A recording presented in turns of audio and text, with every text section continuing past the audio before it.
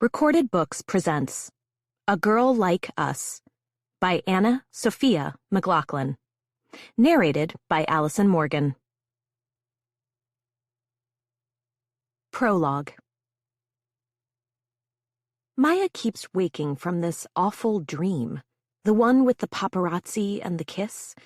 Always the same details, more or less. Real memories coded in the oil slick of nightmare. It first came when Maya was pregnant and recurs even now that the baby is 4 months old. In the dream, she is single. She's in the heat flush of early fame, that era when magazines ran listicles on her romantic history and analyzed her daily caloric intake. The dream usually begins in a luxury hotel. White everything, skyscraper views, a sheet wrapped around her nakedness. She listens while a man she doesn't think she can live without negotiates deals, barks orders at underlings, nestles her foot against his crotch. He's one of those men. When he's with you, you're the most rapturously alive you've ever been, and when he's gone, you're nothing. Desiccated, left for dead. His appetite is huge, almost legend. It scares her, but not as much as the idea of him getting bored and moving on. She lights cigarettes, drinks room service wine out of paper cups, watches every move he makes. When he's through with calls for the day, he pulls her up, helps her step into the little black Dior dress he brought as a gift, rips the tag off with his teeth. In some versions of the dream, the dress is red. In others, his lips taste like blood. "Let's go out," he says. She protests. She smells like sex. She can't even find her underwear. He shows her his wolf's grin. Perfect. They're making out in the service elevator. They're running down an alley. She hears the paparazzi before she sees them. She and the man she doesn't think she can live without grab each other for a last compulsive kiss before taking off in opposite directions. They both know it's her the paps want. In a few minutes, she's on the sidewalk and they've swarmed her.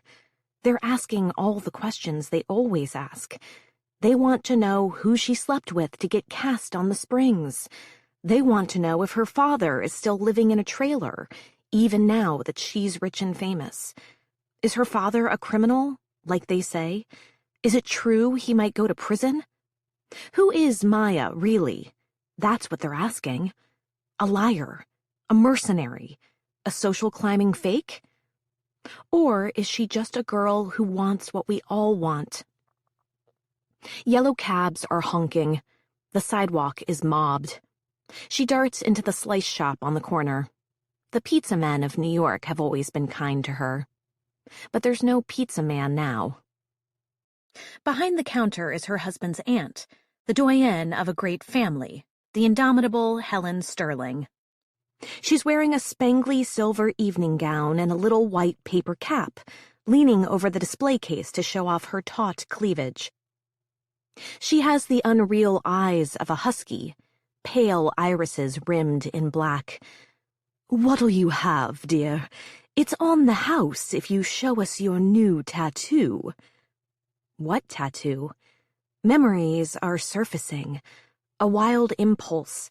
That hole-in-the-wall parlor on Rivington. The buzz of the tattoo gun. Was she drunk? High? Was she stupid enough to ink the name of a married man on her hip? Horrified and desperate to know, she lifts her dress, forgetting she isn't wearing anything underneath. Just black lettering, Old English script, over the skin where one day she'll have a C-section scar. The tattoo is always the same. Gold digger. And that's when the flashbulbs become blinding. Part 1. Chapter 1. New York City from above, with its neon neural pathways pulsing in the dark, always thrills Maya with a shiver of possibility. Through the window of the Sterling family's private jet, the city looks abstract and alive. Her shoulders are rigid from hours of travel, her skin sticky with the sheen of week-old spray tan and sea salt, but the flurry of energy below gives her a bolt of electricity. She's glad to be coming home. Manhattan, that worthy stage. Home of the great and grandiose. It's where she recovered from the lowest period of her life, where she's begun to reestablish herself. Now she's returning, not as Maya Miller of the reality show The Springs, but as Maya Sterling, the wife of Colin Sterling, the mother of his child. She's made what a Victorian novel might term an advantageous match. The plane's descent stirs her new husband, but doesn't wake him. He's still slouched against the soft leather of the opposite seat, long limbs sprawled. Extra-large pursoles pushed to the bridge of his nose, his mouth hanging slightly open. Though he's 6 years older than Maya, Colin still has the boyishness of his Cambridge years. He's classically handsome. All the magazines think so, with his sculptural nose and easy dimples, and Maya does too. Even with those puffy semicircles under his eyes, he looks bad, but just comparatively, just bad for him.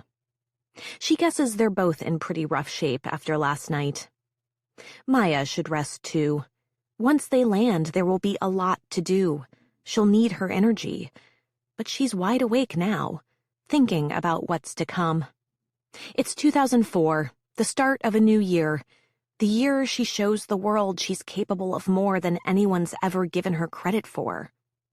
This new role, wife of Colin Sterling of the powerful Sterling media family, comes with a higher public profile. It requires more polish, more control of her personal narrative, more secret-keeping. She doesn't mind that.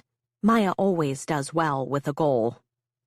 The family Maya just married into controls Sterling Co., one of the first global media companies. Operations in dozens of countries, a massive portfolio of cable channels, publishing houses, newspapers, magazines. A family business with extensive reach. But it isn't just their economic and political clout that inspires obeisance. Their every move is captured, analyzed, obsessed over, reproduced by cameras and journalists for the great masses of people who aspire to be just like them. They possess an aura of royalty, and their lineage does go way back. Or so they say. But even the Rockefellers were only a generation or two removed from the hardscrabble farmers and snake oil salesmen. Maya's been around long enough to know that gentility is mostly a smokescreen for power grabs and treasure hoarding, which doesn't mean she's not susceptible to getting swept up in the spectacle. On Maya's third date with Colin Sterling, after a late dinner at Massa, he took her to Sterling Tower. A security guard nodded them into the empty building. They tipsily roamed the dim halls, making out in the glow of museum lamps illuminating the wall displays that told Sterling Co.'s storied history. Black and white photos of brimmed hat-wearing men in three-piece suits, full-color shots of this generation of Sterlings, grinning to reveal whitened teeth as they bring the company into the digital age. The legendary Sir Richard Sterling, Colin's grandfather, lording over one of his newsrooms. Maya knew all about Colin's legacy even before they started dating, but she didn't really understand until she was in the building. This is real power, Maya thought, as Colin made love to her against his office window, the whole city a feast spread out below them. It looks that way to her now, too. The glittery bridges, the big dark rectangle of the park. Maya snuggles into her capacious seat, draws the cashmere blanket around her body, watches the silent glide of the landscape. She thinks about the rest of their honeymoon party, still in Mexico, sweating out their tequila and lime hangovers, waiting to fly home via the more pedestrian first class. The wedding was understated, and their trip to Puerto Vallarta was more of a corporate retreat than a romantic getaway. A big deal was about to close, Sterling Co. gobbling up a smaller Mexico-based media company, and Colin nearly had to cancel the trip until one of the PR people suggested he invite the key players along. They could spin the whole thing, the Sterlings as the kind of people who seamlessly blend family and business. And Maya saw an opportunity to shift the media narrative on her, recast herself as one of those hyper-supportive corporate wives who understands how to be flexible in service to her husband's ambitions. It was a part she was born to play. Or, anyway, there's an advantage in making it seem that way. The working honeymoon in Mexico was carefully orchestrated by the Sterling PR team, and Maya suggested that it was a good opportunity to reintroduce her to the public as well. Wholesome photos of Maya, Colin, and baby Becca looking low-key and relaxed on the Aguiros, one of the Sterling's more modest yachts, will soon appear in People, with quotes from Maya about her nursery decorating scheme and post-baby diet and her admiration for her husband's business prowess. A dominant new narrative to distract from Maya's reputation as the sharp-tongued party girl of tabloid fame, not to mention the moneyless origin story the Sterlings, and Maya herself, want very much forgotten. Yesterday was, in fact, spent mostly at sea, although Maya hardly felt free of her old public image. She spent a lot of it isolated on an inflatable swan raft in the Aguiros infinity pool, while the other women, none of them actual friends of Maya's, all of them wives of Sterling Co. executives, circled like a flock of prying, highly aerobicized gulls.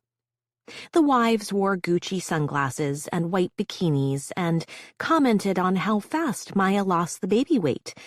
"Just in time for the honeymoon," they exclaimed, trying to hide their not entirely kind fascination. These were the same women who speculated on her pregnancy, on how soon after Maya and Colin started dating her bump became visible, and took bets on how long the marriage would last. They seemed to think she was doomed, or dangerous, that they'd better drag their own men away by the lapels of their Brioni suits. Stella, Linz, Cece, Maya has trouble telling them apart. They've all had the same work done with the same Park Avenue doctor. They all have that Madonna circa ray of light face, heart-shaped, with tigress cheekbones. To Maya, they seem useless. Her father taught her how to change a tire, roll a joint, and pick a lock. Skills to make sure she was never left out in the cold. Without big bank accounts and multiple assistants, these women wouldn't make it through a single day. They turned their flashing doll eyes on Maya, asking the same invasive questions as everyone else, at once voyeuristic and condescending. "What's it like to be followed by photographers? I'd be so embarrassed if a magazine ran a picture of me in my gym clothes. How are sales of your makeup line? That's with Kohl's, right? Becca is such a doll. You aren't giving her formula, are you?" Maya tried to answer with sweet evasion. She reminded herself that they're just jealous, and a part of her finds that thrilling. Her childhood was spent with her nose pressed against the glass of the halves, fueled by a consuming envy. She doesn't miss being on the other side, but she still has the drive of those early years, the want. Whether that want is a liability or an asset, she's still not sure. What these wives were dying to figure out is how Maya Miller, a low-rent reality TV star, married into one of the wealthiest and most powerful families in the world. How could a girl like her become a girl like them? Except more famous and way richer. It seemed to really haunt them. They started with catty little questions. Did she always dream of being famous? Was getting cast on a show about young people spending summers in the Hamptons, bikinis, mojitos, surfing, scheming, always meant to be a stepping stone to a lucrative public profile? Those questions evolved to, Who was better in bed, Joey or Tripp? Did she really love Tripp, or was she just using him to punish Joey? How did it feel to go from being nowhere to being everywhere? Did Maya like having the cameras on her at all moments of the day? All moments was a prudish euphemism, of course. Even though it aired in 2001, her outdoor shower scene with Tripp from season 3 of The Springs was still one of the top Google hits on Maya's name until 9 months ago, when she got engaged to Colin Sterling and the powers that be buried that for good. These women wanted to know if it was all for the ratings or if it was real, which is just an indirect way of suggesting that Maya's marriage isn't real either. As if their lives are real and not curated down to their matching faces. It's a funny thing about reality shows, though. Joey and Tripp, they are real people, and Maya's relationship with them did mean something. Even though much of the drama was engineered, Maya and her castmates were all using aspects of their true personalities. On The Springs, she was cast as the local nice girl, all legs and long dark hair. The friendly ear, the confessor, and that was fine. Until Maya realized it wasn't going to get her anywhere, and she brought out another, equally real part of herself. In the beginning, she'd based her persona on some advice of her father's. He grew up close with his big sister and her friends, and always joked that he knew women, ignoring his romantic failures and fractured relationship with his teenage daughter. Most women, he'd tell Maya, describe themselves as good listeners, faithful friends, generous to a fault. But in their hidden hearts, all women believe themselves born to take charge and kick ass. Tell it like it is. Transform at any moment into angels of vengeance. You could never go wrong, her dad told her, holding up that mirror to a woman, telling her you see her goodness and her secret take-no-shit ambition. For Maya, playing up those likable girl-next-door qualities worked, in a way. It kept her on the show, but Maya soon realized it also meant fewer lines in the final edit, and thus smaller royalty checks, and that just would not do. So she brought out that other part of herself, the girl who would voice the thing everyone was thinking but was too afraid to say, the sort of thing that might get your ponytail pulled or a drink thrown in your face. When it comes to throwing drinks in faces, though, Maya is a quick draw. Her castmates learn not to try. Eventually, they started calling her Miss Mayhem. She's different now, of course, more evolved than she was at 19. At any rate, the mayhem is in check. She's an adult, a successful makeup mogul in her own right, and worthy of the attention of a man as prominent and pursued as Colin Sterling. This seems to be what riled those women the most, as if the girl who appeared on their TVs was the true Maya, and the woman she's become is the fake. What could explain the presence of a girl like her on a yacht, in the company of her betters, except that she's a really, really good liar? They couldn't bring themselves to ask her if she really loved Colin, though Maya wishes they had. She fantasized that, just once, they'd drop their niceness and bare their teeth. Maya would answer truthfully, if they were brave enough to come out and ask. Yes, she loves Colin. Who wouldn't? He's gorgeous. But it's more than that. She loves him for his quick understanding, his sense of the absurd, his ability to show her with a glance that he gets it, that they're thinking the same thing. They have that easy rapport, always did. The steady, handsome man who swats away aggressive photogs when they get too close, and whose body fits so perfectly against hers when they sleep, and who made every financial worry she ever had evaporate. And sure, so what? She loves that too. If they asked, she'd tell them, because Maya's not a fake. Shrewd, definitely. Calculating, maybe. When the producers on The Springs asked her if she could bring a little drama to a scene, she understood what they wanted. and delivered. She always knew what her dad meant about the secret angel of vengeance. She has chaos in her soul. The little girl with her nose against the glass and the pulsing in her throat always understood that a sure way to get on the other side was to take a crowbar and smash her way through. Shock these people on the inside eating their $100 steaks in $1,000 dresses. Make them see her. Now that she's become one of them, that part of her has chilled out. She can keep the chaos down, like a coiled spring. But sometimes she senses Miss Mayhem is still with her, prowling, a tiger in a cage. Last night, for instance, when Colin went to party on shore with the other executives and their wives, and she begged off with a little lie, claimed she had a headache and would rather stay behind.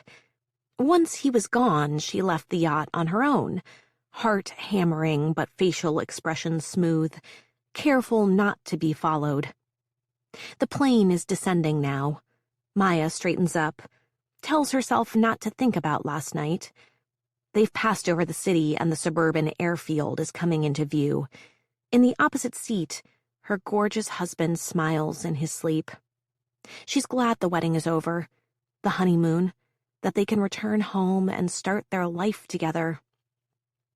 Over the last year, she sometimes feared the insinuations the press makes about her past will turn Colin against her. But his reaction has been the opposite. Every attack on Maya's credibility has only drawn them closer, especially since Becca was born, the tiny person they both adore. Of course, he doesn't know everything about Maya's past. He doesn't know about that little girl she used to be. He understands her grit, maybe, but he doesn't know all the things she did to get by. But without her or Miss Mayhem, Maya would never have gotten here. That little girl always found a way. She was smart. Even when she was just a kid working alongside her father's sister cleaning houses. Those huge mansions behind hedgerows, with their long gravel drives and immense ocean views and multiple refrigerators, glowing, immaculate, stocked with neat rows of artichokes, blood oranges, burrata, caviar. She'd dust shelves and scrub toilets for her aunt, and for her father she'd slip a necklace into her pocket, an absurdly expensive handbag into her beaten JanSport. She had a gift for sensing which of these tokens of wealth had been forgotten among too many similar items and would not be noticed missing. Her father knew how to turn these into rent, a Chinese takeout feast for the whole family, a weekend in Atlantic City. And not even the worst years, those years he gambled all his money and got sent away, could dim for Maya the thrilling memory of his proud face when she'd open her pockets, her old backpack, so he could see what she'd smuggled out. His eyes would go starry, and he'd show her his cigarette-stained smile and say, "Smart girl." And she'd beam right back. If only her father could see her now, arriving home by private jet with $1 million ring on her finger and $1 billion surname on her passport. Daddy's little angel of vengeance. Chapter 2. The private airfield comes into view, one control tower surrounded by a vast field of deep emerald. Tonight, there appear to be an excessive number of vehicles surrounding the runway, the usual refueling truck and town cars, but other unmarked vans, too. What's with the parade of clown cars? Maya thinks, turning to voice the question to Colin. But then a flight attendant appears with a gracious offer of Perrier and a double espresso, Maya's usual, along with a boiling hot washcloth. She cleanses her hands and downs the espresso, then pulls her cashmere throw around her body for the final descent. As they sink earthward, Maya rests her hand on Colin's knee, watches the illuminated gray strip of the tarmac rise to meet their jet. The closer they come, the more it appears those vans are surrounding the landing strip, waiting. Her heart rate ticks up. For a few irrational seconds, she remembers the helpless feeling in her chest the night her father was arrested. But she blinks that away. That part of her life is dead now. Maybe the jet's due for an engine repair or something. The landing jolts Colin back to consciousness. Christ, he mutters as they taxi. When his eyes focus on Maya, he smiles. Was I snoring? Maya relaxes now that he's awake. It feels good having his watchful gaze focused upon her. Before they moved in together, she'd been afraid that the quotidian sights of domestic love would bore her, but they don't. He's usually well put together, her husband, but she likes him in his unkempt morning state too, snores and all. She likes getting to call him her husband. Only a little. The attendant appears with a chipper, "Welcome to New York, Mr. Sterling," that makes Colin wince. He asks for a double flat white. To Maya, "I'm a pile." He pushes his head into the seat back and gives Maya his signature sheepish grin. Women all over the world swoon for that smile. Maya, too. "You're good to tolerate me." She smiles back. "I love you, baby. Doesn't mean I tolerate you, though." He laughs. She relishes this, the ringing proof of their closeness. Sometimes it really does amaze her that they are here, together, that everything seems to be working out. Even though she knows it's all bullshit, she's sensitive to the tabloid's salacious hand-wringing. The suggestion that they married too quickly, it can't last. And it's true that they were on and off for a couple years. Since so much of their relationship was in the public eye, it thrived on the exciting surface of things. They were young when they first met, she especially so. It wasn't like either expected a long-term commitment, but when they got back together this most recent time, it felt immediately serious. So many things came naturally. He knew her drink order, her favorite songs. There was no awkwardness when they walked down the sidewalk side by side, his arm around her waist. They spent a long weekend together, and at the end of it he said, "I want you to know you're my girl, if that's all right with you, of course." And she was surprised by the ease of her reaction. Yes, of course, as if everything had already been agreed upon. In those happy days when everything felt new again, she was surprised by the thought that despite their very different backgrounds, they had a lot in common. They're both more than they seem, more than anyone gives them credit for. And then things were moving fast. The pregnancy happened quick, a joyous surprise. Once they realized there was so much to figure out, and they didn't even move in together until a few months before the birth.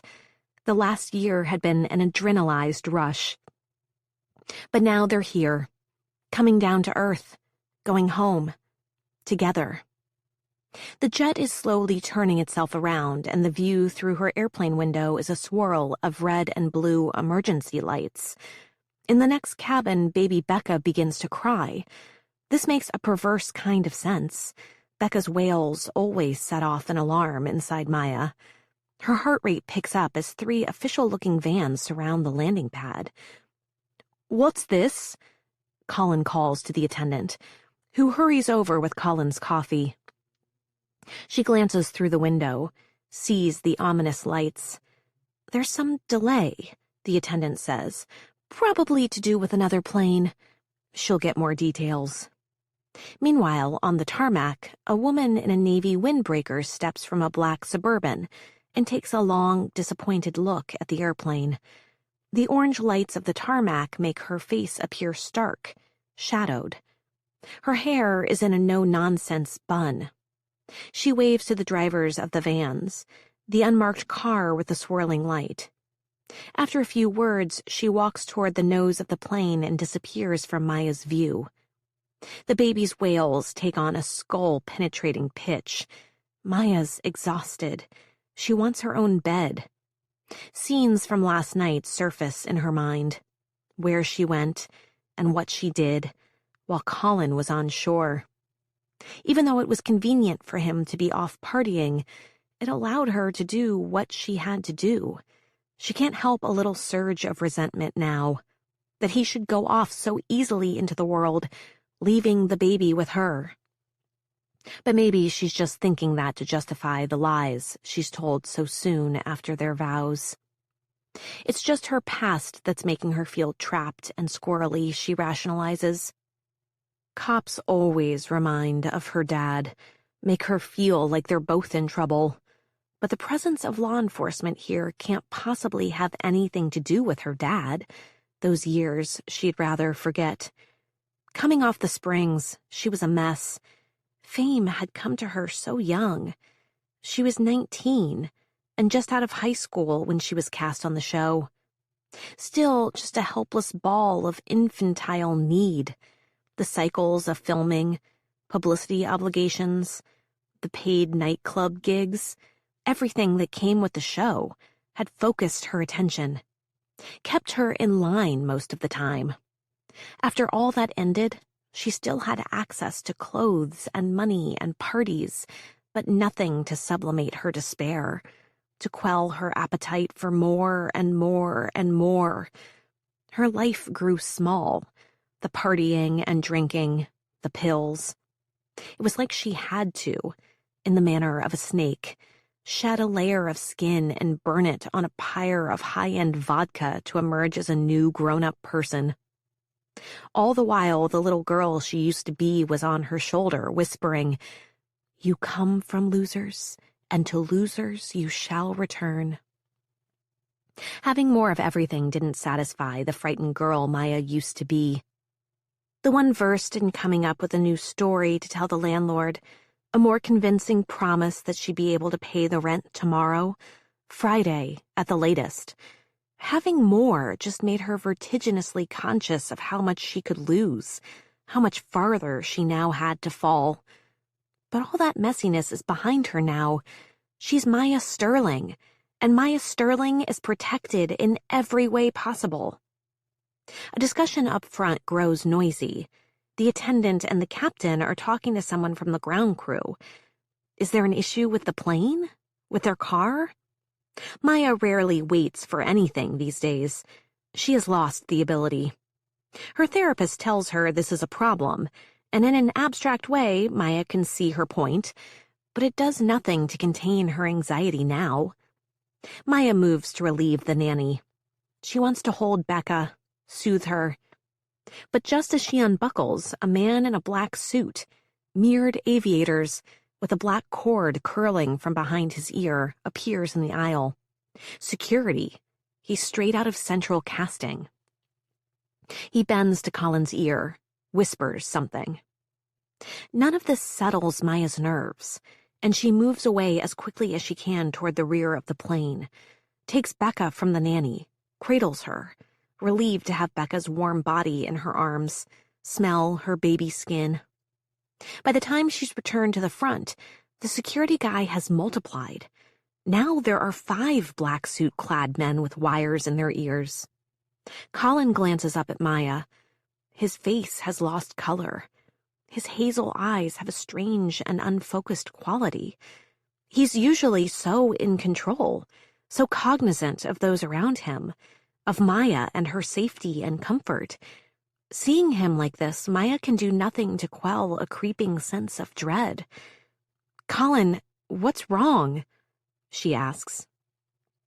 But he just blinks at her, confusion in his eyes. One of the lesser security guys comes forward, pointing to the nanny trailing behind Maya, then grabbing her bag, taking her arm, and leading her off the plane. "Hey, what are you doing? What the hell is going on?" Maya asks, her voice rising, a vein throbbing at her temple. An image of her father, hands cuffed behind his back, flashes once again in her mind. Maya, only 9 years old, frozen at the window, helpless to change the outcome. "Ma'am," security guy number 1 says. Then he corrects himself.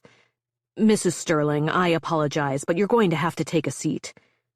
Colin glances at the guy, which infuriates Maya. He's a fucking Sterling. He should be giving the orders. The plane's engine is whirring. They're taxiing again. Maya's heart bucks. Colin, I want to go home. Travis, Colin says, asking for permission. Apparently, to Colin, this security guy is not generic. They are on a first-name basis. Travis shakes his head. Sir, a Protocol 202 requires immediate action. Colin nods, stands, gently pushes Maya back into her seat. He's never done anything like that before, touched her that way, not explained himself. Her mouth opens and closes, trying to form one of the 1,000 questions roiling in her brain. Is the nanny being arrested? Or is it Maya the authorities are curious about? Maya's so confused, she just watches as Colin puts her seatbelt on, kisses Becca's head, then sits down himself, his eyes still far away, his mouth a hard line. When she glances out the window, she sees the fuel truck moving out of the way. What's a Protocol 202? Maya's pulse pounds in her ears. Where are we going? England, he replies brusquely. When there's a death in the family, everyone convenes at home in England. Death? Home?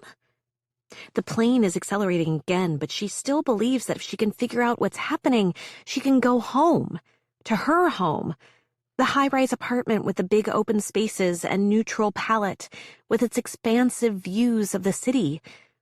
Colin, please tell me what is happening, right now. Are we going to a funeral? I'll need clothes. Travis has buckled himself into the jump seat by the entrance to the cabin. Don't worry about that. We'll figure it out when we get to Silverhouse. Silverhouse, the grand Sterling estate. The situation is absurd. The ordinary girl she used to be can see that. Properties with names, the fleet of personnel who've appeared at the first sign of trouble, as though Sterling is a realm unto itself, a kingdom with a private army that rises to meet any peril. But the Sterlings are a kind of kingdom, Maya knows.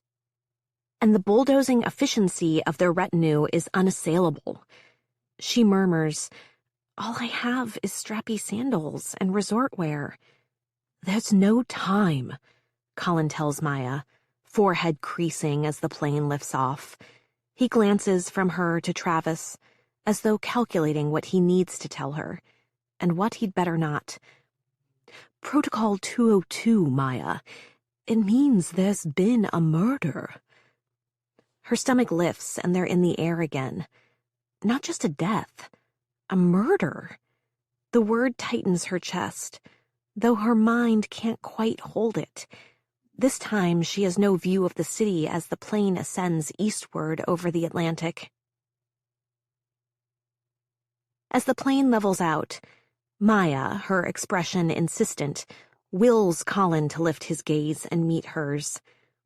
Colin, who... But before Maya can get the question out, Travis supplies the answer from across the cabin. Ariana Sterling. He pronounces the name like a courtier, lowering his head. The heiress is dead. Maya knows most of the Sterling family names by heart, knew them even before she met Colin. Then, during wedding preparations, she saw endless lists of Sterling associates and relatives. In the end, they only invited a handful, and only Gigi, Colin's sister, came. In all the wedding drama, a cousin Ariana was surely mentioned, but Maya can't remember. Neither her presence nor the reason for her absence had seemed important. Yet hers was clearly a name Maya should have memorized. She's the Sterling heiress. A new fear rips through Maya. What does that even mean? And why didn't she know about the heiress sooner? Maya's understanding had been that the whole Sterling family shared in the essentially limitless fortune amassed by their forefathers. The business, the multiple estates, including the crown jewel they're now apparently hurtling toward. The wealth, everything. And yet Colin and Travis are speaking of this Ariana as if she's somehow above the rest. Travis goes on. A team is assembling at Sterling Park to work out the strategy. Maya squeezes her eyes closed at the absurdity. Maybe it's the impending agony of a mezcal hangover. Maybe it's the whole Protocol 202 thing. But she suddenly feels on the brink of laughter. She manages to tamp it down, but can't control a small smirk from twisting her lips. Colin sees it. He gives an imperceptible shake of the head. This is serious. Maya nods, recalibrates. I'm sorry, but who is Ariana? Why do I know nothing about her? Ariana was my cousin. When Colin meets Maya's eye, she can see that despite his shock, he's not entirely surprised. Uncle Harry's daughter. We haven't seen each other in years. Harry is odd. My father's younger brother. There's been some acrimony about, well, money.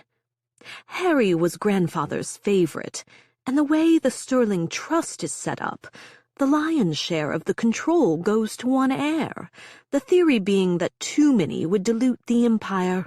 That one is the most powerful. When grandfather died, his controlling shares of the company passed to Harry, bypassing Daddy and Aunt Helen. Harry, in turn, set it up so Ariana would be the one to inherit. Colin runs a hand through his hair. Things were complicated between our families. I really didn't have any kind of relationship with Ariana until after my parents died. And even then, even when she was around, she was hard to really know. For a time, we only saw her at Christmas, and then we stopped seeing her entirely. She was struggling, that much was obvious. Then she sort of disappeared. I don't know where she lived or how she spent her time. And now...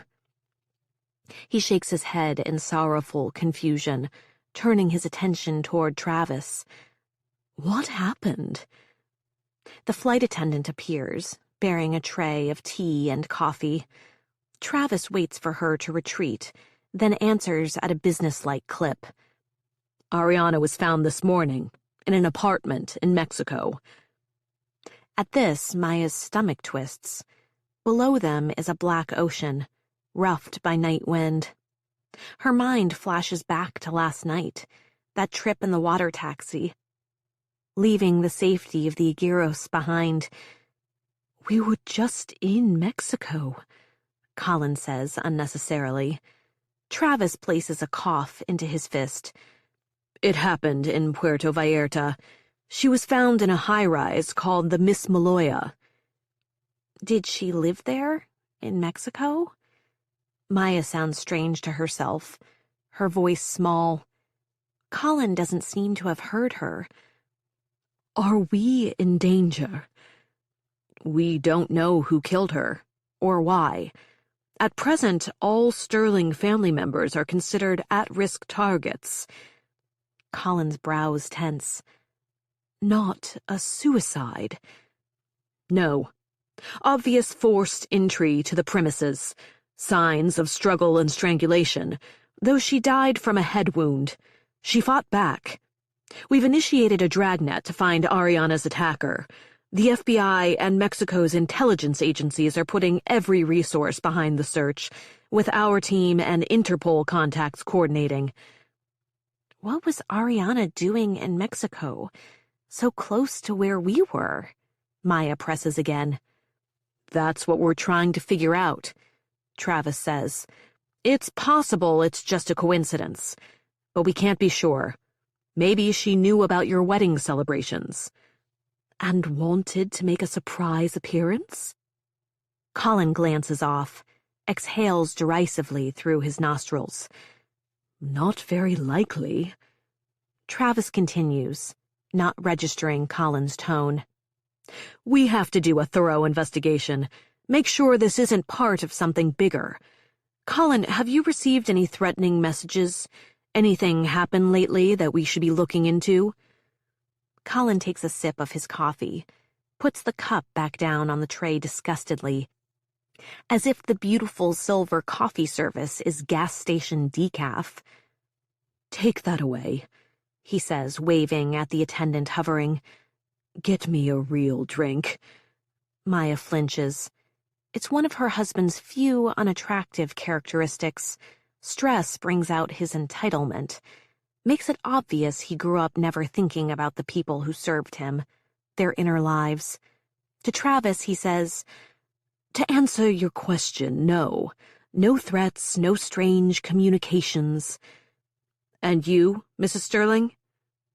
Maya swallows effortfully. She draws her eyebrows together, trying to appear only confused, concerned, and hoping the vein she feels pulsing at her temple, the one that often emerges when she lies, isn't visible. She shakes her head. Travis moves on. The fact that you were in Mexico, in the same city when it happened, it's a complication. Christ, Colin mutters. Of course you were with a large group of Sterling people who will vouch for you, and I'm told paparazzi followed you throughout the night, during the window in which the murder occurred, so there should be no problem establishing that this is nothing but a terrible coincidence. However, Maya closes her eyes. Travis hasn't said anything accusatory, and she knows she doesn't have anything to do with this Ariana person, or a murder. Yet she can't help feeling she's under suspicion. Is everything going to be scrutinized now? Are they going to find out where she went last night? When she opens her eyes, Colin is staring at her. Is he thinking about last night too? Wondering what she was up to while he and his friends were carousing through the streets of Puerto Vallarta? Travis's eyes follow Colin's gaze, fall on Maya. However, what? She asks, drawing herself up, issuing every word clipped, forceful, the voice of a woman not to be fucked with. Is he going to point out that Maya isn't in any of those paparazzi shots last night because she wasn't at her husband's side? Travis's Adam's apple moves under his collar. We can't rule out that the killer had intentions toward you three as well. So she's not an object of suspicion, just one of concern. A queasy relief floods Maya at this objectively terrible news. She pulls her cashmere protectively over Becca, still asleep in her arms. She really wants all of this not to be happening. Now I need a drink before I have to deal with all this Sterling family bullshit. Travis's brow lifts in surprise. Colin flinches. In their normal life, he can acknowledge that the vast, self-serious family operation is a bit much. In fact, he's always found her honesty refreshing.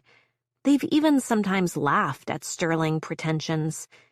Does he find it offensive now? Okay, Colin says, obviously sensing that Maya's at her limit. He signals to the attendant to fetch Maya a drink as well and says to Travis, Let's take a beat, okay? We have plenty of time. It's a long flight. Not long enough, Maya thinks, though she doesn't particularly want to be in this plane any longer, nor is she in any hurry to get to their destination, Sterling Park, where the entire family will be waiting. While Maya enjoys the advantages of being a member of the Sterling family, there are aspects of the role she simply has no interest in. She obviously loves having next season's clothes sent over by the best designers, automatically receiving invitations to the most prestigious galas, not to mention the widening gulf between her present reality and her past life. But she's never relished the hothouse of their London operation, being part of that whole show. Until this moment, she thought she'd have the best of both worlds. She'd live in New York with a new fancy name on all her credit cards, a doting, ambitious husband on her arm, a player in the family firm, but far from the intensity of the actual family, all the pomp and circumstance of Sterling land. Now Maya will have to perform for them, the Sterling family, with their exquisite taste and worldly knowledge and sky-high expectations. All this time in the air has made her hands swell, and she's conscious of her new wedding ring tightening around her fluid-filled finger. It's wrong to think this way, she knows. Right now, she should feel only sorrow over this Ariana, Colin's murdered cousin. She should be supportive, ready to play the dutiful wife in the family pageant, ready to do whatever Colin needs. But Travis unnerves her, and now he and Colin are huddling over by the jump seats, carrying on the discussion of the crisis privately, and what Maya mostly feels is watched. Maybe this really is just a terrible coincidence that a murder occurred in the same city, around the same time Maya slipped away, telling no one when she left, or what happened when she returned. No one noticed her last night as she stood on the Aguirre's deck watching the speedboat full of Sterling co-executives and their wives travel out of sight. She's sure of that. Once they were gone, Maya pulled her Razor phone from the back pocket of her cutoffs and flipped it open to check the address one more time before she herself went ashore. The message from a blocked number: 6 p.m., Iguana Bar, 21 Calle Albridor. Sneaking around had made her anxious, but it thrilled her a little too. Miss Mayhem stepping out in the world, relishing the humid heat, the bustling, anonymous streets. Just to be out in the world alone, no one knowing where she'd gone. It reminded her of times with her dad, driving away from the pawn shop with fat wallets, high on the latest grift. But she hasn't gotten away with anything this time, Maya reminds herself as she adjusts Becca on her lap, as she sips her drink and watches Colin confer with Travis, wonders what they're saying. Still, secrets beget lies, and lies beget more lies. Her little venture last night is forcing more dissembling now. Even in the supreme comfort and carefully maintained climate of the private jet, Maya's palms have begun to sweat. She tries to think. Did anyone see her, walking through Puerto Vallarta at dusk, asking for directions? She'd worn a large hat and plain denim cutoffs. Did the bartender take any special note of her? She doesn't think so. Spanish was Maya's mother's first language, and Maya speaks it without an accent. No, nobody knows where she went. On the far side of the cabin, Colin and Travis lean toward each other. Maya watches them, trying to read Colin's body language. She should have played it cooler, learned everything Travis knew, heard everything he's telling Colin now. Colin glances her way. His expression is hard to read. Is he annoyed that she cut off Travis's inquiry with her rude comment about the Sterling family, or just tired and worried and not really thinking about her at all? She kisses Becca's head, strokes her back. She considers going over to him, asking how it's going, if she can help him talk anything through. That's how they are in New York. They work out their crises together. Everything from a misremembered reservation time to a big inventory fuck-up at her company. But she's rooted to her seat, afraid to close the distance between them. Last night stirred up old feelings, fears and longings she believed long buried. She worries she might betray herself somehow, that her insides are too volatile. Not just because she feels guilty about lying, she realizes. There was a death in the family, a murder. When there's a murder, everyone needs an alibi, and Maya doesn't have one. Chapter 3. When she was a little girl, Maya saw images of Sterling Park in a months-old issue of Vanity Fair that she found in one of the homes her Aunt Rebecca cleaned. She loved those fairy tale photo spreads of great houses, but the one about the Sterling property had a special allure. The English gardens and regal receiving rooms stirred her romantic imagination, and she couldn't help but fantasize about her own entry into the epic ballroom, with a sweep of skirts and on the arm of someone tall, handsome, and titled. Such fantasies seem silly now. During the plane's descent, she caught a glimpse of the grounds from above, immaculately kept, even in winter. Hedges demarcating gardens, paths that connect two-story stone buildings to the great crenellated colossus at the center of the property. A greenhouse, a hedge labyrinth, stables, tennis courts, guard towers. The property projects the kind of wealth and power that requires countless generations to amass. The magazine spread could never have captured the spectacular size of the place, nor its ancient guardedness. Maya holds tight to Becca, wrapping them both in a thick tartan blanket as the convoy of Land Rovers traverses the icy, rutted road. Austere afternoon light falls on rocky hills, cut by a glistening river at their sides. Beyond that, a forest, misty and dark. Maya nestles closer to Colin in the back seat. In New York, Maya and Colin present as a media power couple. If not equals, their status is now close enough. Even before they married, they already went to the same restaurants, the Odeon, Blue Ribbon, Lupa. Together they summered in Shelter Island, skied in Park City. But the reassuring thoughts of their luxurious normal evaporate as the Land Rover carrying them to Sterling Park accelerates over a rise, and the castle that is Colin's ancestral home comes into view. "You okay, babe?" Colin asks, cutting into her ruminations. He was tense and quiet for much of the flight, and he's been struggling with his BlackBerry since they landed, but he softens now, sensing her unease. Maya nuzzles Becca's tiny nose, presses her more closely to her chest. She answers truthfully, "Not really."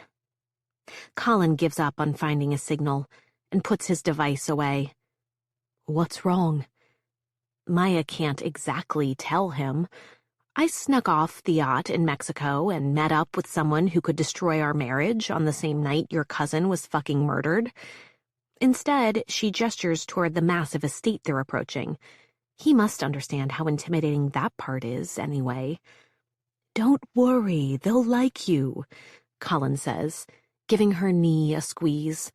"Just be yourself." She manages not to roll her eyes. Maya's life experience has told her that just be yourself is rarely good advice. You act like this is your normal trip home to meet the in-laws. Colin smiles ruefully and pulls Maya into the nook of his arm. "Pretty wild circumstances for your first visit to the family pile. It's nervy-making, I know. But it'll be fine, I promise. I'll take care of you." "I just don't know why we had to rush here. I mean, you never even mentioned Ariana until now." "Yes, I get how it seems that way." Colin sighs, kisses Maya's forehead. "You have to understand, Ariana, her father, Harry, that's a part of the family none of us were close to. Harry has lived like a recluse for years, and Ariana, where do I begin? She was a troubled girl, kept alone at Sterling Park for years, just her and Harry." "Like in a fairy tale," Maya says, as the convoy enters Sterling Park through a massive modern steel gate inserted in the old stone ramparts. Maya notices that, way up on the medieval walkway that surrounds the property, there's a security guard in a black jacket and black balaclava, rifle slung over his shoulder. She can make out several more in the distance, lining the wall like toy soldiers along a child's castle. "A pretty dark fairy tale, if you ask me," Colin says. "Harry is... how do I explain? He was actually the youngest of grandfather's children. They say Harry was very charming as a young man, that he had the golden touch, though I can't remember that version of him. The rules of inheritance were still quite Victorian in Richard's generation. Control of the family fortune and businesses was to pass to the oldest son. That would have been my father, except grandfather favored Harry and made him heir. A lot of bad blood over that, as you can imagine. I can, Maya says. The youngest, chosen child granted all the power and control. The older siblings driven mad with jealousy. It's like something out of a Shakespeare play. She's read them all, the tragedies anyway, pilfered them one by one from the well-stocked library of a mansion Aunt Rebecca cleaned every Sunday. They were beautiful, with gold leaf-edged pages and marbled covers, but her father said they weren't worth anything. She might as well keep them. Anyway, Colin goes on, Harry only made the tensions worse with Dad and Aunt Helen. He began to act paranoid, thought everyone was against him in the family, which they probably were, in a way. Then the attack happened. Maya glances at Colin, thinking of the helicopter that took his parents' lives when he was a teenager, a story he told her when they first got serious. Of the heiress now dead in Mexico, of the threats growing around her and her little family. What attack?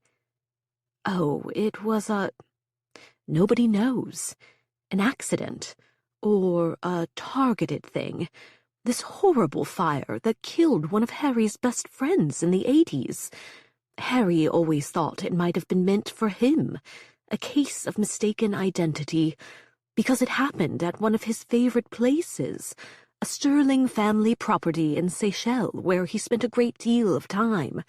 Arson was suspected at some point anyway, but the authorities concluded it was an accident. Why haven't I heard about any of this before? She asks as the Land Rover follows the private road through a copse of trees toward Silver House, the property's crown jewel, its wings forming a goalpost shape around a paved courtyard. I don't know if the attack really was meant to kill Harry. Kill anybody, for that matter. That was just his theory. My uncle is, you have to understand, extremely paranoid. I mean, it was a time of unrest in a very poor country. If there was arson, and that's a very big if, the arsonist might not have even known his target or planned his attack. What's important is that it was the beginning of Harry's first reclusive period. He holed up at Sterling Park with Ariana, who was still quite young at the time. He ran the business on his own. Almost no one was allowed here, not even us. It was 8 years or so of that. Just the two of them, isolated. Maya nods, thinking of her father.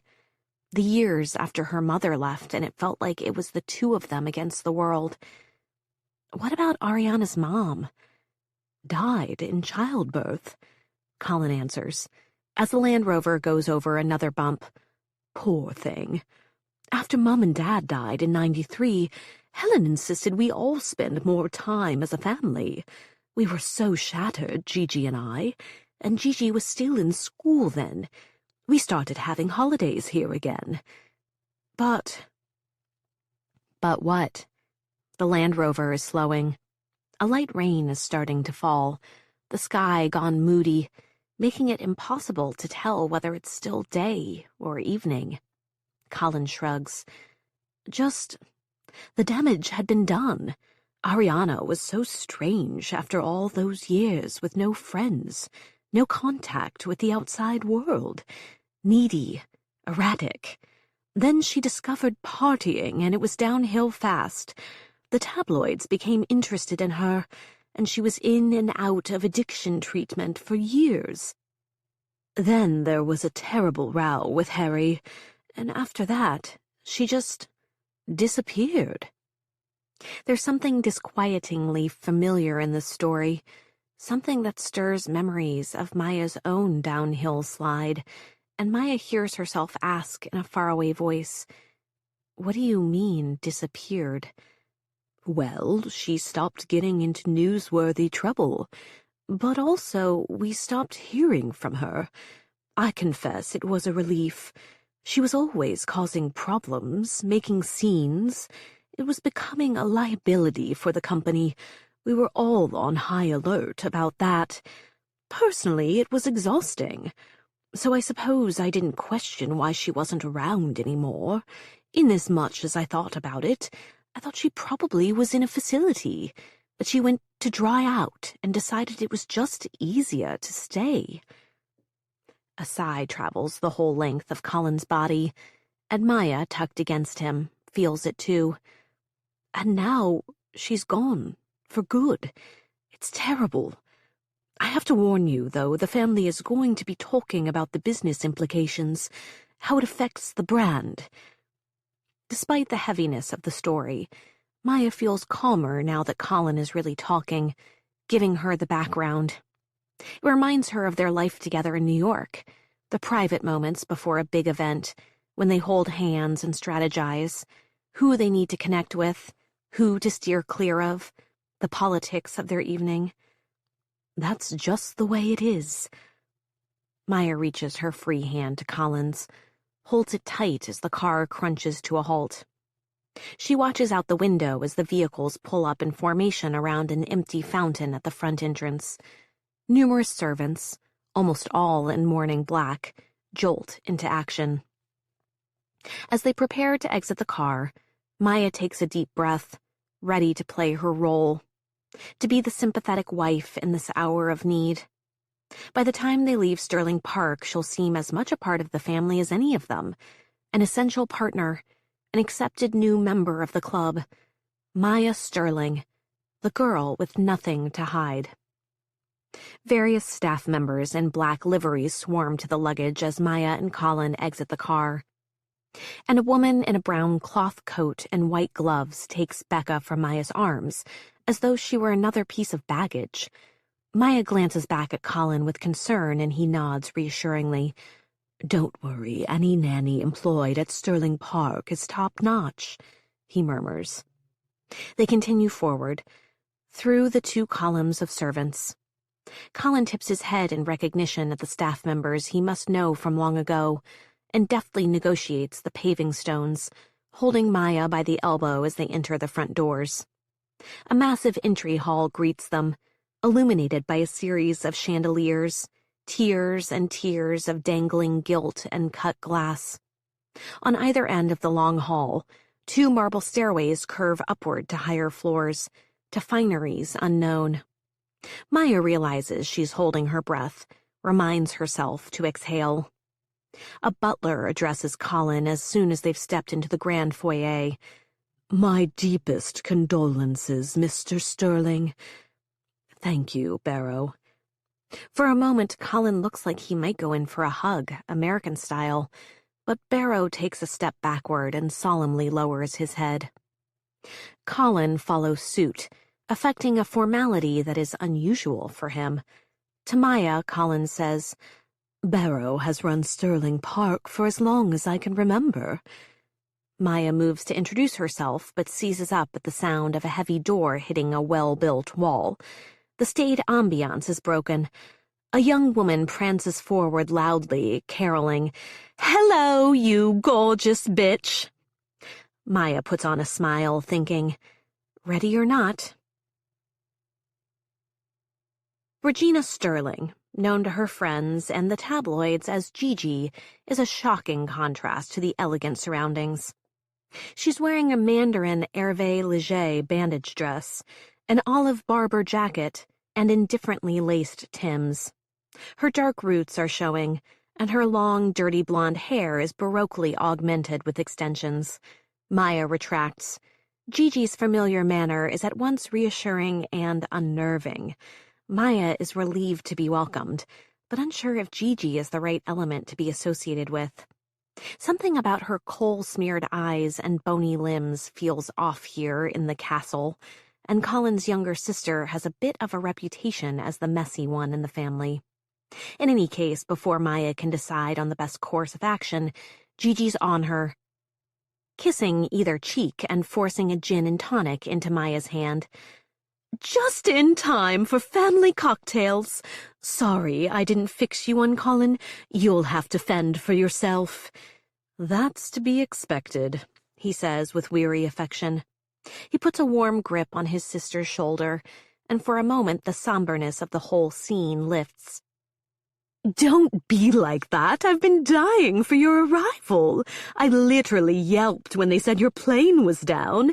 Everyone is so hideously serious right now. They're all assembled, waiting in the salon. But of course you're used to us.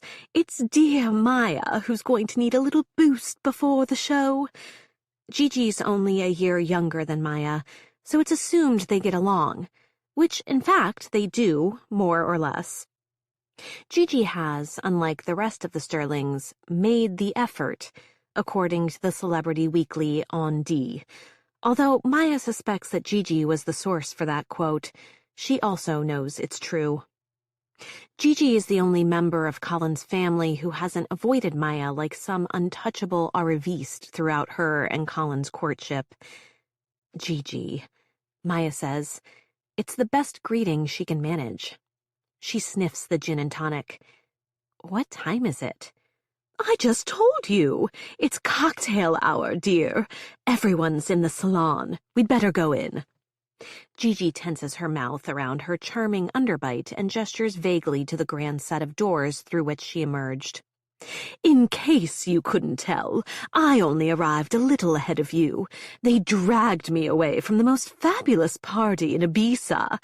Haven't slept much. Me neither, Maya admits. I feel like shit. You are a little heroin chic around the eyes, doll. She collects Maya's lustrous black mane in her hands, pets it. But this hair, such pretty hair. I would kill for hair this thick. Anyway, I'm so glad you're here. She drops the hair, drops her voice, leans in conspiratorially. What a nightmare. Honestly, the whole lot is flapping about like chickens in a foxhole. And I mean poor Ari, obviously. Helen is beside herself. Maya glances around, wondering if Helen is close by, watching, judging.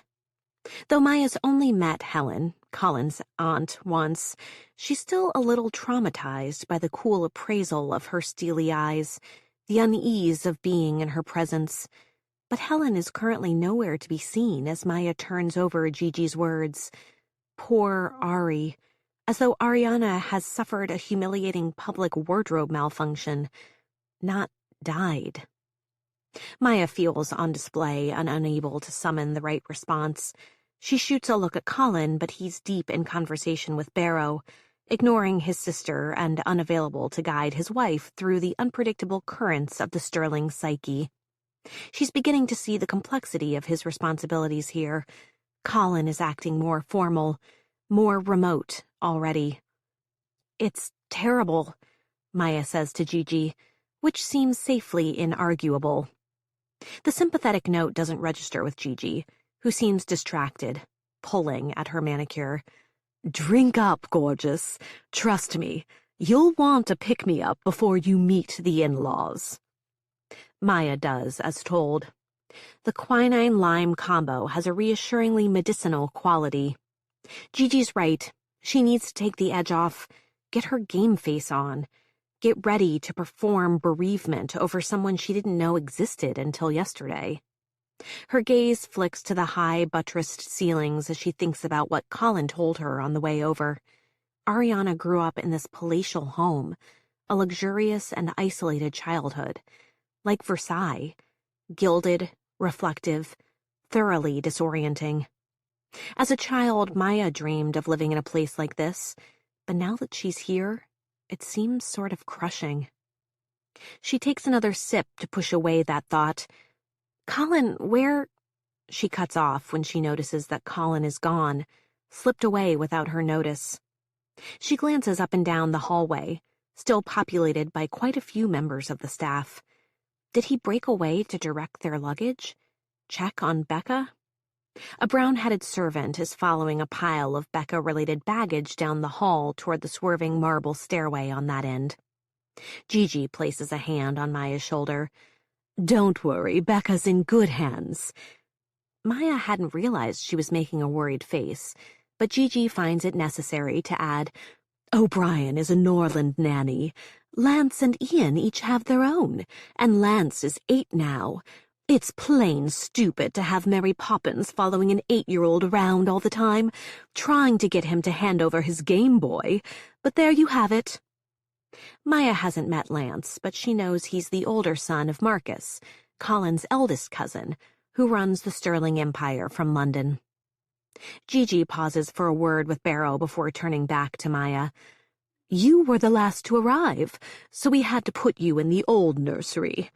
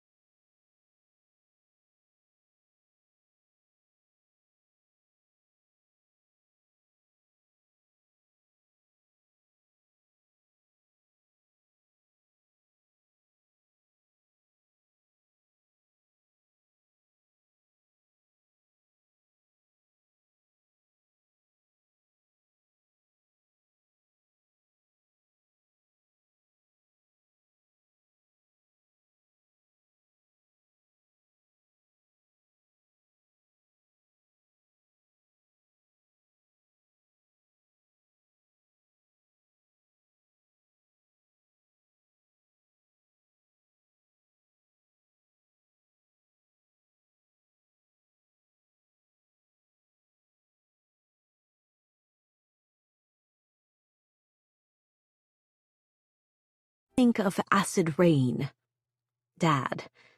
No, can't think about that bastard right now. That's how a girl gets the wrist and ankle cuffs put back on.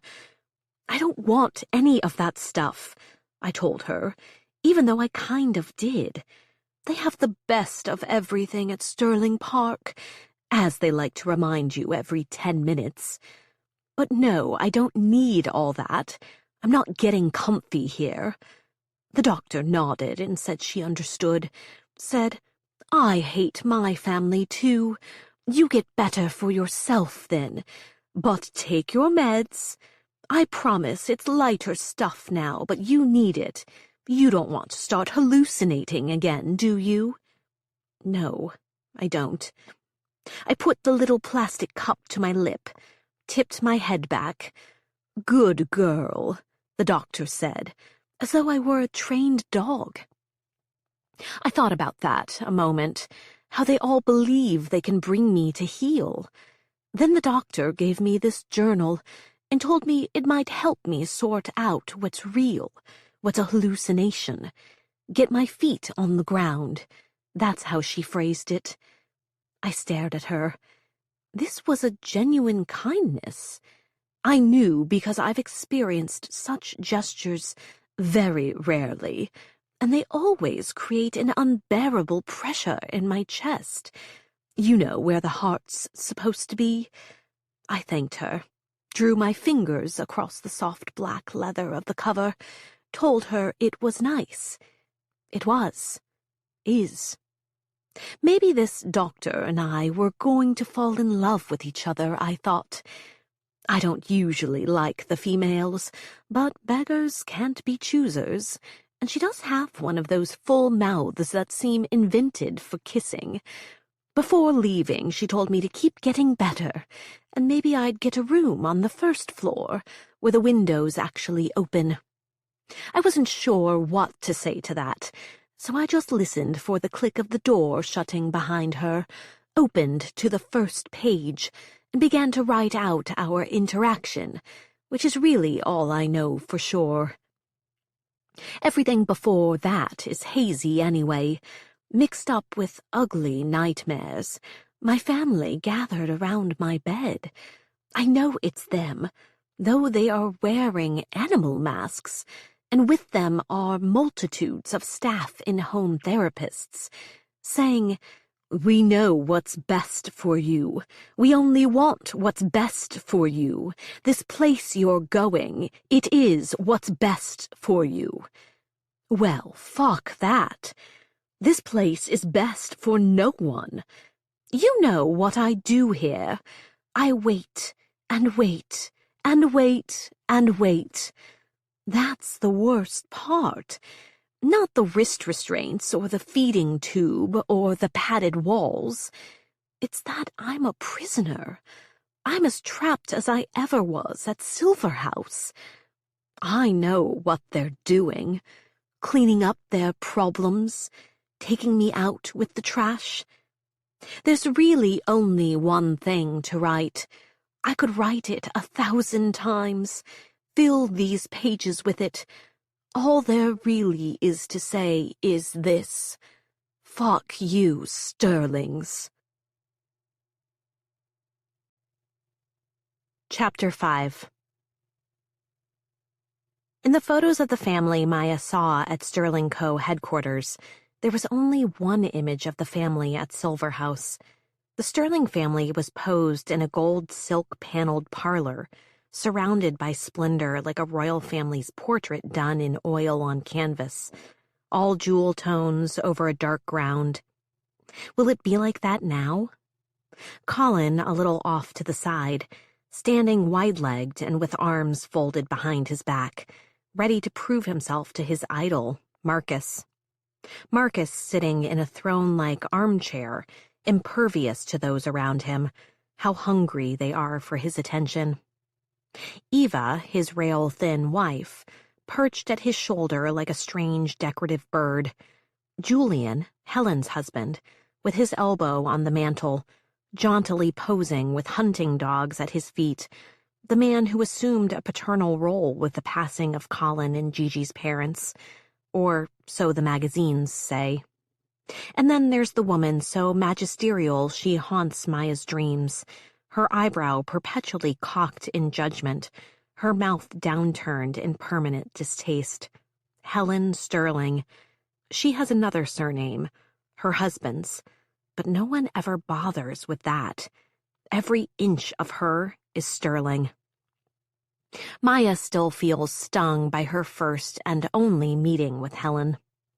A month before Becca was born, Helen flew across the ocean to formally vet Maya. Told Colin they needed some time, just us girls, to get to know each other. Colin had urged Maya to go ahead with the meeting, explaining that Helen had taken a maternal interest in all her motherless nieces and nephews.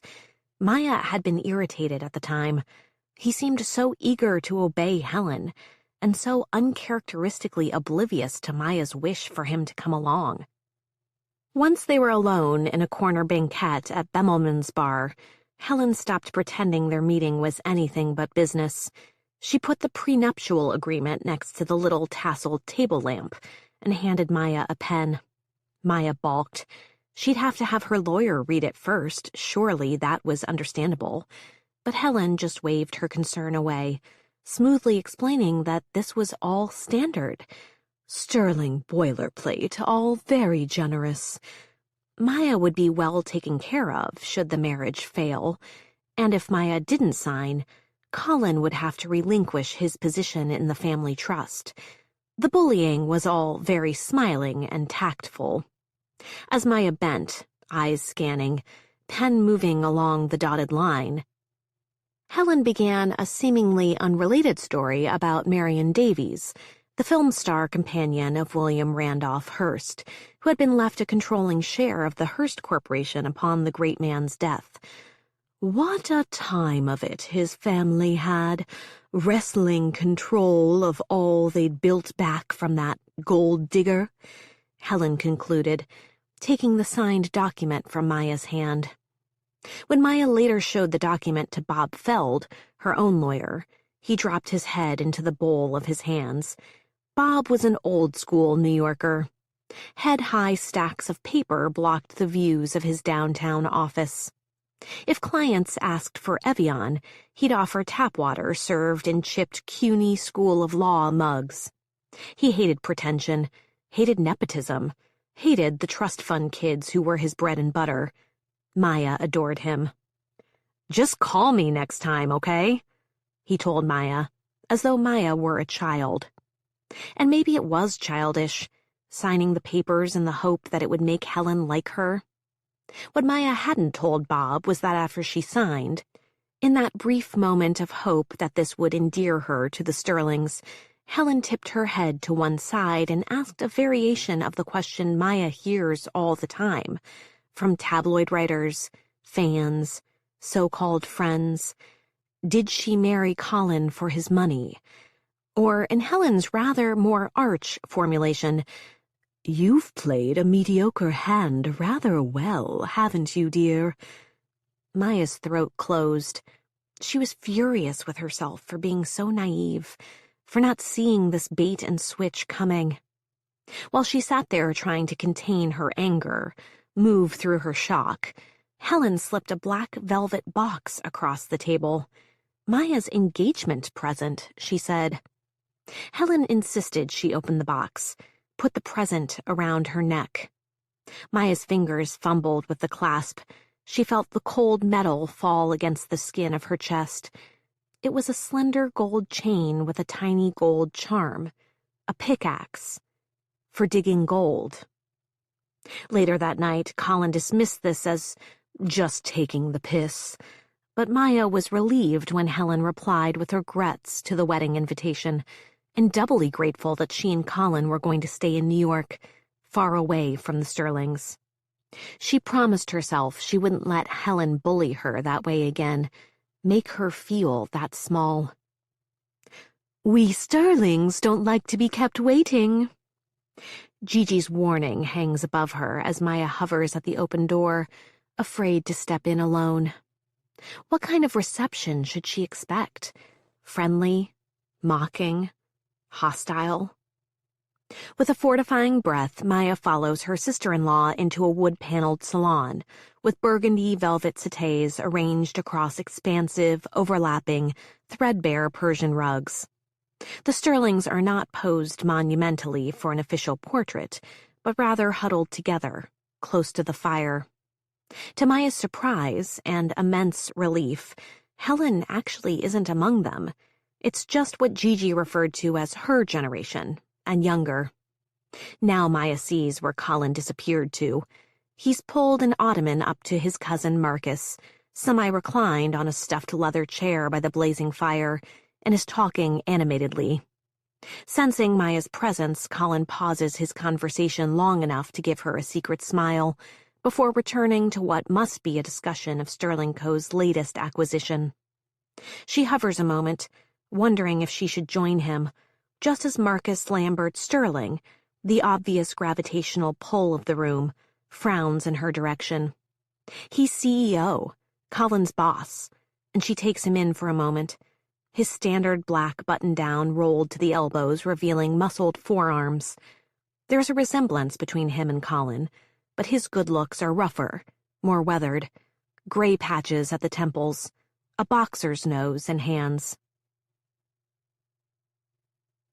He's thicker than the last time Maya saw him, she thinks, before taking the hint of his steely gaze and glancing away.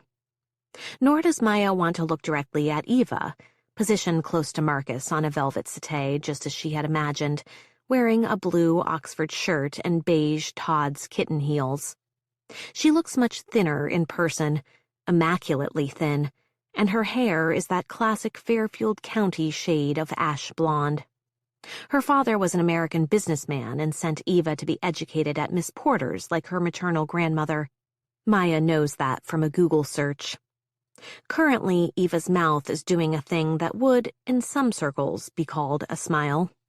She's rubbing the shoulders of her eldest child, tucked beside her on the settee, as he furiously works the controls of a boxy handheld game. Ian, the younger boy, is sprawled on the floor, examining a sepia-colored globe that appears to depict the world as the British understood it in the time of Sir Francis Drake. They don't even acknowledge Maya until Gigi swaggers over to Eva's settee, gives Lance a little pinch of the chin, announces, "Hey, chaps, look who's here!"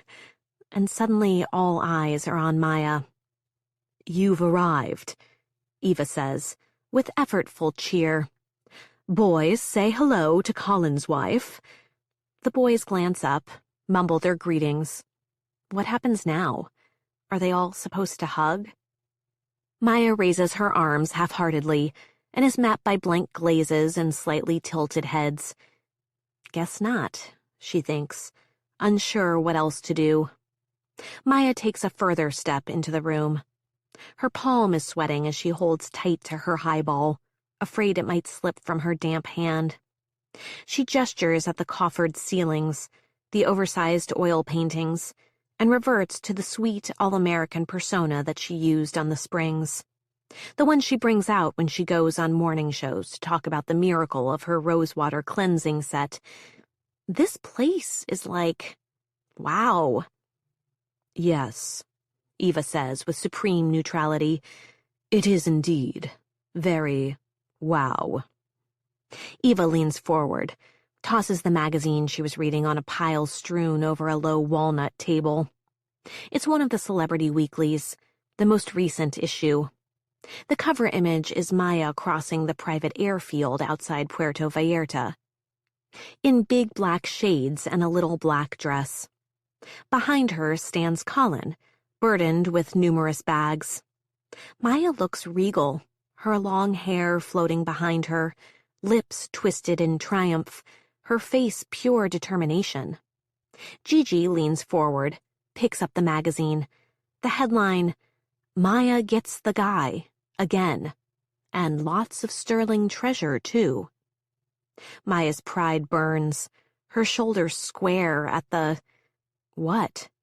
Accusation?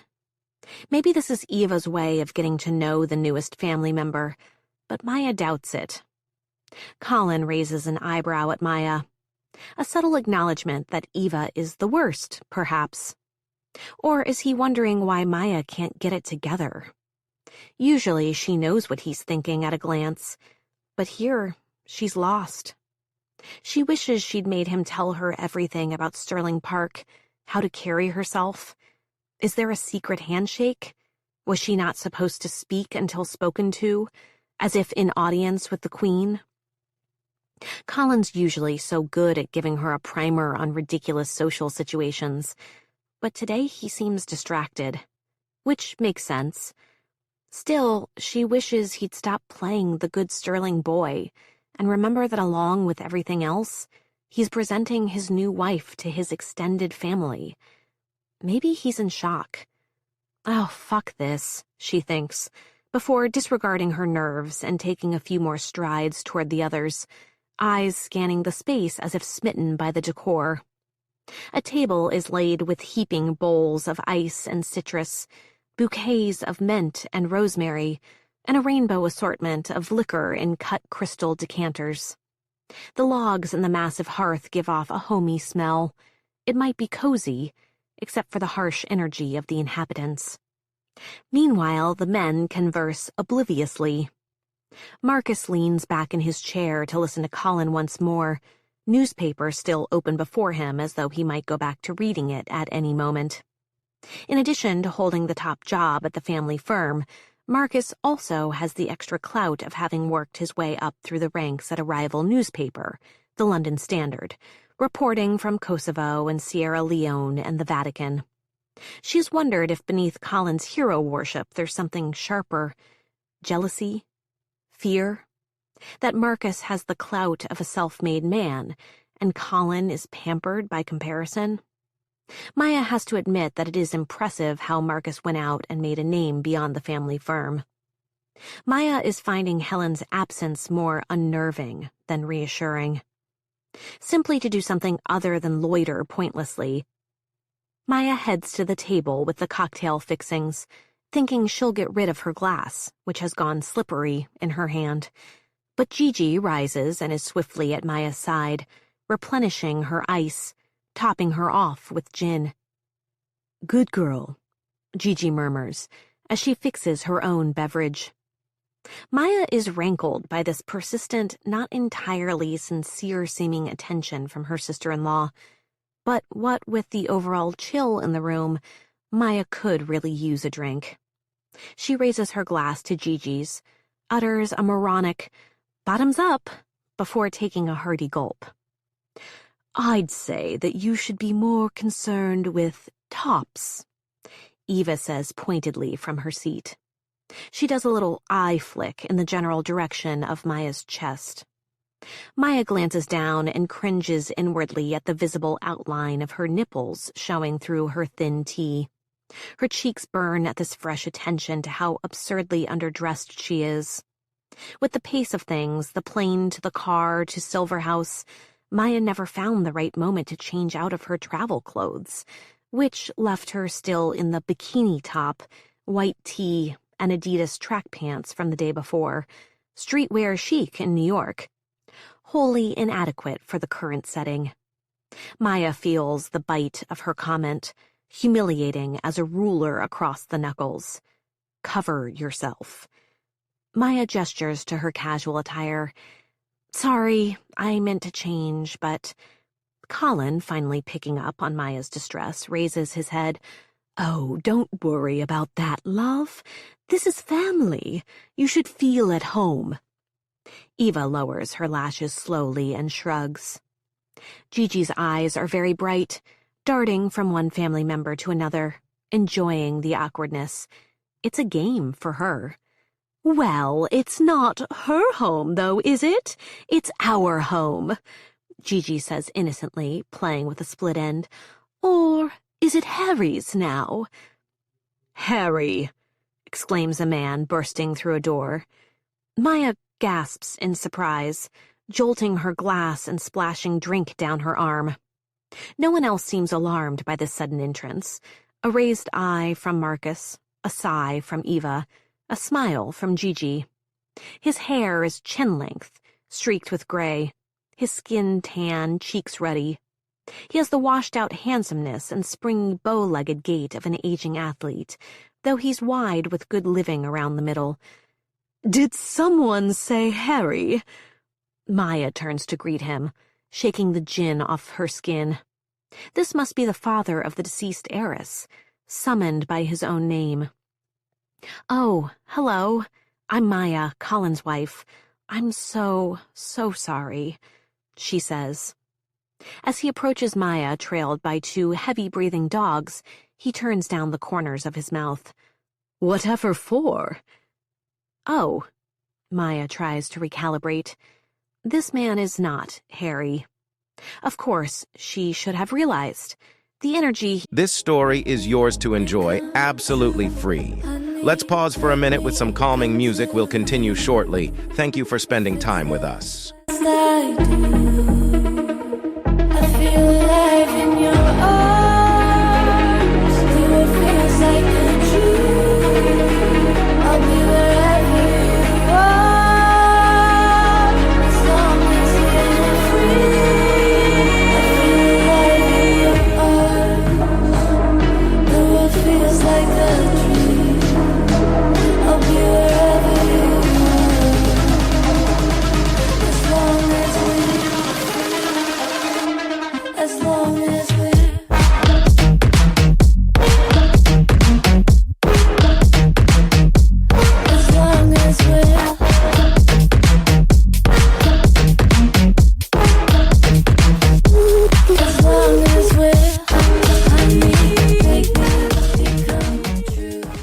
Giving off is far too jovial for him to be Ariana's father, the recluse, the bereaved. Harry Sterling is probably off somewhere with Helen, dealing with the grim realities of his daughter's death. "Sorry, I thought you were—" "Harry? Heavens, no." The man reaches Maya with arms outstretched. "Julian Lambert Sterling, Helen's husband." Maya sees the resemblance to Marcus now. The broad shoulders and pronounced brow, the full mouth and shrewd eyes. Gillian engulfs her in a hug that lasts slightly too long and allows him ample time to smell her hair. "It's a pleasure to meet you," Maya says mechanically. "I'm so sorry for your loss." "Ah, yes, dreadful. Poor Ariana." Julian studies her, assessing. She's used to that. Certain people reacting to her because of how she looks. When she was about 13, her aunt lit a cigarette, grimaced at Maya, and said, "I was afraid of this. You're the kind of beautiful where people won't take you seriously, but that doesn't mean that you can't take yourself seriously. When people are distracted by the pretty, they can miss what you're capable of." Maya doesn't love Julian's proximity right now, but who knows? Maybe she can find an advantage there. Maybe he'll help her navigate this Sterling world. Julian goes on, "And poor old Harry. I'm sure he's coping in his way, wherever he is." "He's not here?" Maya asks. This is a surprise. Doesn't the Protocol 202 thing apply to him too? Surely he, of all people, would be the most eager to gather up with family and determine what happened to his daughter. There follows a humid silence. Julian breaks the quiet. "The truth is, we have no idea where Harry is, which is not as odd as it might seem, because we rarely do." He wilts slightly, but his hand remains on Maya's hip. Colin doesn't seem to notice, but his cousin does. Marcus's eyes go from his father's hand to Maya's face. His noticing makes her feel twitchy, like she's the one doing something wrong. She narrows her eyes slightly at Marcus, urging him to look away. But he holds her gaze, his mouth hitching to one side, a hint of a grin. "What a tragedy that girl's life was." Julian releases a plaintive breath. "Always with that father of hers, always hiding." "Hiding from whom?" Maya asks. "Everything," Julian sighs. "Spies, thieves, the press. Goblins, ghosts, his own worst instincts. He was paranoid, really. I told you about all that, Colin says to Maya softly. After his friend was killed in his villa, he became convinced that he might have been the real target. For a while, he was always on the move. And more recently, he's gotten like that again. He's lived in... how many countries is it now? The real question, Julian says with a smirk, is how many countries is he banned from living in? Come on, Uncle Jewel, it's only Morocco he's been asked not to return to. Gigi, bless her, takes Maya's other arm, parts her from Julian's overly familiar grasp, and guides her closer to the fire. Oh, and Singapore, but who among us has not been told to leave Singapore and never come back? Is he all right? Maya asks. It was nothing, really, a silly brouhaha over... What was it that time? Julian flicks his hand through the air. His antique firearms collection? Or was it a conspicuous drinking spree in an illegal gambling den? I meant, like, emotionally. Because he's the father of Ariana? There's a long silence in which Maya tries to figure out what she said wrong. Hadn't Colin said Harry and Ariana were close? The two of them against the world? Or was Maya projecting her own father-daughter story on Colin's cousin? The unpredictable, charismatic father and his accomplice of a daughter.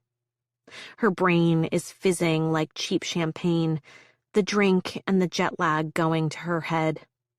Everyone is staring, and she suddenly feels stupid and very much out of place. Finally, Colin stands with a sigh, leaving the tight circle of his family. When he reaches Maya, he puts his arm around her shoulders. Let's go get washed up before dinner, shall we? Yes, Julian says, backing toward the door, the dogs panting along close behind. I have to get back to my little novel-writing project. Anyhow, I just wanted to stop in and say hello. Terrible circumstances, but might as well take advantage of being confined to Sterling Park and do some research. We have the archive here. You'll have to see it, Maya, once you're settled. It goes quite far back, and it's more personal, cheekier, than the archive corporate maintains in London. The novel is based on Richard's exploits during World War II. I plan to have a manuscript for everyone to critique by Christmas. Maya, overwhelmed, nods at Julian as he bounces away through the door, trailed by the border collies. This feels like a trap, being rushed here, presented in rough shape, underdressed, ill-informed, 3 steps behind everyone else, and with her husband, the man who usually helps her through every challenge, consumed by the crisis and no help at all. She needs to shower, collect herself, sharpen up. Excuse me, Maya says, retreating toward the door. It was really nice to meet you all. There are a few barely perceptible nods. No one says a word as Maya and Colin leave the room. When Maya glances back, hoping for a smile or something, she does catch a lurid wink from Gigi. And beyond Gigi is Marcus, eyes still on Maya, grinning like he knows all the secret contents of her mind, most especially the secret that could get Maya expelled from Colin's life for good. Chapter 6. Did I say something wrong in there? Maya and Colin are following Barrow down the hallways of the 2nd floor. Or 3rd? How this massive house fits together is mystifying, with all the corridors and wings, stairwells and halls. But she's relieved to be away from the rest of the family, and mostly to have avoided Helen in her pitiful post-travel state. She needs to shower, get sharp. What makes you think that? When I asked if Harry was all right, after the death of his only child, everyone looked at me like I was insane. Colin's eyes go to the ceiling. His brow creases. He looks pained and thoughtful. After a moment, he replies, carefully placing one word after another. They were very close for a long time, Harry and Ariana. Then she grew up, realized she'd been a princess locked in a castle, and became rebellious. They had some fight. I don't know what about. And then you couldn't mention her name to him, and she must have felt the same. I get that. Maya actually does. She's heard it said that rich and poor have more in common than the middle class. Whatever the gulf in security and comfort, rich and poor are both in their own way free from bourgeois conventions. They understand that life is cheap, don't cling to sentimental connections. Instead, they mythologize their family, or destroy them. This has been true in Maya's family, and it seems to be true in Colin's as well. Maya's mother fell in love with her father when she was young, younger than Maya is now. When his roguish charm stopped working on her, she went off to find something better, leaving little Maya in the care of an underemployed gambler living in a trailer on his sister's property. Mostly her aunt looked after her, a salty fisherman's daughter who could praise and curse her feckless brother in the same breath. But what about protocol? Shouldn't he be here with his family? That's true, but trust me, it's better he's not, Colin replies with unexpected force. Maya flinches at his tone, searches his eyes. In a calmer voice, Colin continues, He's not so bad, really. Just a bit of a wild man. I mean, it's true what Gigi said. If he couldn't pay his way out of his scrapes, he'd be rotting in jail in Havana or Tangier or who knows. Colin shakes his head. From a certain angle, I suppose you could say he has everything. But from another, Ariana was all he had. They've slowed. Let Barrow advance out of earshot. Colin looks tired and very sad, even if he's been pretending otherwise. I'm so sorry, she whispers, and grabs his hand. Colin squeezes back, nodding for them to catch up to Barrow, who is holding open a carved mahogany door. As they enter their quarters, his manner shifts. He puts on an affected breeziness, a performance for the staff, Maya thinks. Apparently that is the way to be here. Ah, the old nursery, he says, same as it ever was. Maya follows Colin into the room, which doesn't resemble any nursery she's ever seen. If she were a child, she'd be uneasy with the stale atmosphere and ominous decor. The room has mahogany wainscoting, above which a rich wallpaper stretches to the crown molding, dark with jewel-tone green and gold accents. The ceilings are maybe 20 feet, with a dimmed chandelier hanging at the center. Amber velvet drapes are drawn over the windows. As her eyes adjust, she sees the nanny who took Becca in a little alcove of the main room, situated in a rocking chair, finger pressed to her lips. The nanny rises and lays the sleeping Becca into a canopied crib. Maya experiences a burst of angry longing. Her tiny child is far from anything familiar, and brand new in the world. She deserves to be put down by her own mother. Why did Maya let herself be bullied? Why didn't she just keep the Sterlings waiting? It's not like they seemed all that thrilled to see her anyway. Little love just went down, the nanny tells Maya as she passes into the hallway. And the staff has unpacked your bags and taken your laundry to the wash. Maya's mouth tenses in irritation at this invasion of her privacy. Like any keeper of secrets, she possesses a hair-trigger paranoia. But, mindful of Colin at her side, Barrow not far off, Maya murmurs, "Thank you." The nanny bows her head, then gives Maya and Colin a parting look of appraisal, their unkempt hair and disheveled clothes. You ought to get some sleep, too, Both of you. Thanks, O'Brien, Colin replies.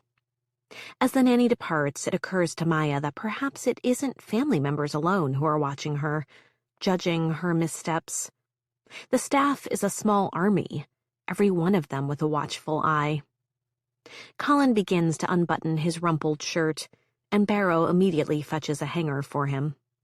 They begin to discuss the evening's itinerary.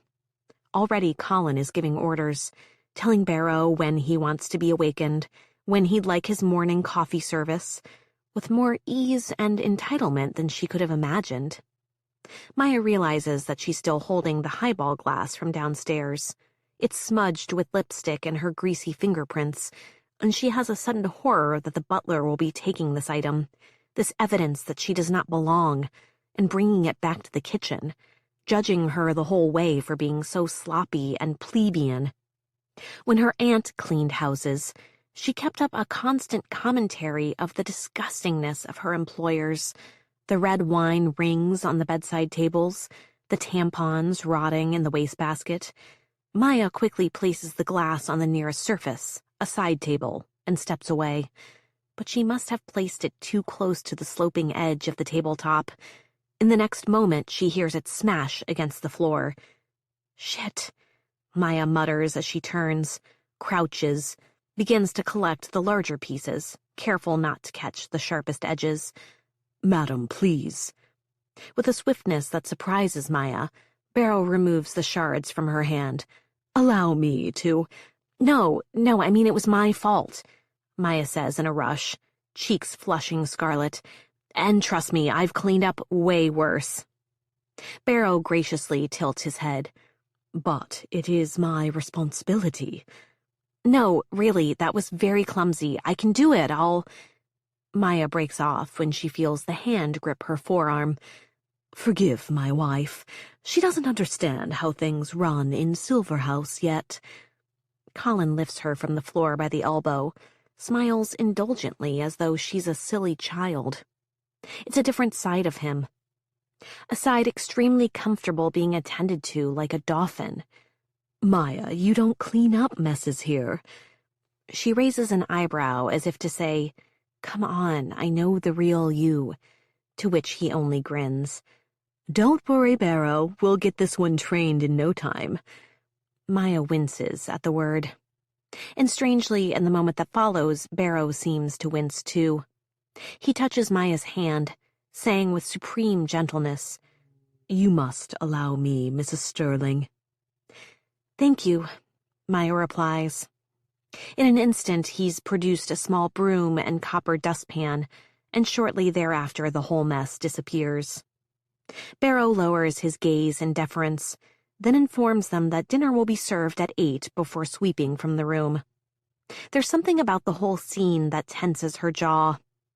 Barrow's self-denying professionalism, that astonishing ability to make oneself invisible, it reminds her of her aunt, how weary and drained she always was, how, after a day of cleaning houses, all she could do was lie out on the couch on her back porch, swatting at mosquitoes, asking Maya to be a good girl and bring her a merit and a glass of red zin.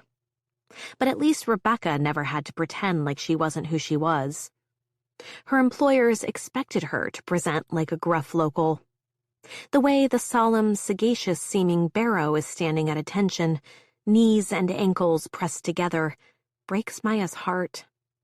Maya turns away, her finger tracing the pattern of the wallpaper, a stylized jungle, tigers watching from between the trees, looped by words done in fanciful gold script. "What's this?"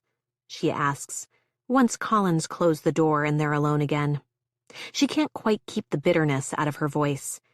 A secret Sterling family code?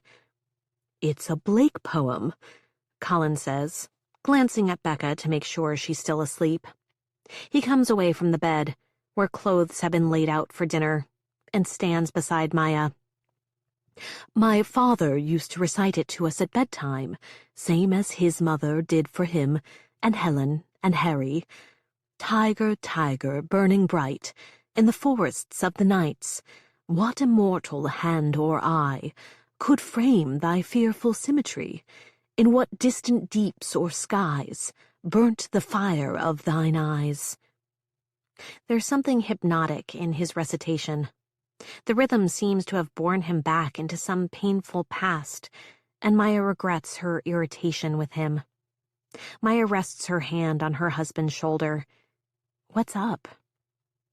I was just thinking about staying here when I was little, when Mom and Dad were still alive, and it really was a nursery. I was afraid of the wallpaper, the tigers, the poem. Seems silly now, but Richard, Dad's dad, he barked at me, said maybe I wasn't a Sterling at all if I was exhibiting that kind of timidity. He said maybe I was a changeling. That's awful. I mean, no wonder you moved across the ocean. Colin smiles wanly. He was just taking the piss. I think it was really something he thought about Dad, not me. But kids don't understand that sort of thing, you know? She pauses, studying her husband. He's relaxing his facade, now that he's away from his family again. Babe, are you okay? He glances at her warily. I'm just worried about everything, but also about you. This is the worst end to our wedding imaginable. None of this is what I hoped for. He shakes his head. This is the man she glimpsed behind the sparkling public image of Colin Sterling back when they first met, the one she knew would make a good partner. A young man who lost his parents in a tragic accident, who is hyper-concerned with the well-being of those closest to him, who idealizes family and will go to great lengths to prevent his own history of loss from repeating itself. We should have had a proper honeymoon and made our first visit to Sterling Park together, under happier circumstances. I mean, how long do we have to stay here? The line of Colin's mouth hardens. Until the murderer is found, I reckon. Or at least until we can confirm the safety of the family. He releases a breath from deep in his core. I know you don't want to be here. A wave of guilt moves through Maya. She really doesn't want to be here, it's true, but maybe she could try a little harder, given the circumstances. Oh, honey, I'm fine. Really? Really. It's family. That sounds ridiculous. Like this is a sitcom, like the Sterlings are some normal Midwestern clan crowding around a Formica tabletop. She knows she's lying. And yet, it's also true in a way. She's here to support Colin. He's her family now. It doesn't matter if anyone else likes her. She and Colin just need to get through this together. And probably what's best for both of them is that he plays his role in the family right now. Colin, the one who keeps everyone happy, the dutiful second in command. She needs to put away her uncertainty, her scorn. You want to go talk to Marcus again, don't you? Check in on the business? Colin glances at Maya, gives a sheepish smile as though he's been caught. Yes. You should go, babe. Do what you need to do. I'll find out what the plan is. The lawyer is coming tomorrow. That should illuminate some things. Maybe we won't have to be here all that long. In the dim corner of the room, the baby softly wails. Maya tenses at the possibility that she will wake, that Maya won't get the nap she needs if she's going to survive dinner with the Sterlings.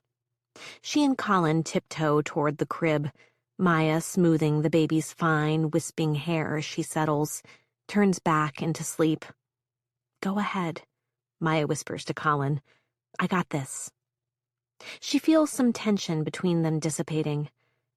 Thank you for understanding, for being my partner. I had the right idea marrying you. She laughs. Same here. Plus, you're hot. Colin grins, teasing. Maya grins back, takes Colin's face in her hands. I know. Colin puts a kiss on her mouth, then reluctantly pulls away. She fights the urge to keep him close, draw him into bed beside her. She wants to be naked with him, to hear him say, "I love you." But he's already giving her a quick primer on how to call the butler if she needs anything, warning her about the old plumbing, and then he's gone. And she knows this is for the best. She'll have time to clean up, get her head on straight, just after she rests her tired eyes. Then she can prepare to be the Maya Colin needs, the one with no secrets and nothing to hide. The baby is screaming. Maya's mouth is a dead riverbed. The room is dark. It's late. She slept much longer than she meant to. She must have missed dinner entirely. So much for putting on a show for the family. Colin is beside her, face stuck to the pillow. She wills him to wake up, deal with Becca, but of course he doesn't. Even the most progressive and attentive husband doesn't really hear a baby crying, feel compelled by the little wails to rouse himself and take care of the problem.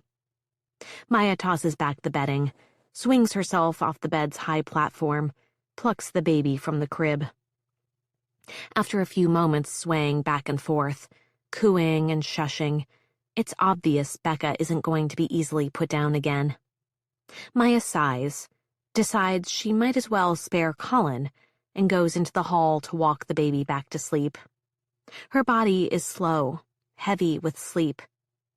But she's at least thankful for Silverhouse's expansive corridors as she moves down one labyrinthine hall, then another.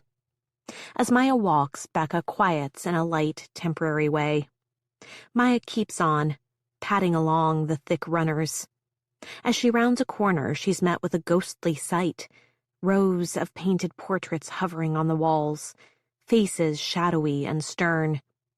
Dead sterlings, watching Maya as she does an awkward baby bounce. She's distracted by those ancient ermine collars and silver scepters, and then surprised by the creak of a floorboard sighing under her weight, the eerie echo of the sound against the far wall. A few portraits are more recent. The great man, Richard, with his translucent blue eyes beside his narrow-nosed wife, Harry, the prodigal uncle in his youth, golden, glowing, a little Colin-like. And there, at the end of the hallway, Maya can just make out a portrait unlike the others. For one thing, the subject is not situated in a dark room or upon heaping yards of velvet. The background is green and bountiful, an overgrown field from which a huge trunk grows. A yew tree, perhaps? Maya feels compelled forward toward this unusual painting.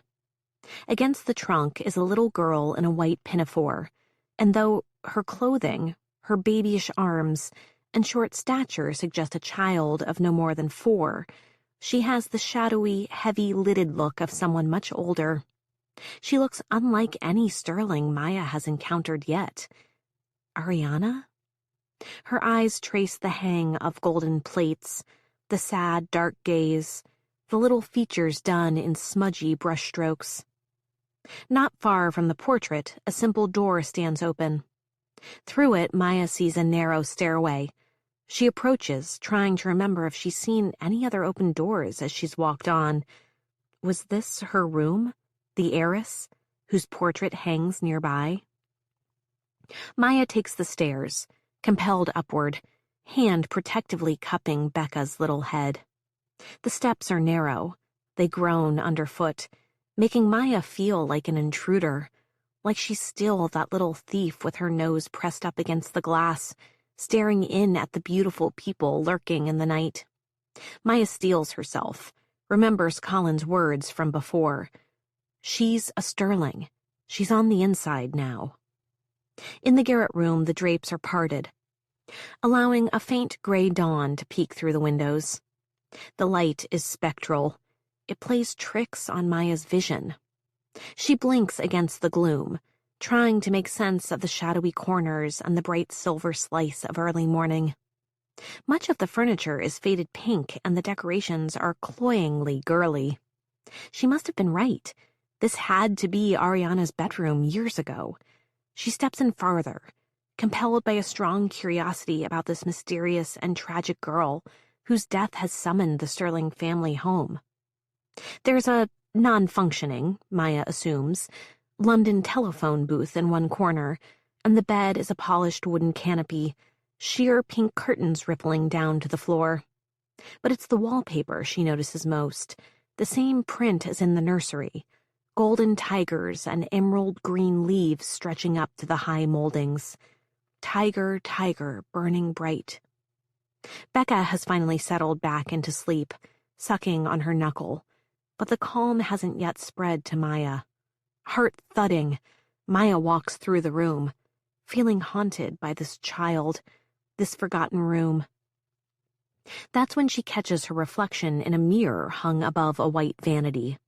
She steps closer, noting the surface below, still messy with plushies and dusty perfume bottles. She peers at her reflection. For all the poor sleep and travel, she doesn't look so bad. She has that same uncommonly beautiful face that has propelled her so far in the world, and the baby appears comfortable and safe in her arms. A fleeting sense of relief settles her shoulders. Then she hears the faint press of footsteps, sees the hazy, ghost-like face over her shoulder, the frightened face of a lonely child. The one in the white pinafore, leaning against the yew tree. Maya has this startling conviction that she's staring into Ariana Sterling's eyes, except in the painting the eyes were brown, and these are pale greenish blue, and the face in which they sit is ghostly, aged. The voice jolts Maya from her hallucination. "You missed dinner."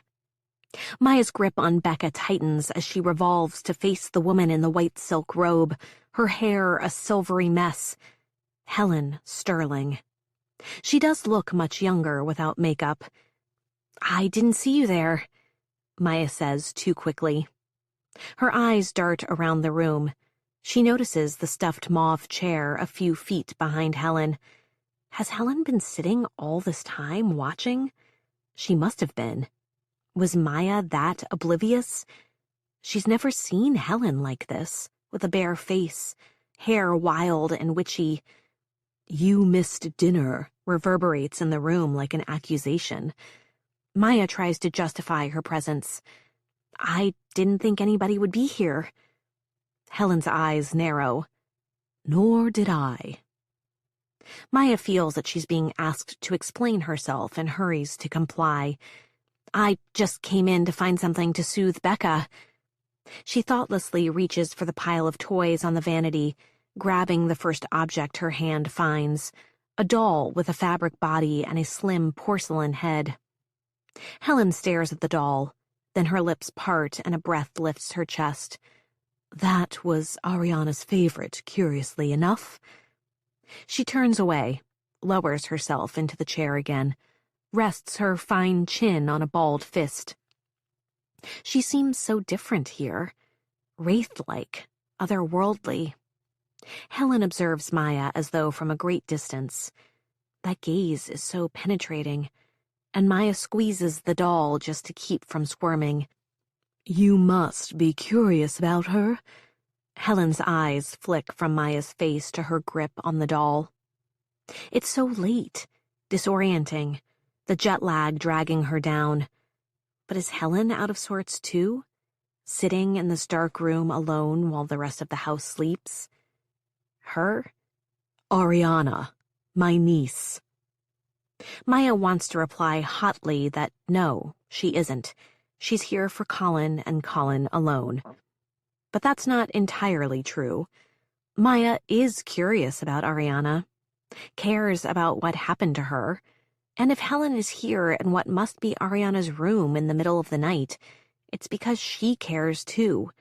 Cares a lot more than any of the people in the drawing room seem to. "Well, she's the reason we're all here, right?" Maya replies tentatively. "Makes sense I'd wonder about her, right? Her life at Silverhouse?" Helen tilts her head, regards Maya. With resignation? With respect? Maya isn't sure. "It was such a sad life here," Helen sighs. "Always under her father's thumb. Once she began to grow up, become a woman, Their relationship was so volatile. I respected that about her. You know, that she didn't just accept everything he told her to do, as I did with my father. She had a spirit about her. This wistful, loving description is so unlike anything Maya's heard Helen say before, and Maya feels the sweetness of it expand in her own chest. I wish I'd known her. After Maya says this, she realizes that it's true. Helen nods, accepting this kindness before closing her eyes against what Maya imagines to be an inner twist of pain. When she was a teenager, I convinced Harry to let me redo this room with her, make it a bit more appealing to a teenager. She wouldn't let me get rid of this wallpaper, though. She said that Harry used to recite the poem to her. Helen's lip curls as she gestures toward the closest tiger. I told her any time she wanted, I'd come, and we'd have long walks and take tea and buy her a whole new wardrobe. It's not easy to lose one's mother, you know. Maya does actually know. She wonders if Helen is aware of that piece of Maya's biography, and decides she probably is. All that vetting. Maybe she sent a private detective to Texas to check out Maya's mother's new life, make sure there was nothing tabloid-worthy going on there. After my mother left, Maya says carefully, it was my aunt who saved me. I don't know if I ever told her that, though. Helen considers this before drawing herself up straight in the chair. I was more than an aunt. That first time Maya met Helen, she was immaculately made up, just as she always appeared in magazines, at public events. But seeing Helen in her current state reminds Maya of an image she came across down some deep Google search. The 3 children of Richard Sterling in an old black-and-white photo, hair wind-whipped, sitting in a row on a stone wall in a green field. The seriousness of the middle child, Dickie, the radiant, puckish smile of young Harry, and in the middle, Helen, the big sister, her hair short as a boy's, physique long and athletic, and in her eyes a look of pure determination. When Maya saw that photo, she thought, this is Helen Sterling. The glamorous and fearsome matriarch, that's just a character Helen made up somewhere along the way. In that moment, Maya had never understood Helen more, until maybe now. Gently, Maya whispers, you must have loved her a lot. I did. Then, as a teenager, she became so hard to reach, so rebellious. That's how I was. You couldn't tell me anything. Exactly, Ariana wouldn't listen. She was out of control, no matter what I did. Helen swallows, shakes her head as if to cast off something unwanted, as though she's revealed too much. Once again she fixes Maya in her gaze, a new hardness setting in her features. If there was a moment of connection, Maya senses it's over now. She made enemies, Helen goes on pointedly. Unfortunately, that's very easy to do in this world.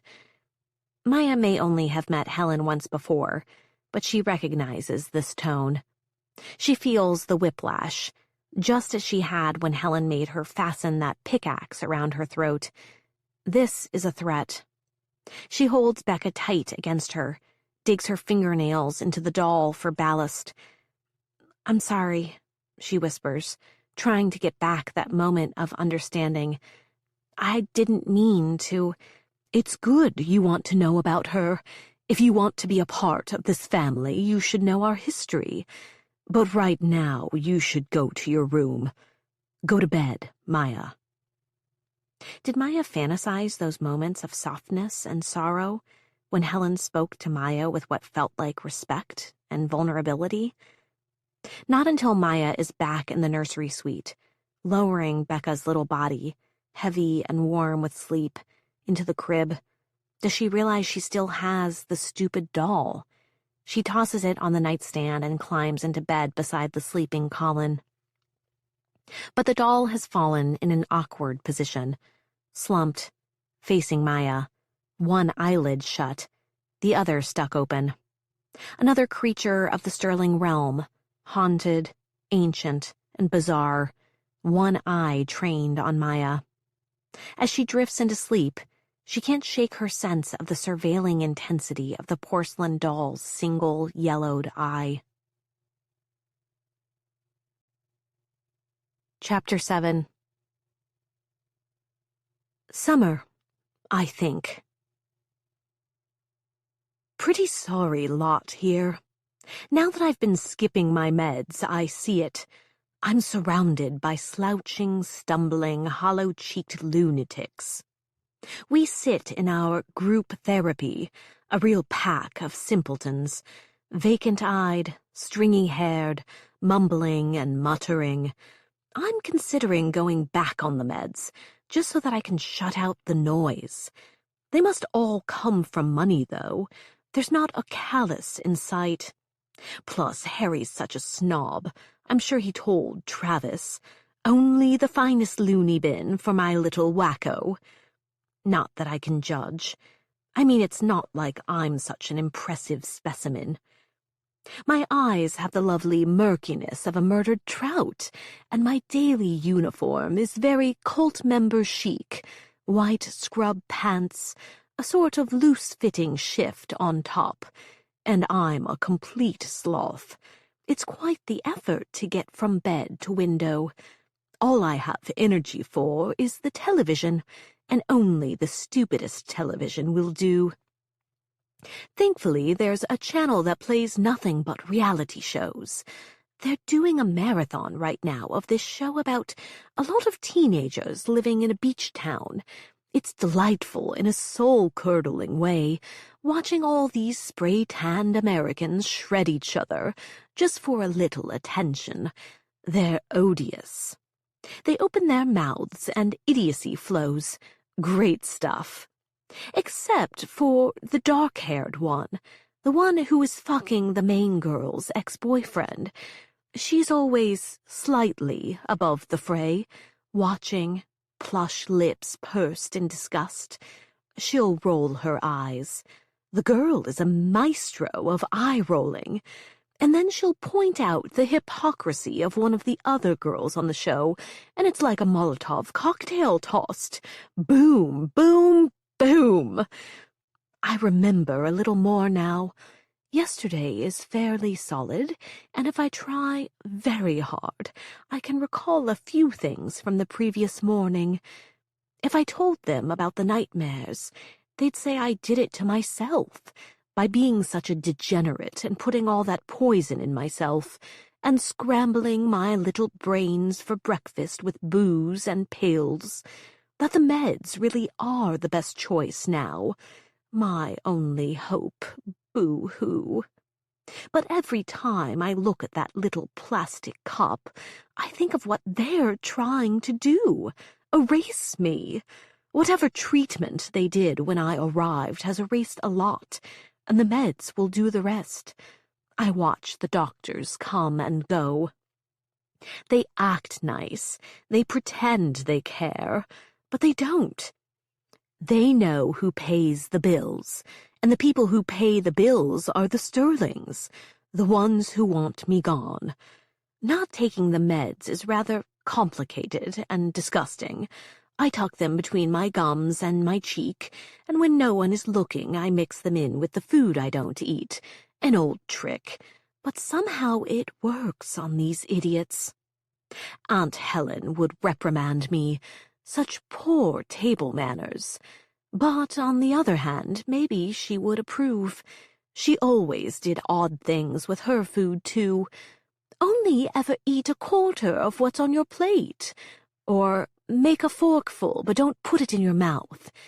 She had rules like that, and it's true. She never gained an inch. But she had control, and I never did. I could have stuffed a whole breakfast buffet in my mouth. I could swallow the ocean. Thank God for cocaine. I remember my sweet 16.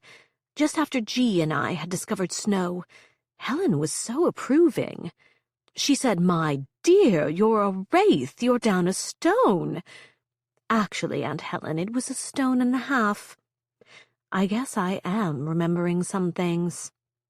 I remember going down to the kitchen of Silver House the night before a big formal party and stuffing my gullet with tiny cakes till it all came right back up.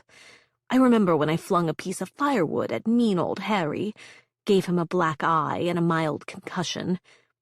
I remember when I stole a case of Harry's champagne and invited the gardener's son to skinny dip in the fountain in front of Silver House.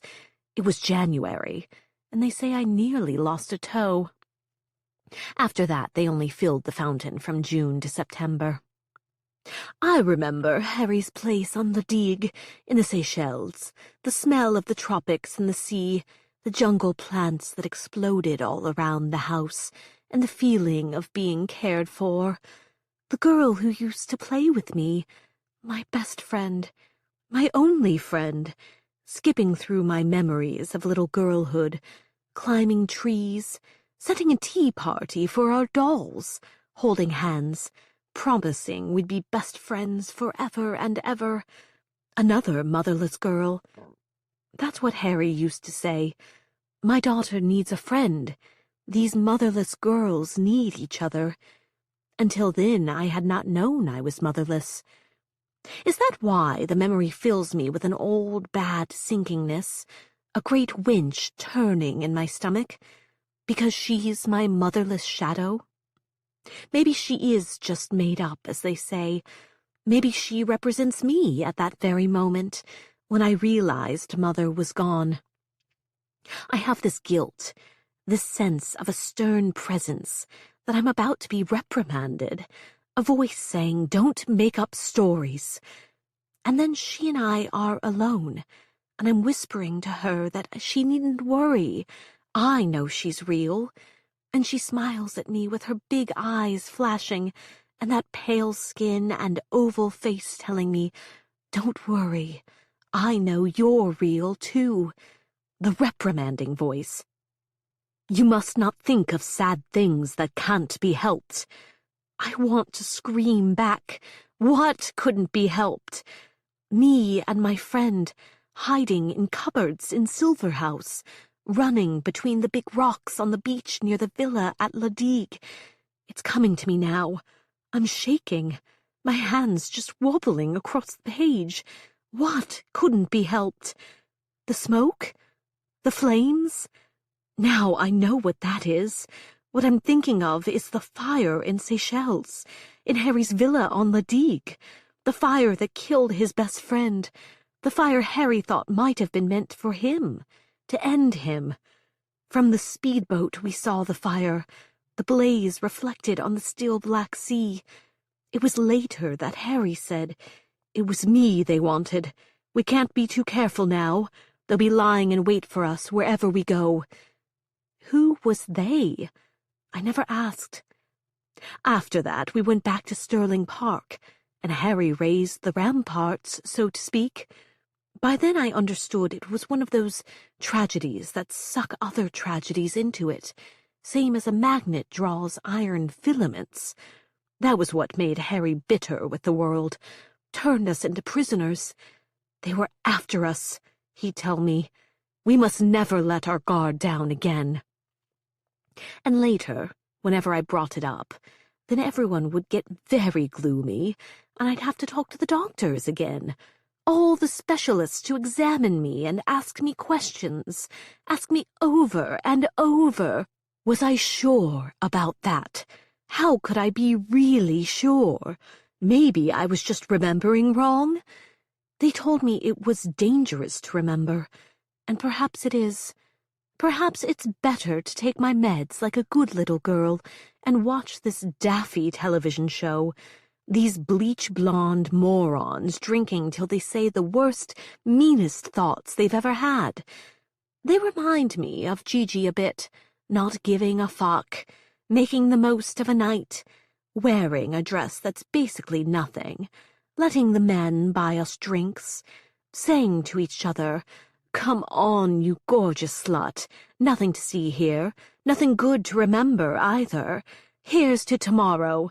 May it be a fog. May we be as beautiful and broken as the tabloids say we are. Except, I'd rather not. If I had a choice about it, I'd rather not be broken. I'd like to be like the girl on the television, the one who waits until the right moment, and then speaks a word like a struck match, sets a fire that somehow makes it all go her way. Chapter 8.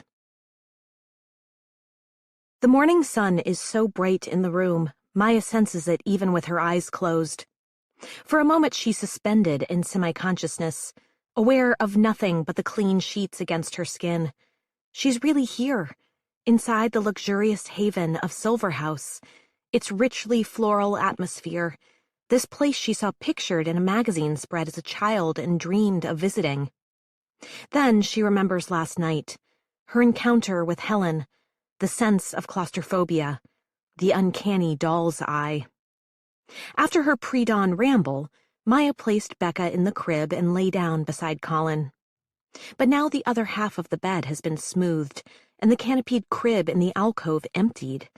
Colin must be awake, must have taken Becca with him. Maya showers in a hurry and dresses in what she can rummage from the closet. Old trousers and a Fair Isle sweater. Gigi's, Maya presumes, from her days bringing boyfriends home from college for Sterling Christmases, the great family gathered for stag hunts and grog by the massive hearth, a holiday worthy of immortalization in Vanity Fair. In the photos Maya has seen of young Colin and Gigi, they're always dressed in unfashionable outdoorsy clothes, always pink-cheeked. So unlike their current city chic. She wonders what it must have been like then. Did they always talk about the markets, the latest profit and loss reports, even when they were still in school?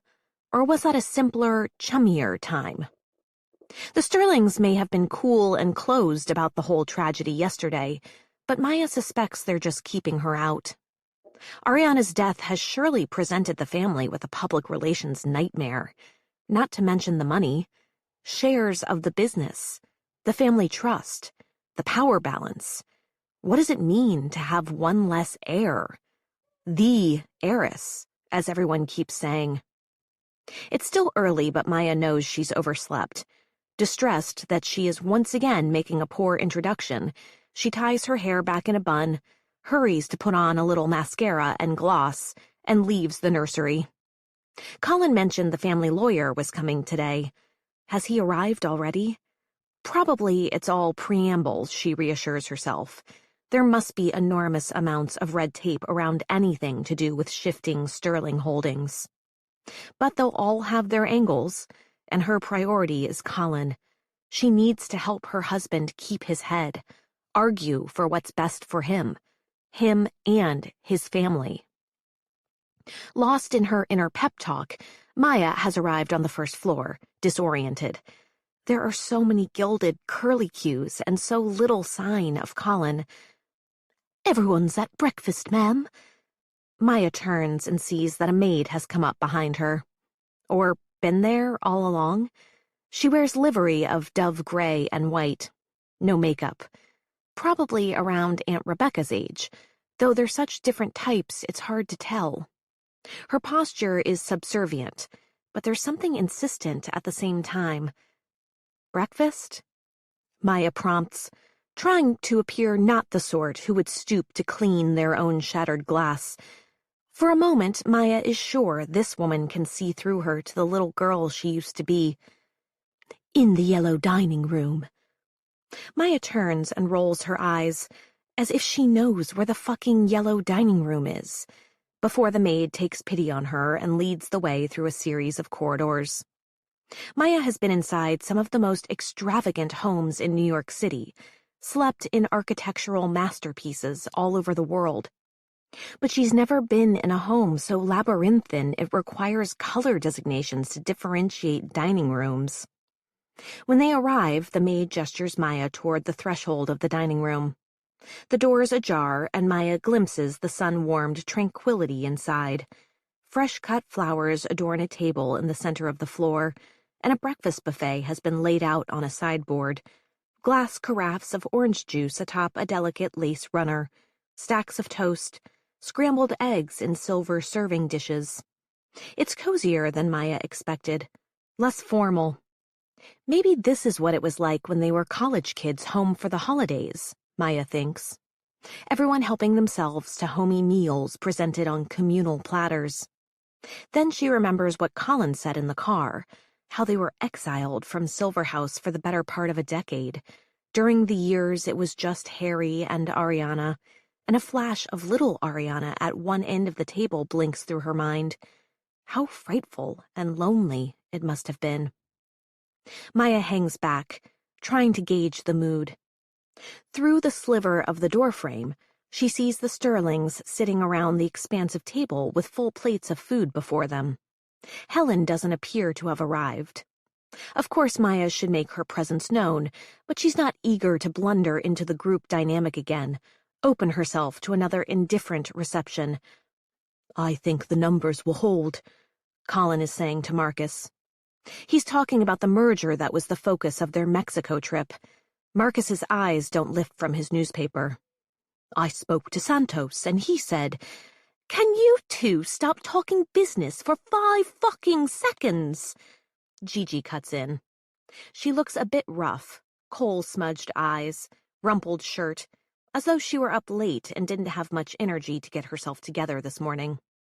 Maya can picture her, waving a Cosmo late last night, giggling over Maya's see-through shirt. "This meeting is about Ariana and her tragic death, not your shit acquisition." Marcus folds his newspaper and addresses his cousin. "I didn't realize you were so sentimental, Gigi. When was the last time you even talked to Ariana?" "You're fucking joking. It was me who held that girl's hair back while she vomited. For years it was like that between us. She did the same for me. When Dad and Mom died, she was the only one who cared. I mean, she really understood. You certainly didn't. Marcus, the only Sterling with a full set of parents. I cared more about that tragic little slapper than you ever could." Now Marcus does lay down his newspaper, crossing his arms over his chest. "Right, and that's why you were checking the stock price on your BlackBerry every 5 minutes during dinner last night, because you were so broken up about Cousin Ari's death and her sad, sad, motherless childhood." Gigi's complexion goes violet. "You know as well as I do that Ariana's death has a massive impact on each of us, and on the company." Maya creeps forward. She's curious about this, too. If Ariana stood to inherit so much of the family company, does that mean it reverts back to the board? To the people in this room? Or was none of it hers yet? Was she only the richest of them in theory? "Please, let's not," Colin says in his peacemaker tone. A tense pause follows. Then Gigi asks in a smaller voice, the voice of a woman who can't help herself, "Any idea what they're going to tell us about the redistribution?" "No." Marcus shoves back his chair, strides to the buffet, aggressively refills his coffee cup. "Rory should be here soon," Colin offers. "Travis said he was taking the 7:45 up from London." "Rory!" Gigi emits a petulant little huff and casts her gaze at the grand window behind her, framing elegant, leafless gardens. "I thought we shuffled him downstairs. What happened to, what's her name, the one with the flappy ears?" Eva supplies the name. "Sylvia." Maya hadn't noticed Eva was in the room. Still can't make her out from her current vantage point. But now she realizes that Marcus's wife has been following every detail, just as Maya should. "Right, Sylvia," Gigi says. "She was sharper than old Rory, I thought." Colin gives his little sister an "are you serious" face. "Only because she was willing to support your little coup d'etat." "Fuck you, Col. It wasn't a coup. It was the right thing to do." Excuse me for wanting to bring us into the new century. You know Grandad's will was a dodgy piece of work, leaving everything to Harry like he did. This is precisely what Maya wants to know more about, but that's when she feels a crawling sensation on the back of her neck. Lurking again? Maya revolves toward Helen. Last night, in the pre-dawn gloom of Ariana's old bedroom, she appeared broken and haunted. Now she's immaculate. Hair swept back into a chic, low bun, and dressed in an exquisitely tailored pantsuit. Not a trace of vulnerability. Helen assesses Maya, one nostril gently quivering, as if she smells something distasteful and is trying to place it. Did Maya imagine that conversation last night, or is Helen trying to keep her off balance? Before Maya can reply, Helen breezes past her into the breakfast room. "Rory's arrived," Helen announces to the others. "He has the paperwork from Ariana's lawyer, so please stop acting like children. We have decisions to make." Maya sheepishly enters in Helen's wake. Helen puts a few buffet items on her plate, takes the seat at the head of the table, and draws her butter knife over her toast with ominous purpose. Maya remembers Colin telling her about this oddity of Sterling family mealtimes. Everyone must be served and take a bite before Helen will eat. When Colin told Maya about this ritual a while back, over steak tartare at 2 a.m. at Café Florent, family meals at Sterling Park seemed like the stuff of ancient history. Stiff and absurd and very far away. Colin explained that this custom went back to more cutthroat times. A safety measure to make sure none of the lesser heirs had poisoned the head of house. Or so it was said. Really, the point was that grandfather set this rule, so Helen did too. And of course, Colin added with a laugh, there was the bonus pleasure of exerting arbitrary control over everyone at the table. Colin's eyes meet Maya's, then roll toward the buffet. She nods, tamping down the eye roll that threatens at all the unnecessary pomp, before crossing over and hurriedly placing a croissant on a plate. "Know how many calories those have?" Eva asks as Maya settles into a chair across from her, beside Colin. Anger sparks low in Maya's chest, but her voice is weightless with innocence when she answers, "Millions?" Gigi snorts. "Yes, well, Maya likes millions of everything." "Sure do," Maya shoots back. A plain fact, no shame about it. Colin's awkwardly smiling at the room, and she can tell he doesn't like the hazing, but Maya can take it. She turns her hand up so that the pale pink emerald-cut diamond on her left finger catches the light. It's actually worth $1.5 million. As Gigi probably knows, since the readers of On Dit do too. Maya glances from Gigi to Eva to make sure they're still watching, pulls the end of her croissant, and slowly, purposefully, puts it in her mouth with her left hand, ring finger prominent.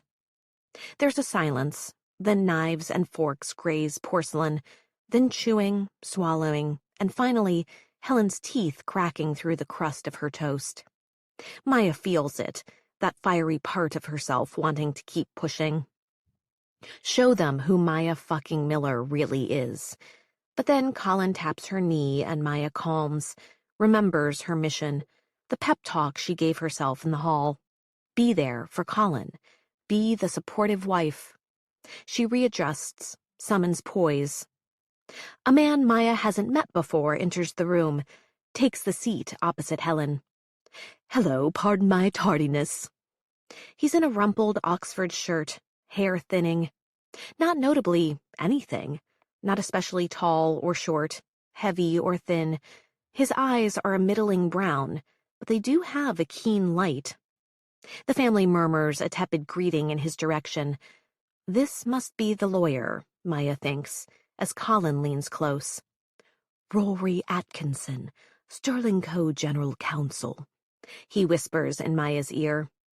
She nods and smiles blandly, though inwardly anxiety tightens her stomach. Even though she expected it, The presence of Sterling Co.'s top lawyer puts her on edge. Rory searches the files from his briefcase, removing a few, before gesturing at one of the black-clad security guards. Maya recognizes this one, Travis, from the airplane. He's holding something, a folder, which he places in Rory's hand. It reminds her of another folder, plain manila, lying open on a humble wooden table in the Iguana Bar that night in Mexico, the night Ariana died. Her stomach drops. Why would the security guard have one of the lawyer's folders in the first place? This is all very normal, Maya tells herself, but she can't quell the screaming fear that her secret is about to be exposed. Could the evidence be there, right now, in Rory's little folder? Right, well, Rory begins. General news first. The Ariana story hasn't broken in the wider press yet, although we believe a journalist at the Times has it, probably not with enough to back up her anonymous source. We'll have our strategy sorted by the time it gets out. As he continues with the progress report, Maya begins to relax. This isn't about her whereabouts in Mexico. This is about messaging around Ariana's death and the fate of her inheritance. Maya needs to stop darting into these paranoid alleyways of her mind. Stay focused. The Mexican authorities are close to releasing Ariana's body, he continues. We're making preparations for that. The murder investigation is, as yet, inconclusive. We haven't identified any known enemies of Ariana's. Of course, as the person who stood to inherit a majority of sterling assets, her security threats were always more serious. But what was she doing there? Marcus gestures impatiently, fixing Rory in a dissatisfied glare. Maya hopes he doesn't push too much on the details of that night. She doesn't want to be asked about her own whereabouts again. Surely she had some plan, someone she emailed her itinerary to, communicated with at the hotel? Colin asks. She wasn't staying in a hotel, Rory says, glancing down at his file. In fact, there is no electronic record of the accommodations she made for herself in Puerto Vallarta at all. The building she was staying in, it wasn't a dump, but it wasn't particularly luxurious either. A few cartel people own apartments in the building, but that appears to be a coincidence. It's a bit of a black box, I'm afraid. Have you found any of her little diaries? Everyone turns toward Julian, who looks back innocently over the rim of his teacup. Maya would like to know why a grown man is asking about a young woman's diaries. Was this poor girl permitted no life of her own? But she controls herself, imitates Eva's alert and impartial expression. Helen shoots Julian a "the grown-ups are talking" glare, but Julian smiles blithely, apparently impervious to his wife's disdain. Julian goes on with a shrug. She was always scribbling away in some notebook or other, don't you remember, Helen? Could prove useful to find such a thing. Maybe she was in some trouble. He turns to face Maya. Did you know I'm writing a book about the No, Rory interrupts, attempting to take back the reins of the conversation. Apparently Rory, while deferential to the other members of the family, has no trouble talking over Julian, shutting down his book pitch. I don't believe anything like that was recovered from the crime scene. Our working theory is that it was a botched kidnapping, with the intention of demanding ransom. Perhaps the kidnappers guessed she would be in that area, what with the family wedding. Rory's eyes flick toward Colin and Maya. Maya hopes it only feels like she's blushing, that none of the people now staring at her notice. Rory continues, There are signs she resisted, that there was a fight. Marcus makes a grunt of disgust and gets up again. Pouring more coffee, he asks, Isn't the boyfriend always the prime suspect? Yes, well, we don't know much about Ariana's activities since... Rory cuts off. Since what? Gigi presses. Maya is surprised to see Gigi's unguarded expression. her eyes suddenly wide and yearning. Rory clears his throat. We don't have information on what relationships she was engaged in, how she came to Mexico, or— I'm sorry, Helen interrupts. What do you know? Rory nods and tenses his fingers. His brows drag upward and together, a little peak of concern. Miss Sterling, I completely understand. Like hell you do. Told you we should have gone with Sylvia, Gigi murmurs. It's a frustrating situation, Rory says, running a hand through his hair. I sympathize. If anyone has any information, anything at all that you think might be relevant, please do let me know so I can loop in the authorities. Suddenly, everyone seems allergic to eye contact. Maya is glad not to be looked at, glad no one can read the secret on her face, observe the squirminess that overcomes her when she remembers where she was that night. But as the silence extends, she glances around, notices the defensive postures in the room, and begins to wonder, what might they all have to hide? After several tense moments, the silence is broken by Helen. Well then. She sets her cup down on its saucer with a little clink of finality. Thank you, Rory, for the update. I believe there are now other matters we need to discuss. Maya senses everyone leaning in, ready to get down to business, what Ariana's death means for Sterling Co., what it means for them. Eva, dear. Eva plasters a smile on her face. Yes, Mom? Maya ought to see the grounds. Would you show her around? A directive, not a suggestion. Helen touches Julian's hand, the corners of her mouth twitching in an upward direction. Why don't you go, too? You can give Maya a proper tour of our little home. She should learn all that family history if she's going to be a Sterling. What do you mean, if? Maya thinks. But this room is stifling, and she finds she's having a hard time sitting still. Moving a bit doesn't sound like the worst idea. She stands, puts her left hand on Colin's shoulder, once more displaying her ring finger, and he takes her hand, pulls her close for a kiss. She draws it out, enjoys his mouth soft against hers, lets everyone in the room see it, that what they have is real. Of course, Ducky, Julian is saying to his wife, drawing everyone's gaze back to the head of the table. He, too, is on his feet. Off we go. As Maya, Julian, and Eva leave the table, the servants begin clearing their dishes. Colin gives Maya an apologetic smile, and Gigi stage whispers, As soon as this is over, I'm headed straight to the hammam. You should meet me for some girl time. With a meaningful glance at Rory, she says, Noon. This should all be over by noon, right? Maya, who hadn't realized there was a hammam, can only nod and allow herself to be funneled toward the hall.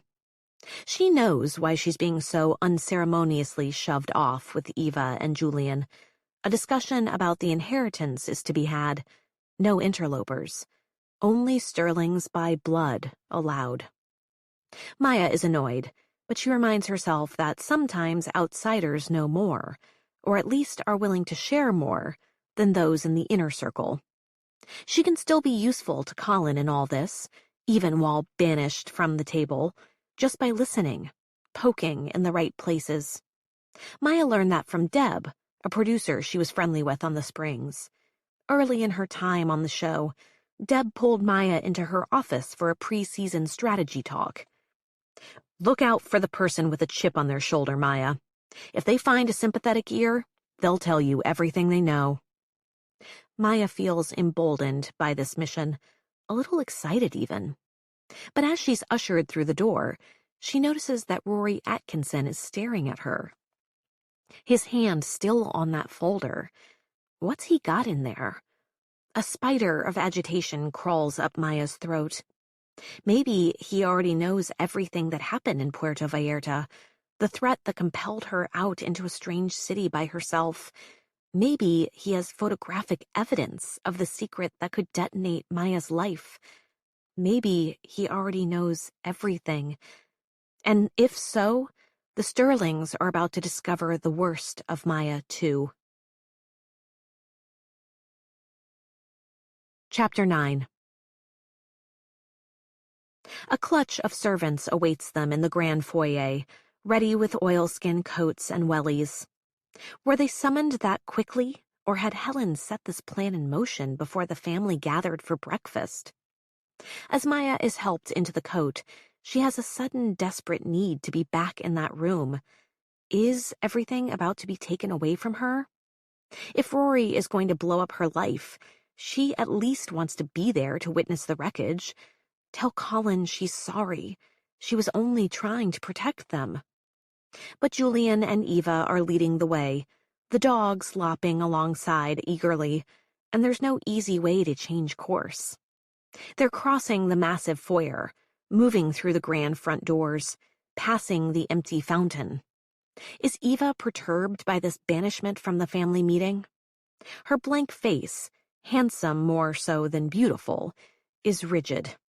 Julian, on the other hand, appears jovial about the whole thing, striding toward the gardens, taking in big mouthfuls of air while humming appreciatively. "A little trek with the outlaws," he proclaims as he leads the way over the paved courtyard, the pair of border collies keeping pace with him. Eva, by contrast, drops her facade. "Cute little names don't make our dismissal any less galling," she says, flipping up her collar to cover her throat. "I'd say they make it more so, but go ahead, lie to yourself, Mr. Lambert Sterling." Maya hides her smile at this obvious dig, Julian blatantly pinning his wife's name on his own. Julian casts a pitying glance at his daughter-in-law, who of course also benefits from their surname, and gives Maya an apologetic smile. "There is no shame in our position in the firmament, my dear. It is their family business, but our family, and we contribute in our own way.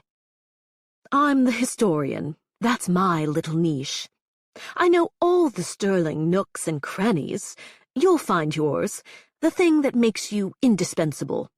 Great families don't need new money as so much as they need constant infusions of fresh blood." Julian goes on, rambling and associative, his voice swelling with imagined significance as he sets off up the hill. After the coldness in the drawing room, the icky false intimacy of Gigi's welcome, the friction over the breakfast table, Maya's grateful for Julian's affability, his willingness to acknowledge what others won't. Her, mainly. "You must not feel, dear Maya, that you are the first commoner brought into the Sterling fold." "Oh, yeah, that's been made very clear," Maya replies with a laugh, hoping to cover the slight sting. "The part about me being common, anyway." Eva's lips draw back in displeasure. "I wouldn't be so proud of that," she says. In a different life, Maya realizes that she and Eva would make good TV, trading barbs back and forth. The audience would love it. At least Julian seems to, a grin now playing on his face.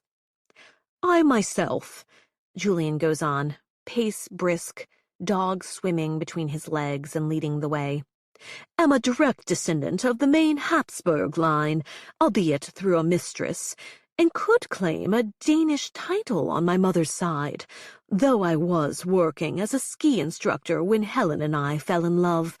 She was nearly 10 years older than I, and glorious to behold. I wanted to give her 10 children immediately, but alas, we were only to have the one. Perhaps there could be but one Marcus. Where are your people, Maya?" Maya can feel Eva's smirk at her back. "Yes, Maya, do tell." Maya's lips press hard together. Maybe she was too quick to warm to Julian. Is he really going to make her describe the sort of hovel she crawled out of? Or, more likely, He already knows, and is poking her, wanting to see how she'll react. A heat rises in her chest, but then Maya notices the spark in Julian's eye and realizes he's not condemning her. It's all playful, at most a test of her mettle.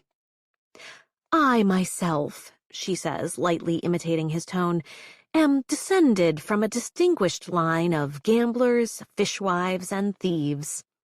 "Ah," Julian says, barking out a laugh, "the flinty humor that made you such a success on television. Don't tell any of my literary friends, but I loved The Springs. Absolutely lapped it up."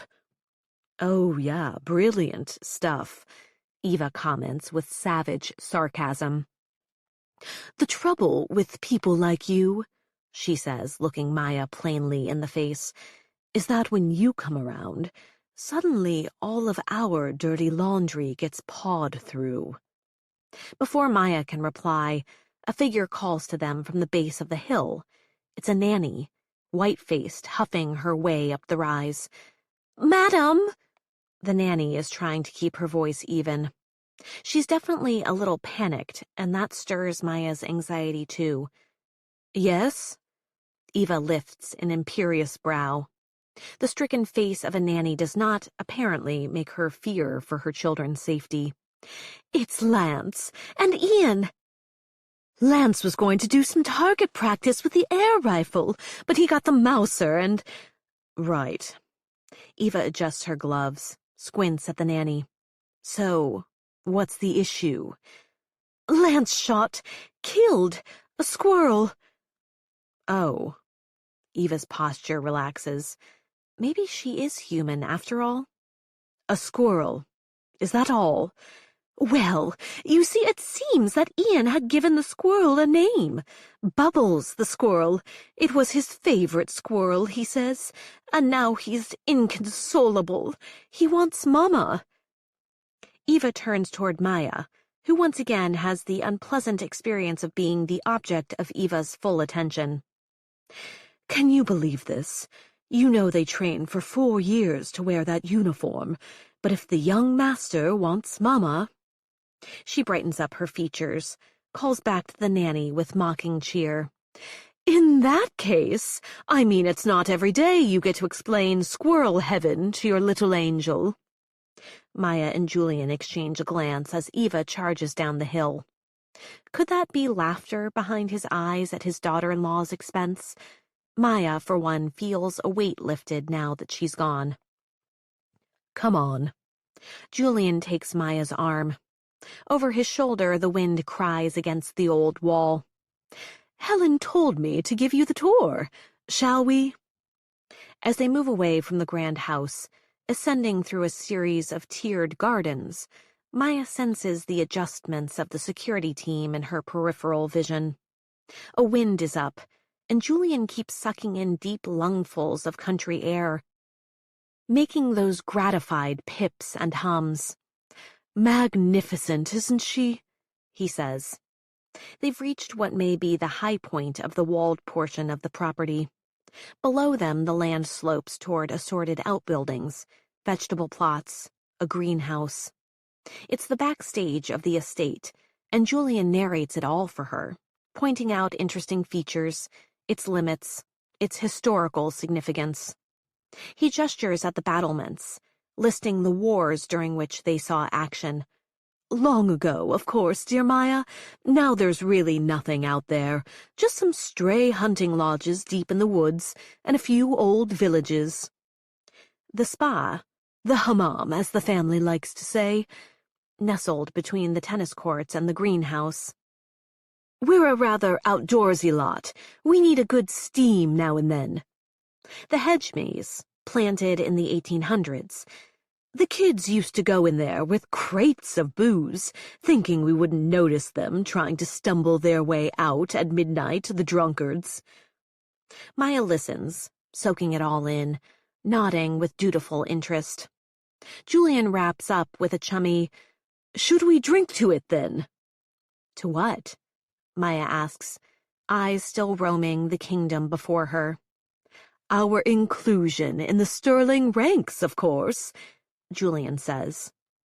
From the breast pocket of his waxed jacket, he pulls a flask and 2 stainless steel shot glasses and pours them each a few fingers of brown liquid. Eva has a reasonable claim to being of the manor born. Her people were very prominent before her father lost it all, and she was obligated to work for a living. She gets by pretending there's not a scrap of ignominy in her past, though. But you and I, we understand our place. Maya feels her eyes narrow, but Julian brushes off her defensiveness with a quick laugh. Don't misunderstand me, dear girl. I don't mean to diminish you, or me. In fact, you and I may have more to celebrate than most in this house. We know what the Sterling name really means, because we know what it's like to live without it. There's power in that, Maya, in remembering what it's like out there, knowing how much it would mean to lose the name, and all that comes with it. Maya considers this. She was born the opposite of a Sterling. She knows what it is to want and strive. Besides Colin, Julian's the first person in the Sterling family to make that sound like an asset. She touches her glass to his, and the tightness over what's going on back in the house loosens slightly. If you ever need a confidant, please know you can trust me. I understand how bristly the Sterlings can be at first. He tips his chin and Maya nods in return. For a moment, she's reminded of her dad, the best part of him, the part that really knew how to enjoy his spoils. Argentum semper vincit, Julian toasts. The Sterling family motto, silver always wins. Maya is wary of drinking on an almost empty stomach, but it's freezing out here, and the whiskey warms her going down. Argentum semper vincit. She's seen the motto engraved on various frames and trophies and commemorative platters around the Sterling Co. office. But she's only heard it out loud once before, from Colin, after she agreed to put his ring on. He was grinning broadly, and she told him yes, she would marry him, and that he could now get off his tennis-battered knees. Then he said the motto, translating the Latin for her, and there was something in the way it came out, a gravelly sincerity that made her believe he needed her as much as she needed him, that maybe he was the real winner. Maybe Helen needed her ski instructor, and maybe Marcus, who, after all, is a bit of a rogue, needs his fearsome wife. Maybe the Sterlings need Maya too, and maybe, just maybe, she'll need Julian in her corner. At the very least, a friend in Silverhouse could make the social rituals less opaque, could help her untangle the family tree. As Julian refills the glasses, she once again notices the resemblance between Marcus and his father, that powerful brow and easy, charming grin. Julian, Maya speaks slowly, how long do you think we'll be here? That's for them to know and us to find out, I suppose. Julian shrugs, gestures grandly at the surrounding landscape. In the meantime, there's all this to enjoy. Well, Maya releases a white cloud of breath. Yeah, I guess. You aren't satisfied? Isn't this all you ever dreamed of? She thinks back to those glossy photos in Vanity Fair. It's gorgeous, but New York is home, you know? Julian smiles kindly and takes her by the arm.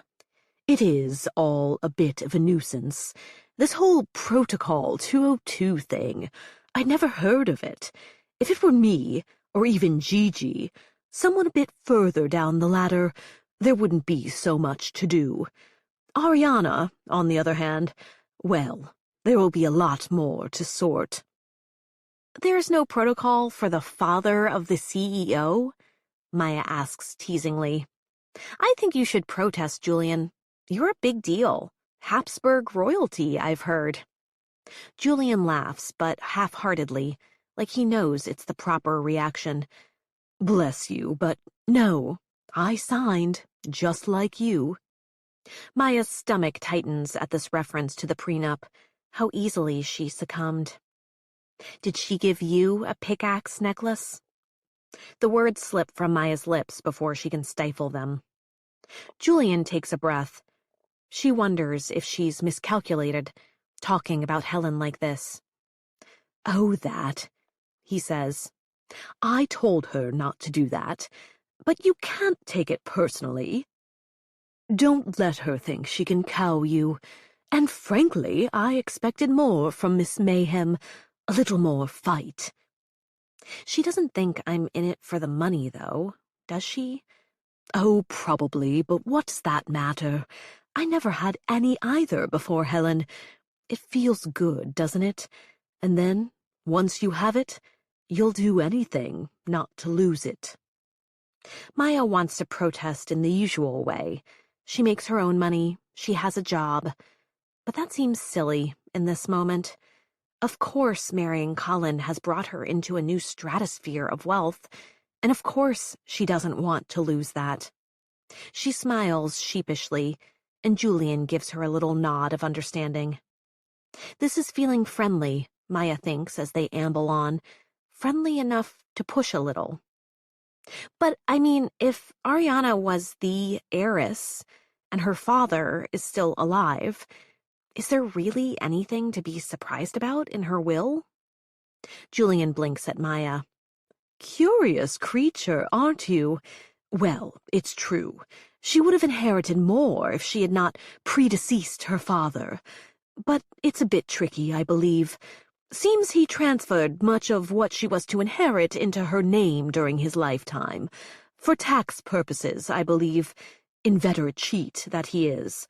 With Harry, there's often an ulterior motive, too.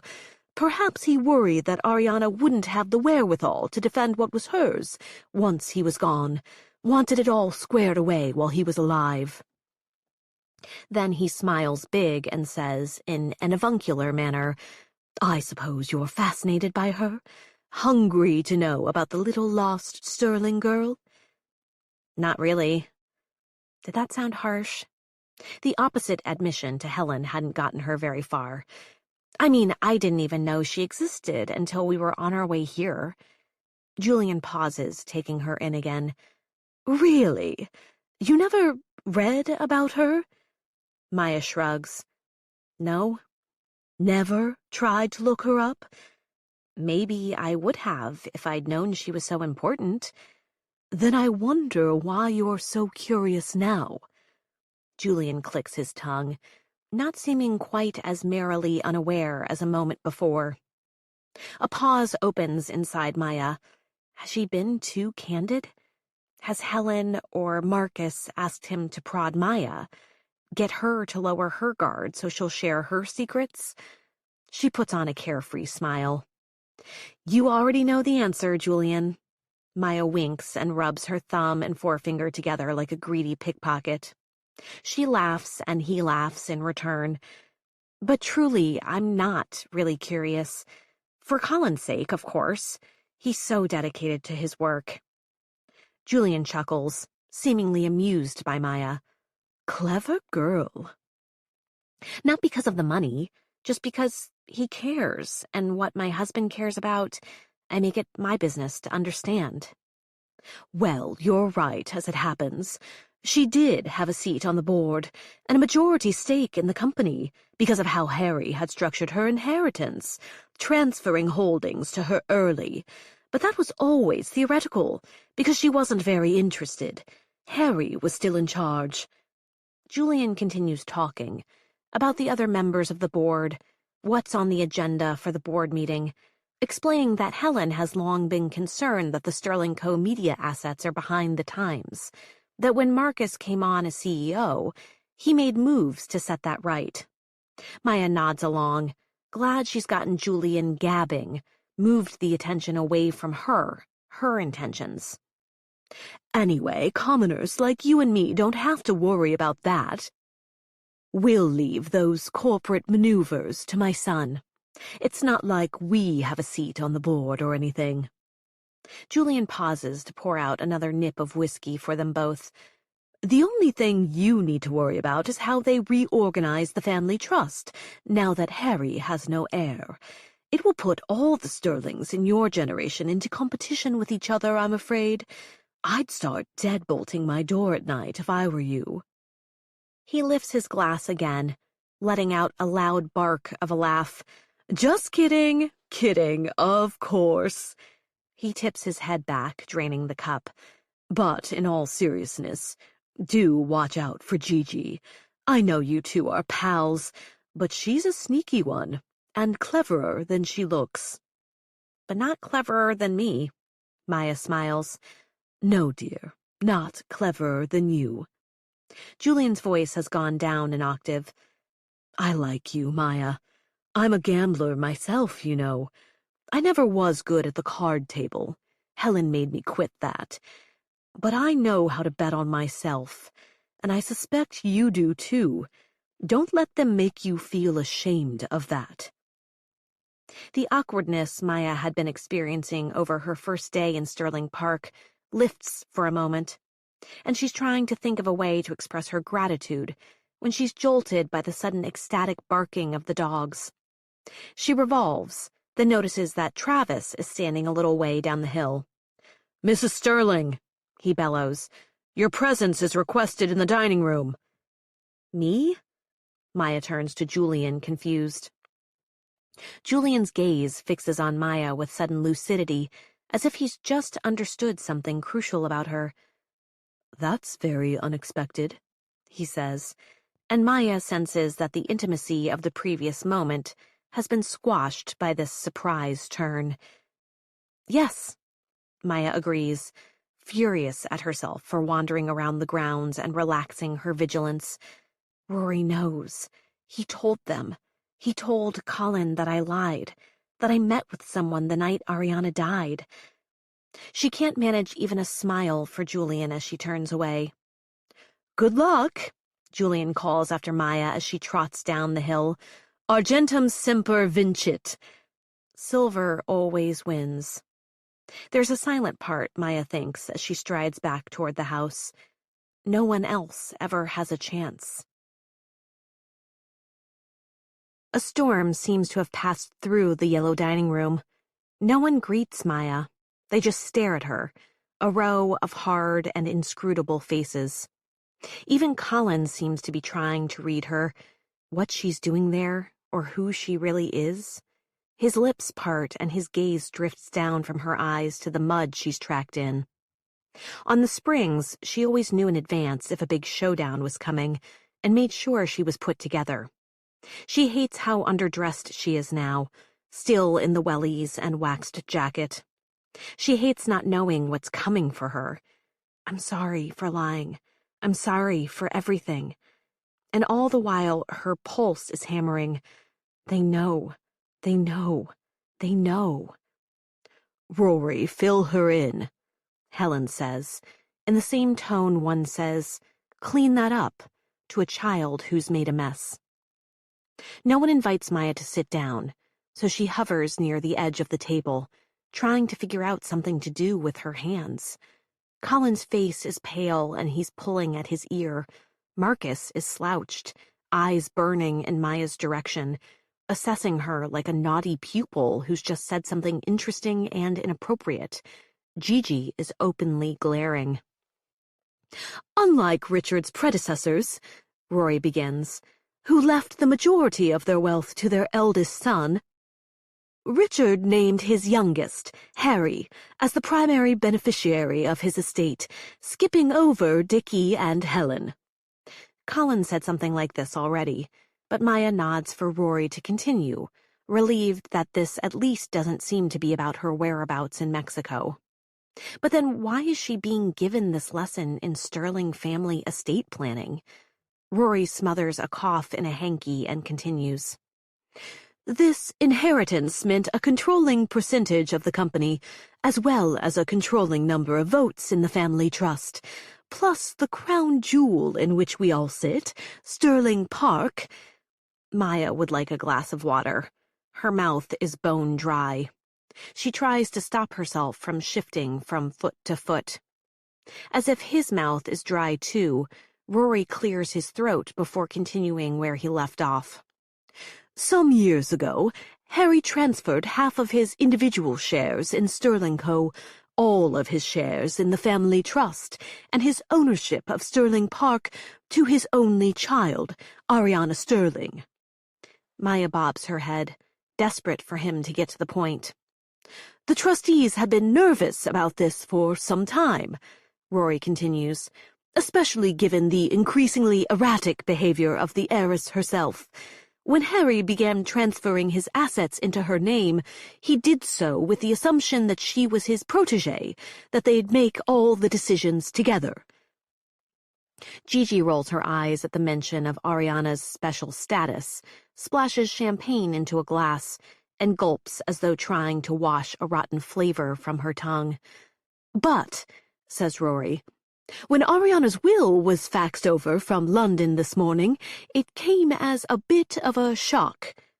Quite, says Helen, those glacial blue eyes sliding up to meet Maya's.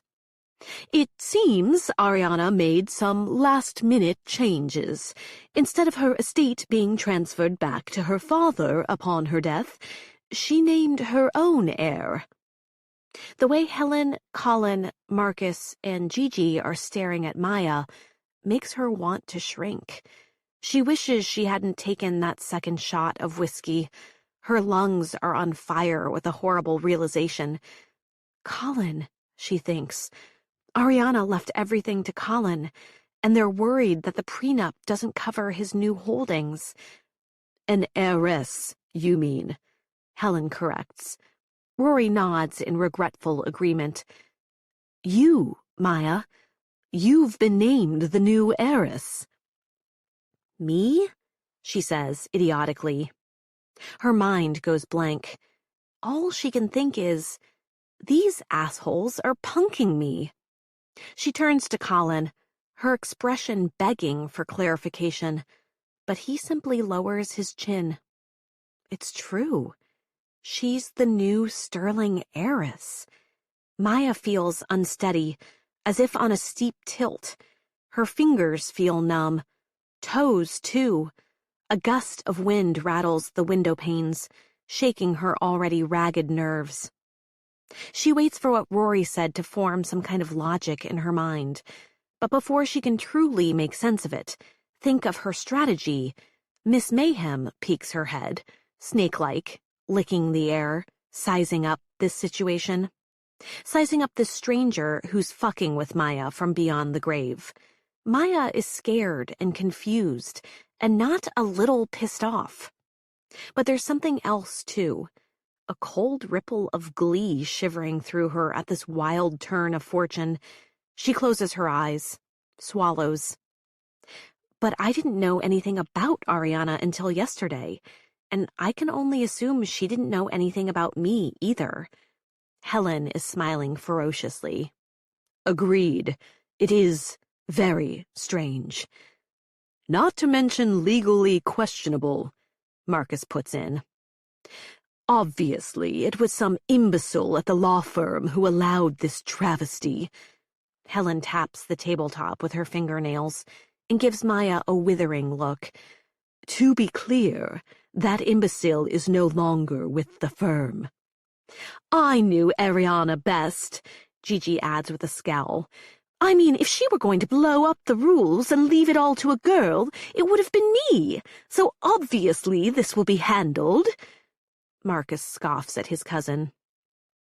Ariana wasn't often in her right mind. For all we know, her will was made out to Gigi the week before it was made out to Maya, and made out to me the week before that. The point is, he goes on, ignoring Gigi's snort of disbelief, no judge would give this new will any credence. Right, Colin? At Marcus's prompting, Colin finally speaks. Maya, love, he begins, tone gentler than the others.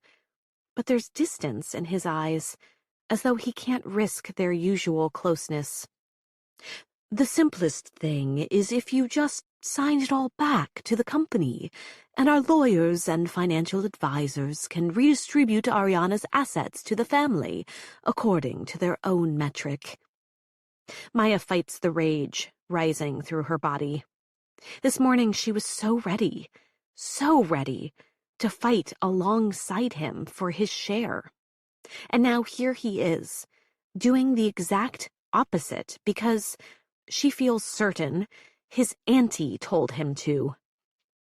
If Colin hadn't just said to the family as though she weren't one of them, if Helen weren't glowering so intensely, if Marcus hadn't just steamrolled over Ariana's wishes, if Gigi didn't seem on the verge of laughing at Maya's muddy wellies, maybe Maya might have reacted differently.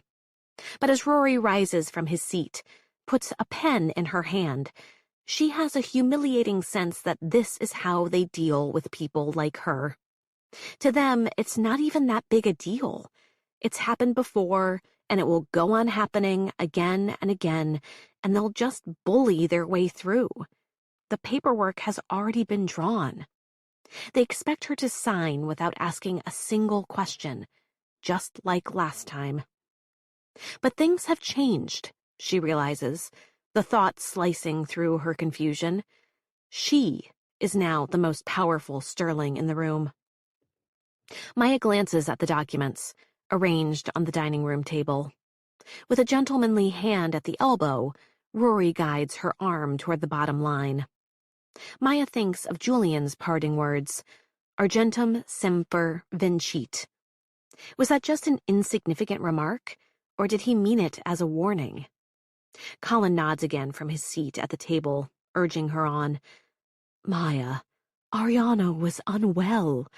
We are your family. We'll take care of you.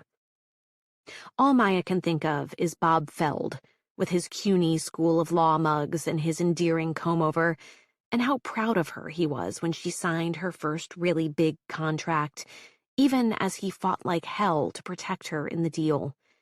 Just call me next time. No, Maya says, dropping the pen. No, Helen echoes. Obviously, I can't sign any of this until it's been vetted by my lawyer. I am your lawyer, Rory says. No, Maya feels lightheaded, but she holds herself together. You're not my lawyer. You're their lawyer. She gestures at her husband, his eyes dark with surprise, and his closest relatives, elbows pressed against their fine table. Their faces are pure contempt. There's a heat in the way they watch her leave the room, but she's interested to discover that she doesn't entirely care. Not anymore. In the hall, the madness of her new situation finally crashes over her, a nauseating wave. She spots Barrow waiting. I need to make a private phone call, she says, managing to keep her voice steady. This way. He gestures for her to follow, guiding her to his office and into an upholstered sitting chair. Seated, she begins to finally experience the heavy exhaustion of these past 2 days. Maybe Barrow senses the chaos growing inside her, the confusion, because he places a bottle of mineral water on the table and, glancing over his shoulder, murmurs, I must warn you, this line isn't all that private, but you should have a few moments while they're all still in the meeting. Maya lowers her head in understanding, mouths, thank you. Then she dials Bob Feld's office. But after a few rings, she realizes that in New York, it's still early. No one's in the office yet. Though she knows it's pointless, she hangs up and dials again and again. As she sits there, the weight of Ariana's final act drags Maya down below to some scalding, molten place, alien and dangerous. For a while, she just waits, too stunned to move, too worried, too ecstatic. She can't begin to think about the implications of what her so-called family out there might do in retaliation, what they might dig up. So instead, she sinks down, listening to the dial tone, wondering why Ariana would leave everything to someone she had never met. What kind of girl would do that? Part 2. Chapter 10. December. Signs of Christmas in the psych ward. CDs shuffle between Mariah Carey and Frank Sinatra. It's Carey/Sinatra roulette over here. A horrid plastic tree has appeared in the common room. Sad tinsel, rope of cranberries, popped corn. Some of the more catatonic patients are now wearing Santa hats. I wish Gigi were here. We'd have a good laugh about that, though I can't find the humor in it, just me by my lonesome. Signs that it's all one endless day. Not a dot of snow. Outside, it's rainy season. Wild torrents from the sky travel across my window. When it clears up in the afternoon, sometimes I'm allowed outside for a walk, which I am supposed to be slavishly grateful for. But then I had that déjà vu thing again, some familiar odor in the atmosphere, and I stopped enjoying it. The air smells like our place on the digue, which has this lovely hallucinatory association with the smell of burning flesh. Now that I think about it, this fucking Mariah Carey album was what we listened to the first Christmas that actually felt like Christmas. When the cousins came back to Sterling Park, Harry let them in and said, "Let's try being a family again." I hadn't seen them since we were very small. I couldn't even remember them. And then suddenly they appeared before me, fully grown. Colin brought this absolute drip of a girlfriend with him from Cambridge, and she loved that Mariah Carey album. It had just come out that year, and she made us listen to it over and over. She was very pretty, that girl, and I remember seeing her emerge from the nursery suite, which she and Colin were sharing, and her face was all pink, and her hair was all undone, and even though I was only 12, I had this very deep and unnerving sense of what they had been doing, and it made me hungry in a way I had never been hungry before. What was her name? Something ghastly, like Victoire or Leopoldina. Now there's a memory I wouldn't mind having zapped away. And it's irrelevant anyway, because then Marcus, who had just come back from reporting in some war-ravaged hellhole, was merciless about the sappy sentimentality of the music, not to mention the crass commercialization. And then Gigi piled on, and Colin too, until this poor girl was driven from Sterling Park in tears. Colin was a bit irritated, but he agreed with the others. The girl was vile. It was better she was gone. And I was glad, because I wanted my cousins all to myself. They were fascinating and terrifying. They seemed to know so much. Not just about each other and what it meant to be a Sterling, but also about music and movies and world leaders and the right way to speak and talk about all of it. I followed them, worshipful as a dog. I remember thinking how handsome Marcus was, a swashbuckler like in the books that Harry did allow me to read, that is, published no later than 1801. All those years I was locked up in Sterling Park, with nothing but tutors and servants and nurses. And then I was afraid he might say something as cruel and dismissive about me as he did about Colin's girlfriend. At first it was fun. We played cards, and Gigi taught me how to smoke cigarettes. She was 15, I think. She told me all about her boyfriends, this one and that one, what she'd done with them, what they'd do for her. I was so impressed, I just nodded along. She must have liked the audience. It didn't occur to me that all her bravado might have been on account of losing her parents. Having never had a mother, really, it all seemed normal to me. Glamorous, early death, orphanhood, that old story. Christmas Day that year was brilliant, bracing, blue.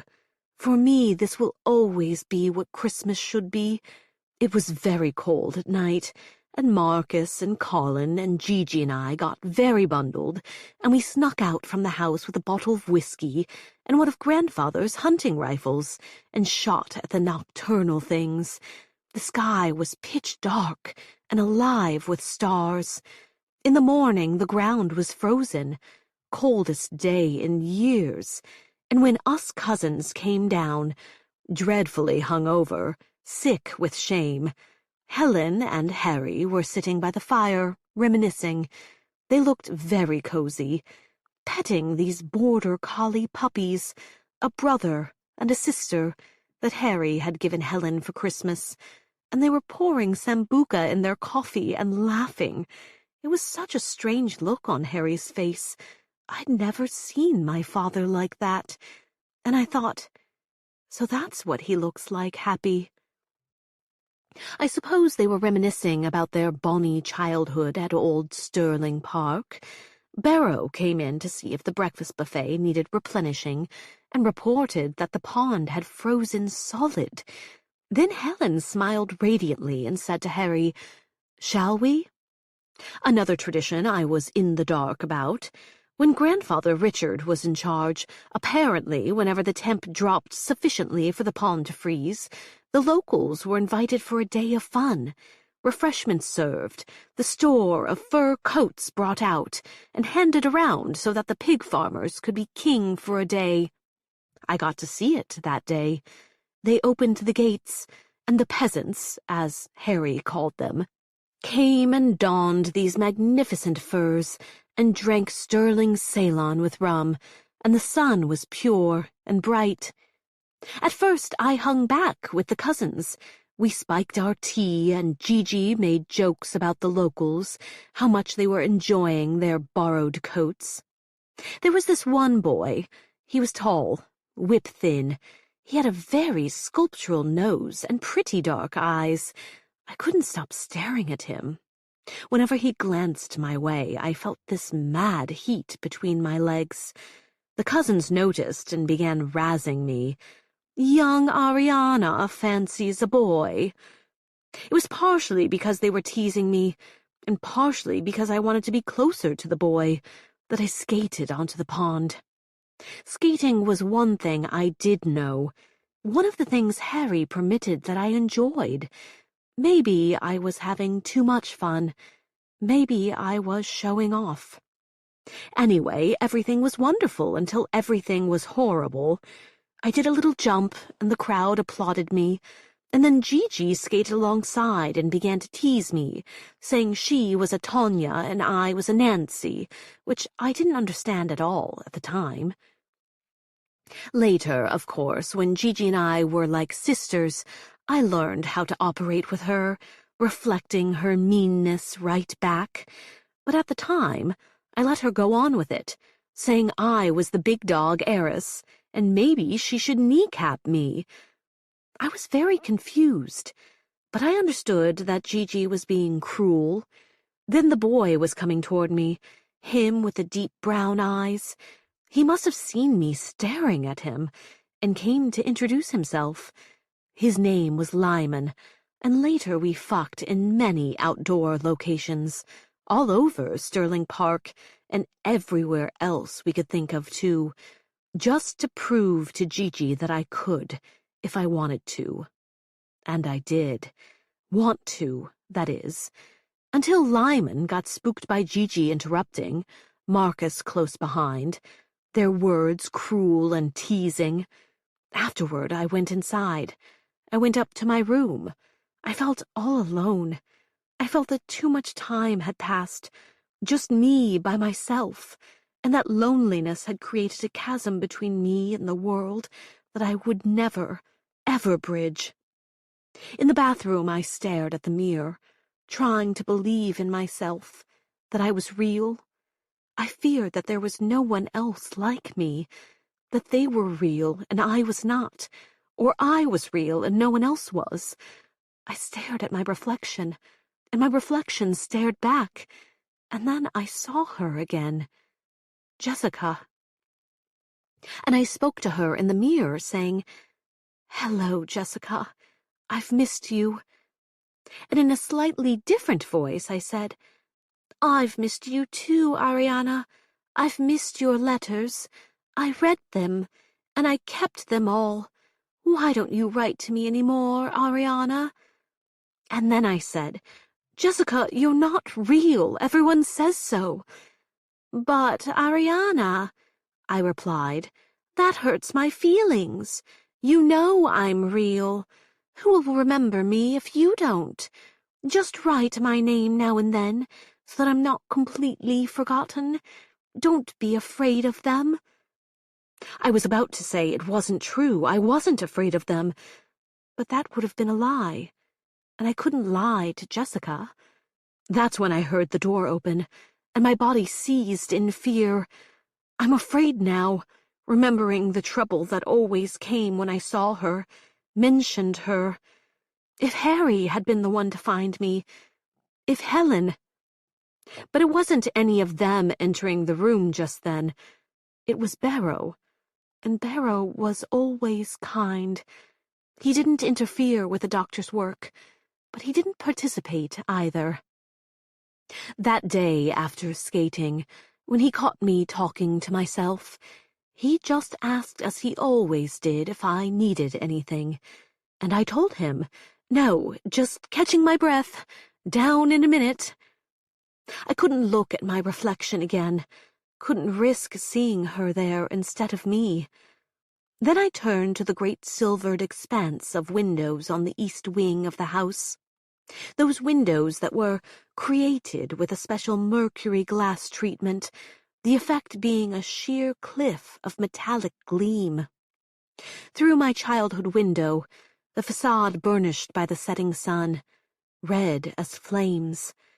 That old window, this window here in the dreadful facility, it's all one window.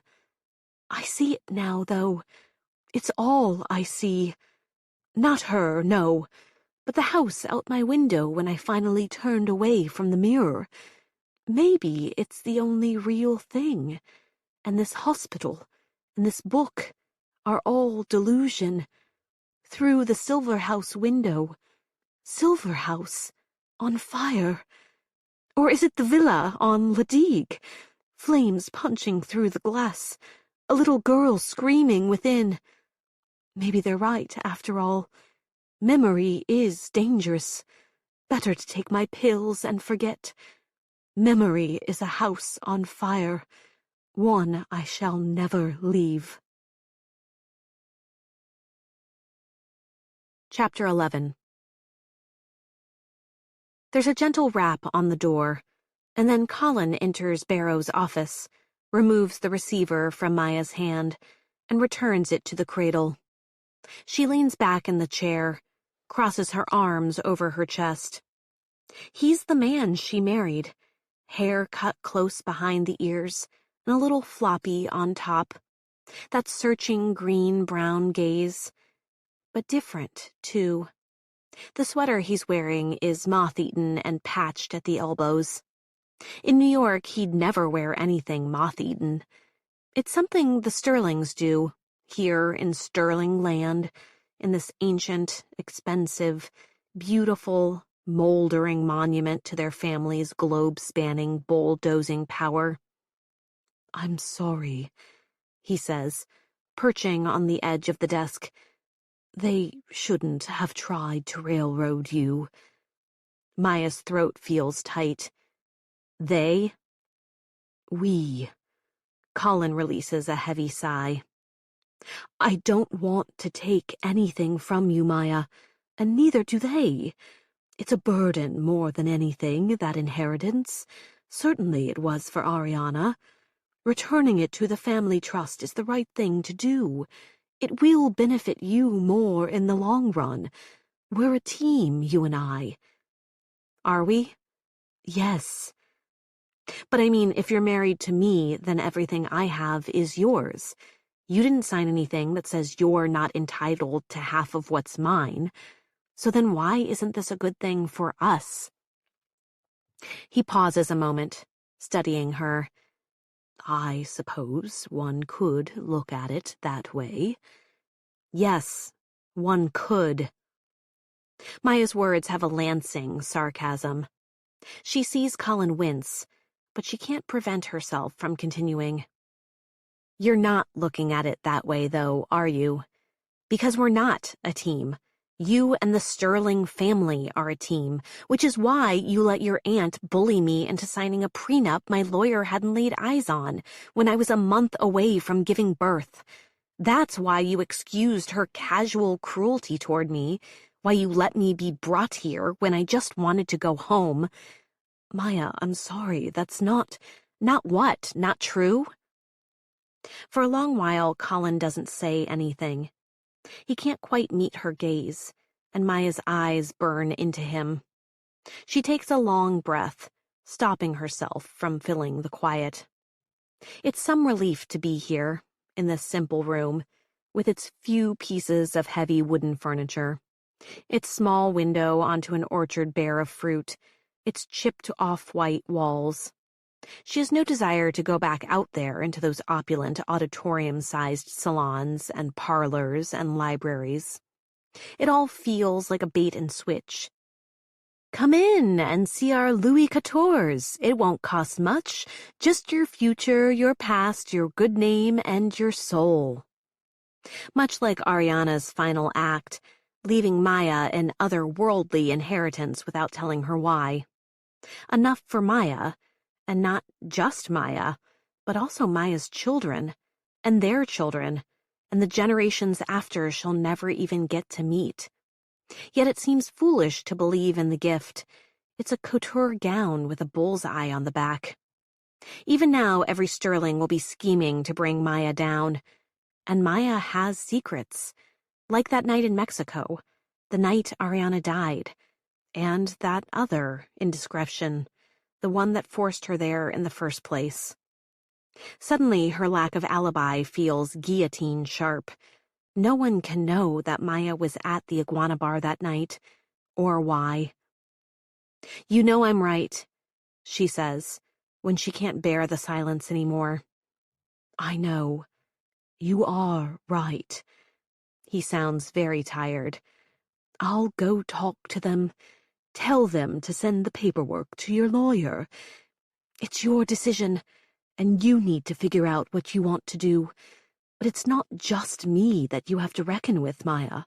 You know I'm in your corner, but they get to decide how they'll all respond too. This isn't the sort of thing they'll just accept and walk away from. And it's true. You know Ariana wasn't in her right mind. But even so, it's really odd. I mean, I just can't imagine why she'd have done this. Singled you out. Can you? She shakes her head. He nods. The space between them crackles with static. When he stands up, she reaches for his hand, and she's relieved when he takes it, presses his mouth to the center of her palm. We are a team, he says. You and I. The tension in her throat relaxes a bit. She feels his sincerity, and she wants to throw herself into his arms. Say, forget it. It's all yours. I'll sign anything you want. After all, he's the prize, isn't he? And what he said may be true. Perhaps the inheritance is a burden as much as anything. Maybe it was the thing that ruined Ariana, made her withdraw from life. Partially at first, and now absolutely. But Maya only has the Sterling's word for that. She's not sure she trusts what they say. She trusts Colin, but does he ever really question his family? Meanwhile, a whole other part of her is thrumming. She hasn't felt like this, at the gravitational center of controversy, since those dark days after the Springs wrapped.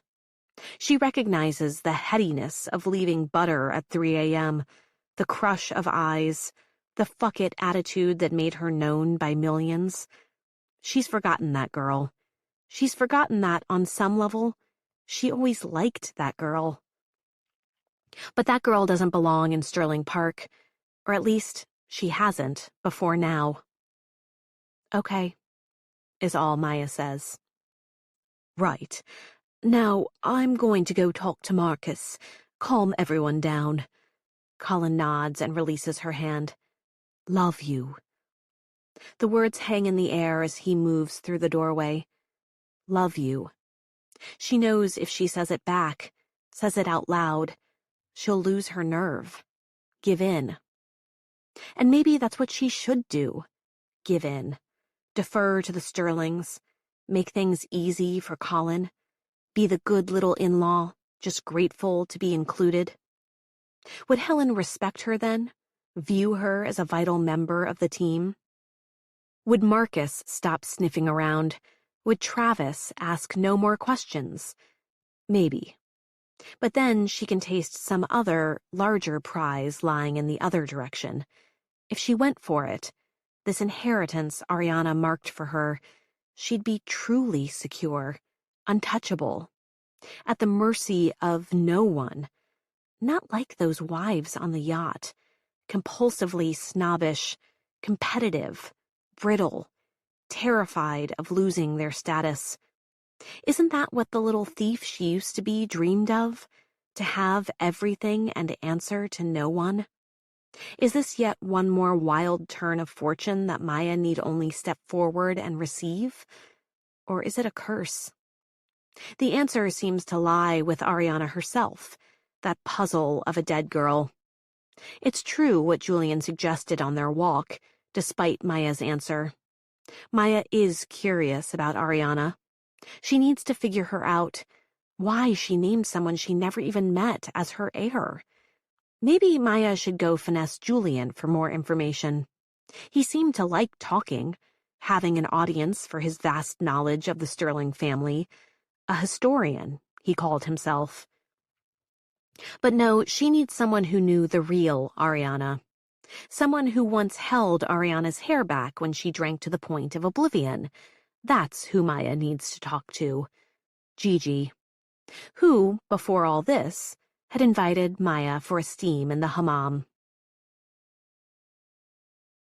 The hammam is part of a whole wellness complex, located a short walk away from the main house. Barrow escorts Maya from the office, pointing out different features of the house. The ballroom, the formal dining room, the library, the archives. This tour guide routine evolves into a gentle listing of the hammam's amenities. There's a solarium for sunbathing, Barrow says, a yoga studio, a Turkish bath. Maya can't help but wonder if he notes a trace of panic on her face as she struggles not to be overwhelmed by the grandeur. He slows so they can continue on equal footing. There's also a greenhouse, and as the old rumor goes, it's where Sterling's past once grew their hemlock and nightshade, foxglove, delphinium, lily of the valley. His tone is gravelly and serious, and Maya glances at him, wondering why he's telling her this. His lips part. Is this the first time she's seen him smile? And he continues lightly, You know, for their Bacchic rituals, orgies, human sacrifice, that sort of thing. Maya smiles too. She thinks Barrow must understand how difficult it is to be hazed and hated by her family-in-law, and this is the only way he can acknowledge it. What's next? Secret tunnels and dungeons? Wardrobes that lead into fantasy kingdoms? Barrow's smile fades away. I haven't seen any dungeons or magic wardrobes. Maya lifts an eyebrow. But there are secret tunnels? This is an old estate. There are passages for staff to get around, while not being in the family's way.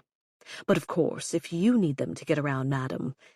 Please, Mr. Barrow, you can just call me Maya. Barrow shakes his head. You are the lady of the house. As I was saying, if you want to move about more privately, you can always use the tunnels. She takes a breath, nods. The lady of the house. Is Barrow just hedging his bets? Confirming his allegiance to a potential top Sterling heir? She doesn't speak again until they've arrived at the hammam entrance, and Barrow turns away. For a moment, she wonders if she's imagining things. Barrow's joking about poisonous plants and secret tunnels, the sheer ridiculousness of the past 24 hours. If her sleeplessness, a murdered woman's will, and this grand oppressive house are distorting reality with some sort of gothic lens. "If you need anything," Barrow says, formal again, retreating, "call the house line. We are always here." She doesn't doubt that. Always here, always watching. But maybe they are, at least a little bit, on her side. Maya advances through the impressive antechambers into the shower room, illuminated by a domed skylight. Steam rises over one of the marbled stalls. She takes a breath, beginning to strip off the clothes she put on so hastily this morning, and then wore to tramp through the muddy grounds with Julian. "Who's there?" Gigi calls, her voice carrying over the shower's falling water and echoing against the marbled walls. Maya sucks in breath. "Me, Maya." "Oh," says Gigi. "Maya." Maya steps into the stall next to Gigi's. "You angry?" "Angry? At you? No. None of this has anything to do with you. Don't go thinking it does." Gigi's trying to sound careless, but Maya can hear the bite beneath the words. "Ariana's been scheming for years to get back at the family. I mean, it's terribly inventive of her, really, to bring you into it." Maya might be stung by this, except that she knows it isn't true. This obviously has everything to do with her. Rory's words from earlier mix with Barrow's, a drumbeat in her mind. You're the new heiress, the lady of the house. She's pulsing with it, this new possibility. Maya exits the rinse and waits while Gigi takes her time, a petty power move on her part, Maya's sure, before finally emerging from the stall, Turkish towel knotted around her chest, ready to enter the hammam. Maya smiles at her sister-in-law, but the smile is not reciprocated. Maya follows her down the low-lit hall toward an underground cavern. Within is a turquoise pool under a domed ceiling, all filigree and honeycomb patterns lacing the top. It's like a cathedral, a sanctuary, and Maya is struck with a calming awe. Gigi, however, crosses the space as if it were a locker room. Just as they reach the fogged door to the steam room, the lean, aristocratic figure of Helen Sterling emerges, entirely nude. Maya freezes. Helen's hair is wet, pushed back from her forehead and wound into a low bun. Her skin is naturally tanned and taut. She doesn't have the figure of socialites in New York, nipped, tucked, stuffed with silicone. She has a ropey, hard-won physique that tells a lifetime spent aggressively striding down city streets, over wind-blown fields, across well-appointed rooms to take the podium at blue-chip charity balls. "Go ahead and look," says her icy, hard gaze. Helen certainly doesn't hesitate to look Maya up and down, the corners of her mouth sinking. "Ah," she observes, "the body that launched 1,000 ships.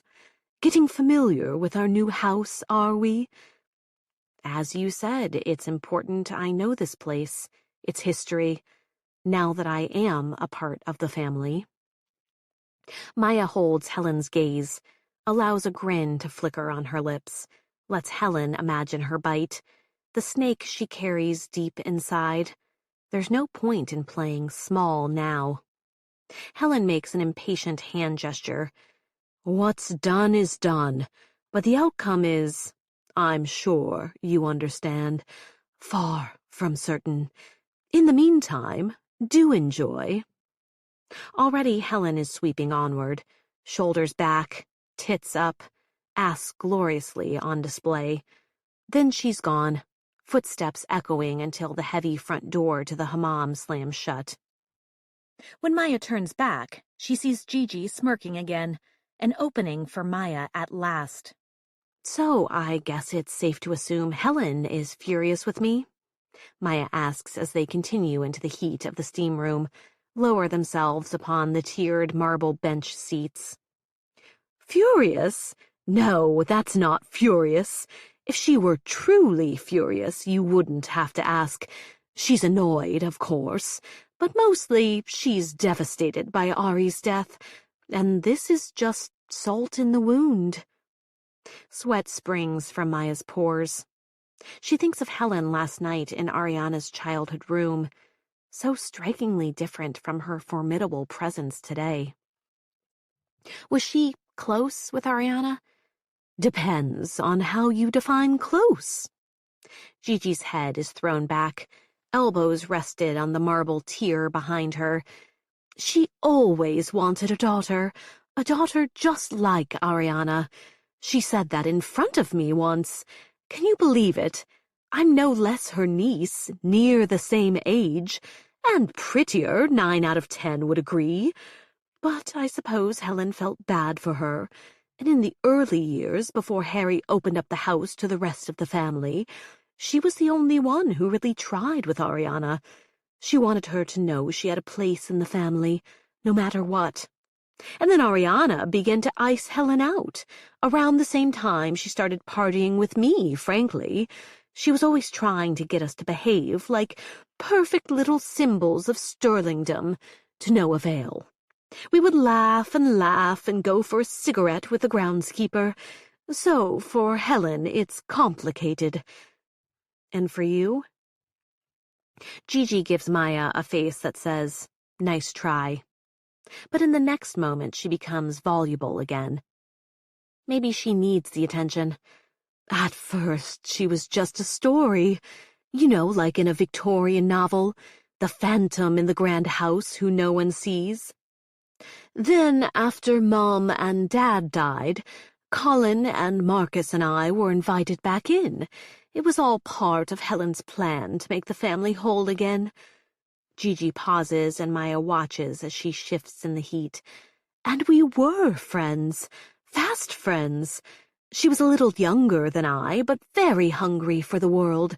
So off we went. You get it. Me and Ari, tabloid superstars. We loved that game, keeping the paps running all over town. The archives have all our best covers. Some of them are even framed. So I guess that's something Ariana had in common with you. Gigi's smile suddenly becomes a frown. But then, of course, she and I have that in common, too. Had. She sounds fun. She was. But she was a nightmare, too. Gigi looks at Maya pointedly, but Maya has no desire to talk about her very public train wreck years. She can't. If she does, she'll fall apart. And she can't risk that here. You think that's why Ariana took an interest in me? She related to all that? Another victim of the blood-sucking tabloids? I mean, why do you think she picked me? Gigi barks out a laugh. It has a mirthless, angry echo. I don't know, because she was insane? Gigi gives a bitter shake of the head. It is funny, she says, not sounding amused at all. If she was trying to get back at Helen, then she chose well. Helen hated that you were on that reality show, that you, of all people, reeled in Colin. But of course Ariana had disappeared before that, before you came round, before you were even a glimmer in a paparazzo's eye. Gigi adjusts her towel over crossed legs, jerks her shoulder with violent indifference. But okay, say Ariana was just being spiteful, trying to get back at her family. How was it even hers to give away in the first place? Your and Colin's father was the eldest sibling. Helen's the chair of the board. Marcus is the CEO. What am I missing? Let's get some things straight. Gigi's eyes are wide open now, shining with old hurt and fury. This is a different anger, deeper and blunter than what she showed Maya earlier. Those fuckers. the ones who made the rules of succession for this family. They let my father get screwed. It should have been primogeniture. Firstborn sons of firstborn sons and all that bullshit since the days of Ethelred. But somehow Grandfather Richard got to do it his way and leave everything to the baby of the family. It's been gone over 1,000 times. We've spent millions on lawyers looking for loopholes. The part about Harry inheriting the controlling stake in the company and the family trust, I mean. Oh, all of us are well taken care of. Big allowances, the use of every luxury Sterling Co. can buy. Never have to work a day in our lives if we don't want. But the real money, the real power, that can only go to one. I guess Harry thought he was being clever, moving things into his one heir's name, but he didn't anticipate Ariana. No one could. She was always impossible to understand, and certainly none of us could have anticipated Ariana taking a very expensive interest in you, putting the crown, as it were, on your head. And now here we are, rivals in this mess. Maybe the steam is getting to Maya. She's feeling a little lightheaded. Are we rivals? Jesus, you don't listen. All my life I've been told I'm a Sterling first, before anything else. It's the most important thing about me. I am an understudy for a role I will likely never get. And then there's you. You just waltz in, no Sterling about you, and somehow that all changes? It's not me you should worry about. It's the whole cavalry about to come down on you. She sighs like she's suddenly exhaustingly bored. Anyway, it all makes for some good drama, doesn't it? And you know me. I love a rival. So yes, maybe you should watch your back. Gigi grins, the low light of the hammam glinting off her teeth. So that confirms things. Maya is struck silent with the impossibility of it, being trapped here under one roof with so many people who'd rather she never existed at all. The best she can do is tip her head against the stone wall and smile back. Chapter 12. After their steam, Gigi leaves Maya to shower off alone, saying she has to redo her extensions before dinner. Maya lingers in the shower a while longer, trying to wash off the sticky foreboding of their conversation. It was friendly-ish. For all of Gigi's faults, at least she isn't boring. But she didn't really help Maya understand Ariana any better. Could it really be that Ariana simply saw images of Maya chased by Paps and imagined some deep connection? There must be more to it. Maya takes her time in the hammam, mentally cataloging how she's going to present tonight at dinner while facing the Sterlings again. Gigi can get away with a high-low aesthetic, augmenting her horsehair extensions, smudging coal liner on her eyes, letting her bra strap show. But Maya is under a different kind of scrutiny. She needs war paint. Julian told her to watch out for Gigi, and maybe he was right.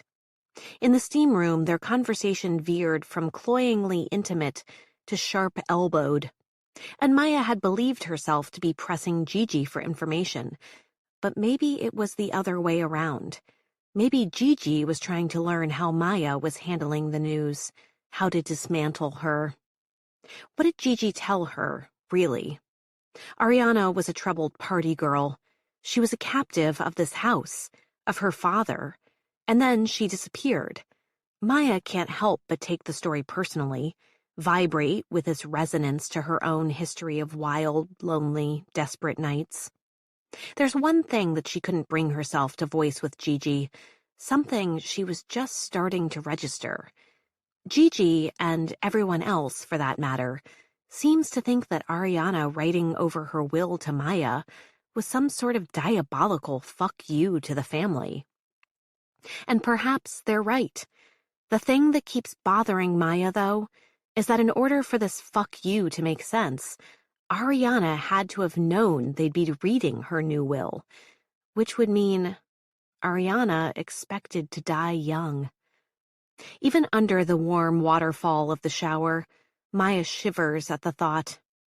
If she's right, it means the botched ransom story Rory spun this morning is probably wrong, because Ariana must have suspected that someone wanted her dead long enough to go ahead and make that change to her will.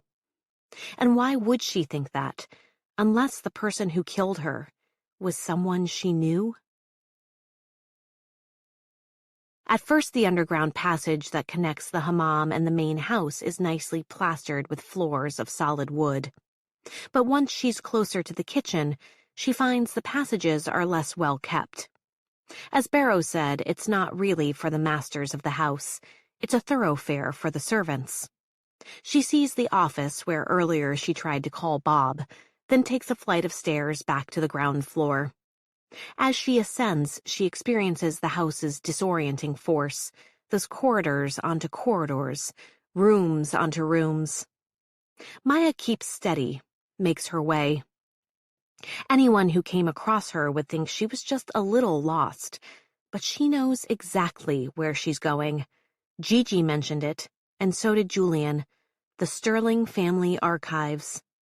The Sterlings have their own agenda when it comes to Ariana, who she was, why she did what she did. They're probably spinning all that to write the narrative that flatters them the most. But perhaps the key to understanding Ariana, the truth of the title she's passed on to Maya, will be in plain sight in the archives. Maybe it'll be right there within the lurid folds of a tabloid piece. Maya knows how to read those magazines, and there's always a little truth mixed in with the speculation and the lies. The room that holds the Sterling family archive is as country luxurious as the rest of the house. The chairs are large stuffed leather topped with plaid wool blankets. The rug is bearskin. The walls windowless.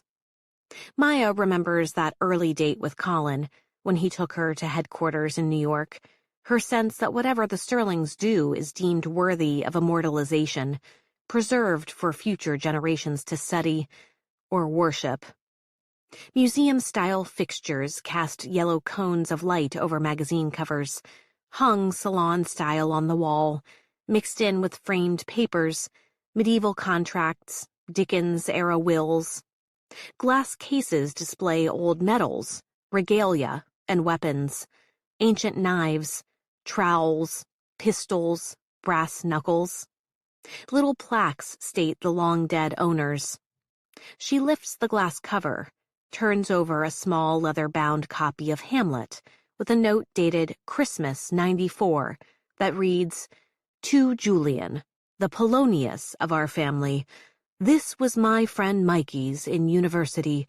He was an expert on the bard, and he gave it to me, but I've never had a head for it. Yours, Harry Sterling." Maya's fingers move onto a leather ankle holster for a knife and reads the inscription, "To Harry. He was too good to be. Cymbeline. When I grow up, I want to be just like you. Mikey." There's a small note. Gift of Michael Blackburn to Harry Sterling, 1967. Blade lost. It's all very impressive and serious, except when it's not. Among the oil paintings of stately women posed in oceans of silk skirt are smaller frames. Not the swerving ormolu rectangles that encase the paintings. These are more modern, steel finish, or clear glass panel. Instead of the proud, upturned chins of the portrait subjects, their mouths hung open in outrage, lopsided drunk smiles, peace sign fingers, palms thrust forward to block the camera's glare. These are adorned with over-the-top magazine headlines, silly nicknames, in excess of exclamation points. Many of them are black and white. Colin's parents in sandals and straw hats on Capri, Helen and Julian wearing sweaters over turtlenecks in Gstaad, making the combination appear somehow chic, but others are brightly colored. Marcus and Eva, emerging from the cathedral in their formal wedding wear. Colin grinning in graduation regalia, mortarboard pushed back at a cocky angle, a cigar between his teeth. Among these, Maya is surprised to see herself, on the cover of the New York Post, holding hands with Colin as they stride past their doorman, her trench coat flapping to reveal the curve of her pregnant belly. "Bumped up to first class," says the headline. Maya's cheeks flame, but then she notices she's not the only one singled out on the wall. There's a cheeky humor to the choices.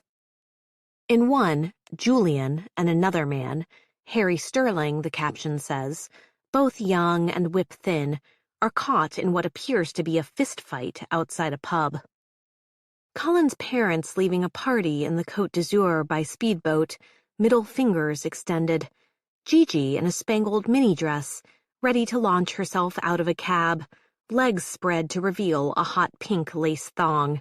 Maya remembers Julian saying that this collection was more personal. It's not like the archives in London. Here, the Sterling family can own their less flattering depictions, turn them into a private joke.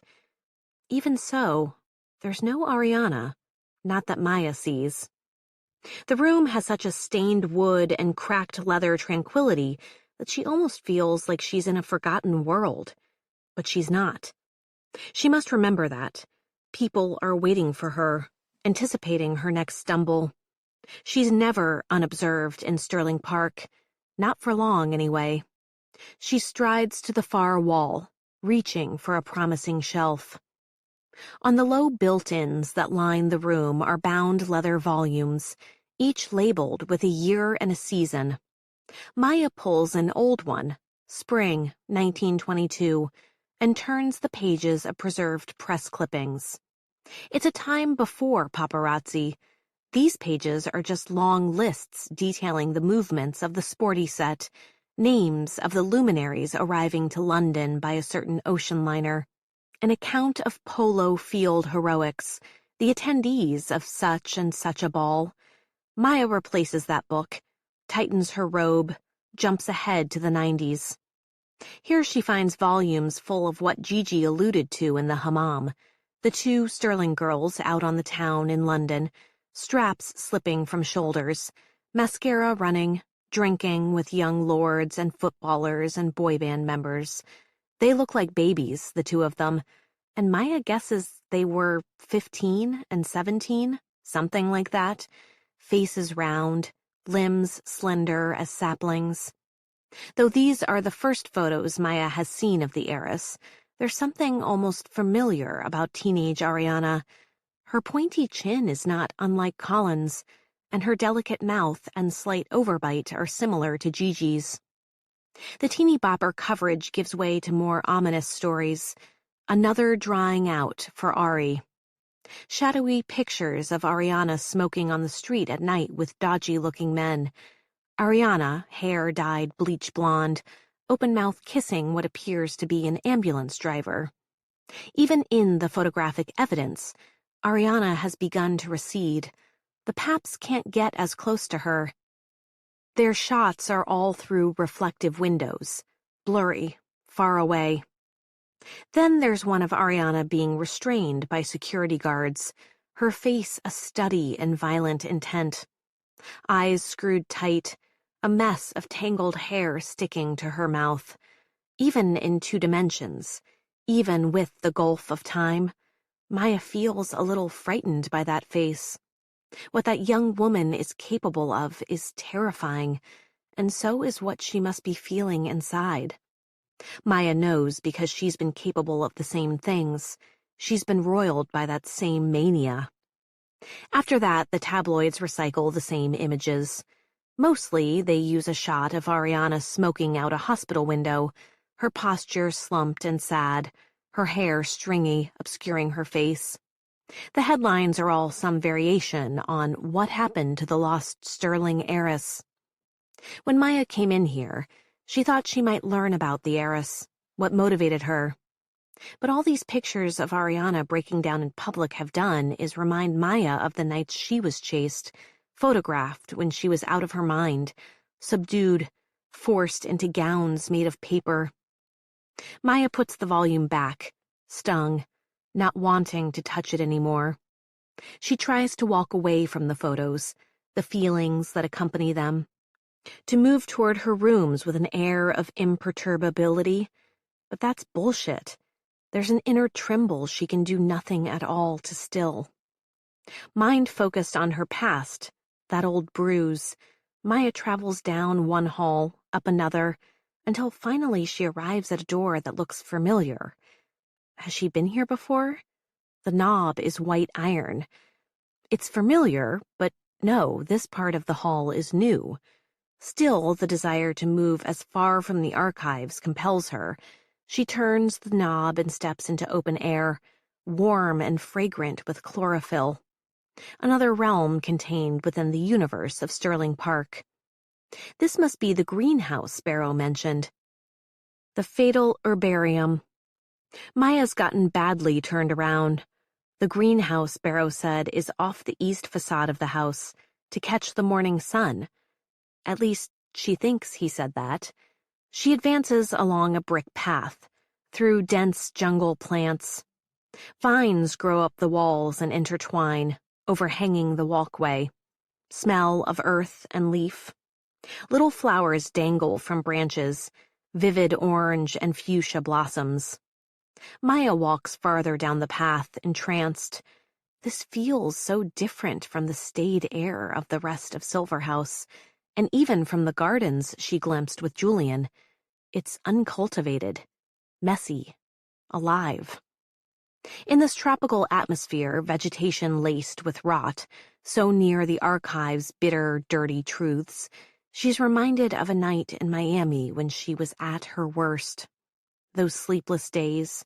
She lived in bars, drank vodka with breakfast. It seemed that overnight her life, which had been a series of practical decisions, had become a conspicuous wreck. The decision to tend bar back on Long Island had been a practical one. It was fast money, double what she made cleaning houses, and the decision to join the cast of The Springs was also practical. It paid more than tending bar alone. But she found that it wasn't so easy to keep her head around drink and fame. They, her patrons, her fellow cast members, the paparazzi who followed her, the tabloids who ran stories about her, called her a party girl, portrayed her as a kind of insatiable monster. The practical thing at the time was to play along with the tabloid narrative, have some fun with it, turn it to her advantage, or so she reasoned. Then Miss Mayhem became more than a handy sliver of her personality, convenient for stirring the cast of The Springs into viewer-friendly drama. Something inside broke, the reins loosened, and she could no longer contain the virulent anger, ancient and venomous. She had everything, but what did that do? It couldn't stop the law from catching up to her dad, couldn't make her unsee his face in the back of the cop car when they took him away. That's when Miss Mayhem became the driving part of Maya's real personality, her real life, the life that was captured by paparazzi late at night, rather than TV producers. Those people at least knew her, and in some ways had her best interests at heart. At the very least, they got the lighting right. But there's a key difference between Maya Sterling now and Maya Miller, the party girl of the past. Back then, she had nothing to lose. She had no one left. No one but herself. Except, of course, the married man she thought she couldn't live without. The swarm of memory, the heat, is fogging Maya's mind. Her sleep has been inconsistent after the days at sea, the flying across time zones, Becca waking late at night. And now this isolation, deep in the country, surrounded by hostile in-laws. This place is all poisonous plants and heady atmosphere. She has a sudden need to find Colin, to make sure they're good, that they really do have the same vision for their family. She'll tell him she doesn't care about the inheritance. She'll sign the papers if that makes him happy, if that's what it takes for them to hold together through this. She walks faster now, through the ferns, long tendrils catching in her wet hair, brushing her face. Her heart is slamming against her chest. No matter how vociferously she tells them to go away, the damning memories persist. She comes up against a glass wall. Not unlike the glass wall in the place where they locked her away after that night in Miami. Think nothing of it, she warns herself. Just a coincidence. But it doesn't feel like a coincidence. What it feels like is every bad thing that's ever happened to her returning. All of it, one moment. This moment, a moment she'll never escape. What's true is the heat, the tropical air, the trapped, helpless, mad with rage feeling of Miami, more real than the here and now. The police approaching her at 4 a.m., waist deep in the ocean, asking her name. Her name? She'd laughed, thinking her inability to remember her own name was temporary. But nothing came. The police were kind, gave her a blanket, escorted her to the street. A photographer jumped out of a bush, got the shot. He knew her name. Shouted, "She's Maya fucking Miller from the Springs!" Maya struggled out of the arms of the police, screaming, smashing the camera, bloodying the photographer. She kept hitting him until they subdued her, tranquilized her, she found out later. She woke in a glass room. A danger to herself, they said. That's ridiculous, Maya told them. She gave them the name of the man, that man, the only name she could remember, said he was going to come and get her, and they'd regret treating her this way. They didn't seem to believe her, even though she kept calm, tried him again, told them he'd be here in any minute, told them all this in her most calm manner. But her most calm manner didn't mean shit. So she threw her body against the glass, bruising herself until they restrained her again, subdued her like a nuisance, like a threat, like her dad who'd finally gotten himself locked up in a permanent way. I'm Maya fucking Sterling, Maya reminds herself now. But the glass walls of the Sterling greenhouse seem to constrict around her. Then she spots the front door, and she lets out a breath of relief. She's okay. She knows where she is. She can get out. The doorknob is cold to the touch. She grabs and turns, but it doesn't give. Her fingers are trembling, struggling to grip. She needs to be out of here, right now. She twists again, pulls the door harder. The glass shudders and groans, but the door refuses to open. Did someone lock it from the outside? She can see now that this is not the door she came in through. It's a door out to the park. The winter sun has already begun to set. Shadows fall across the lawn. She's alone here, in a terrifying jungle, in a brain-melting heat, in a swiftly disintegrating sense of reality. Her eyes rove, fall on a spade leaned up against the wall. She picks it up, turns it over in her hands, wondering if it would be enough to shatter the glass. Then she hears footsteps, swift, decisive, behind her. "Trouble with the door?" a man asks. Chapter 13. For a second, she thinks it's Colin come to rescue her. But no. This man is broader than Colin, and taller by several inches. Marcus. It's as if the memories have somehow conjured him. His salt and pepper stubble, his thick, outgrown hair. He's always been a rougher presence than Colin. As he emerges from the shadows, Maya gets the impression of a wolf in expertly tailored clothes. Even though Marcus makes her feel preyed upon, she also has this odd, contradictory, possibly insane feeling that he's the one person she could be completely truthful with. Once upon a time, She thought of him as the man she could not live without. His hand shoots out. Her heart rate spikes. He seems about to touch her. Then he gently removes the garden spade she forgot she was holding. This old door's been stubborn since the beginning of time. No need to go damaging sterling property, he says, half grinning. He steps between her and the door, finesses it open, then gently closes it again to block the cold current from outside. Or is it your property now? What are you doing here? A moment ago, she'd felt alone in a world made entirely of her own bad memories. To be with Marcus is a cold slap, shocking and vital. Came to fetch you for cocktail time. His gaze passes over her robe, and Maya feels the uncovered skin of her chest go hot. But you don't appear cocktail hour ready.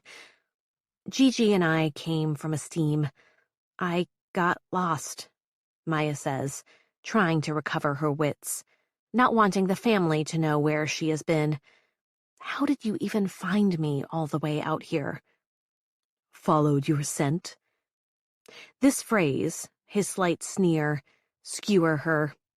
For a moment, it's the same as it used to be, and he's gazing at her like there's nothing in the world that could pull his attention away. Offering his elbow, he says, "Shall I escort you?" She's afraid to touch him. He marks her hesitation, drops his arm. Maya Sterling. The lancing irony of the pronunciation seems to indict her for every mercenary act she's ever committed. It's as though he's submitted the little girl she once was as evidence to a court of law. Called up the child who saw the inside of a Sterling mansion in Vanity Fair and wished for one of her own. I can't help but feel, he says, holding her in his gaze, that you've been avoiding me. She tugs tight her robe. And why would I do that? You tell me. That lopsided grin again. He disappears, his hands in his pockets. Waits. There's a version of Maya that brushes past him, sails above his taunt. The version that's been to therapy, that knows what's good for her and what isn't. But that version of Maya seems remote right now. Instead, she sees a lost Maya, a hunted Maya, naked, or close to it, alone, in the heat, swarmed by memories. I have good reasons to avoid you, Marcus. You know that. Inconvenient choice of husband in that case. An old anger pulses in her throat. Colin saved me, Marcus. After you... How's that now? What are you trying to say? I'm not trying to say anything, Marcus. You know what happened in Miami. Yes, Miami. There's a hint of a smile on his face, but in his eyes there's the same old, blunt hunger. I mean, why would I ever want to speak to you again after you ran the story about my dad going to prison on the front page of your newspaper? Even years later, Maya winces at the pain of it. The image of her dad in handcuffs next to an image of her, similarly restrained. The realization that she herself had exposed that secret history, given it to someone she'd trusted, and that he'd betrayed her by sharing it with the world. Did you write that headline yourself, Marcus? Like father, like daughter, Maya Miller always wanted a big house? I don't put anything on the front page of my newspapers. The editors do that. I certainly don't write the headlines. Come on, Maya scoffs. Everyone knows they'd never run a headline without your approval. That wherever you are in the world, they get you the first proofs. Editorial independence is a core value of Sterling Co. Marcus's tone is one he might use with a reporter from a college newspaper. The fact that Marcus meddles in his newsroom is one of the worst-kept secrets in the business. You let them come for me. Let them ruin me. Ruin you? After Miami, you were on the cover of 6 magazines. The whole world wanted a piece of you.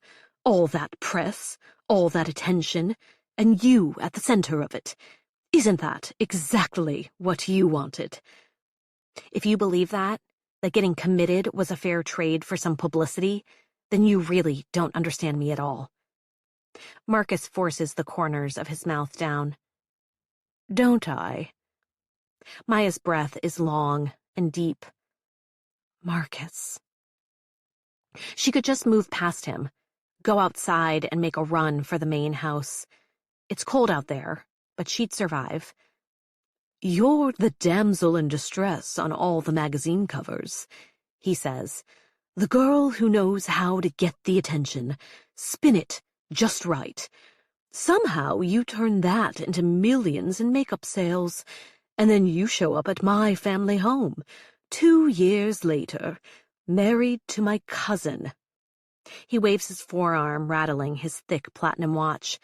Then, and here's the real zinger, turns out you've somehow managed to get yourself in line to inherit more of the sterling treasure than I will.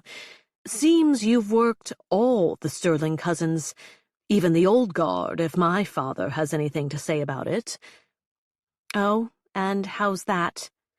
Going on the little tour with that shit-eating grin on your face, getting him talking, which of course he'll always do, given the chance, collecting family secrets.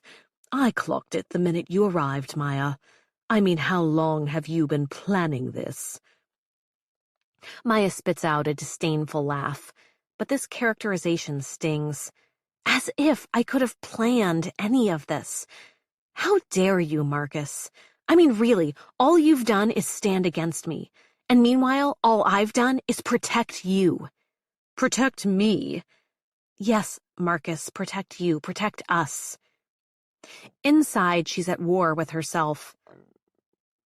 One part, still wounded and furious over this old betrayal, insists she shouldn't reveal a single thing to Marcus. But the stronger part still believes Marcus is the only person who can really see her, look at all the parts of herself and solve the riddle between them. That part is insistent. Says, tell him. There's something you need to know. Now you're starting to worry me. His gaze has a blistering focus. Good. That means you'll actually fucking listen. Maya takes a breath. A few nights ago in Mexico, the night your cousin died, I left the boat. No one knows. I snuck away while Colin was out. Marcus's jaw shifts.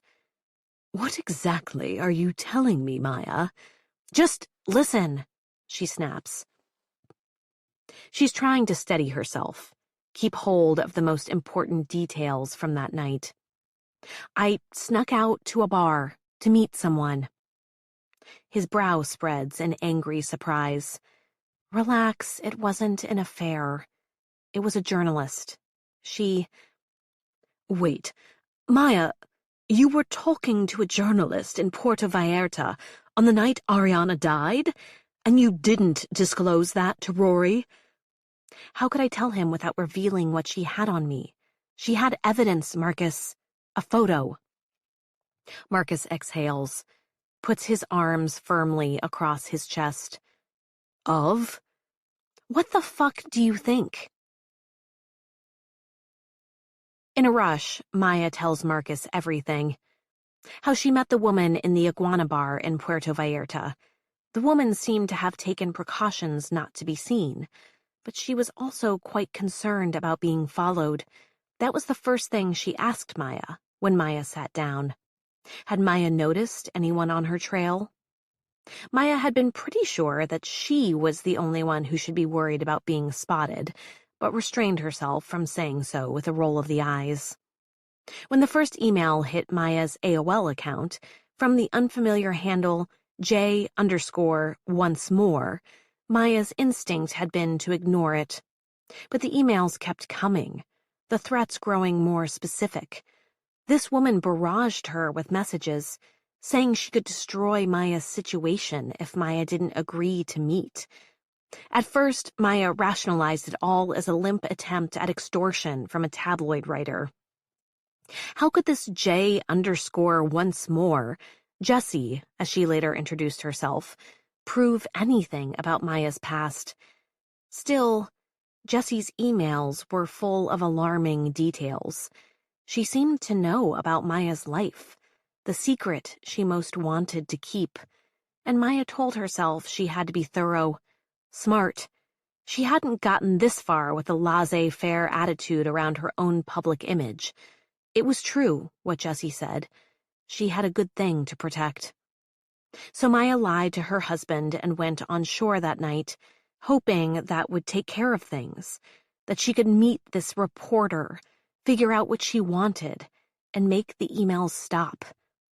The woman, Jessie, had been dressed like Maya, sunglasses with a baseball cap, t-shirt, and cut-off jeans, and she couldn't have been much older than Maya, if that, late 20s at the most. There was something shaky about her, as if she'd skipped a few too many meals. Her manner was furtive and urgent, as though she was afraid of more than being overheard. Then she gripped Maya's arm with surprising force and drew her across the empty room to a rustic wood table by a window. "Jesus," Maya muttered, reluctantly allowing herself to be pulled. "If you're so paranoid," Maya said, rubbing the place where Jessie's fingertips had dug in, "why meet in person?" "I just had to get a look at you," Jessie whispered. Her tone was strange, personal, different from the tabloid journalists Maya had met in the past. More like a stalker, eager to appear intimate. Maya felt her guard rise, her doubts surge as Jessie fixed her in an unblinking stare. "I need to make sure we can trust each other." Maya couldn't help but heave a sigh, refusing to succumb to the slight prickle of fear. She'd handled paps before. Trust was never a part of the equation. "This is a bit much, no? All this cloak and dagger?" She sipped her drink, ice clicking softly in the glass. "And following me to Mexico? Was that really necessary?" Jessie assessed Maya with pale green eyes, and Maya assessed her back. She was pretty, in a jolie laide sort of way, eyes a touch too close together, mouth delicate. When she put her elbows on the table, leaned toward Maya, she seethed with eerie intensity. "If you think it's unnecessary, you don't understand the family you've married into." Maya took another sip of mezcal, annoyed at being told once again that she was beneath her husband's family, out of her depth, as though she were some idiot who'd wandered off a farm and bumped into one of the most eligible bachelors in the world, never having heard of Sterling Co. before. "I can handle the Sterlings. The only person harassing me is you, Jessie. So, what do you want?" "I want you to understand. You need to understand." Jessie's eyes had the high emotional sheen of an actress playing her part with a bit too much verve. "The Sterlings are capable of anything. Anything.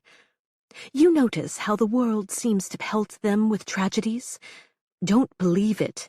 Anything that befalls them, in some way or another, it's self-inflicted, an inside job. Sterlings like to watch things burn, but only if they're the ones to light the match."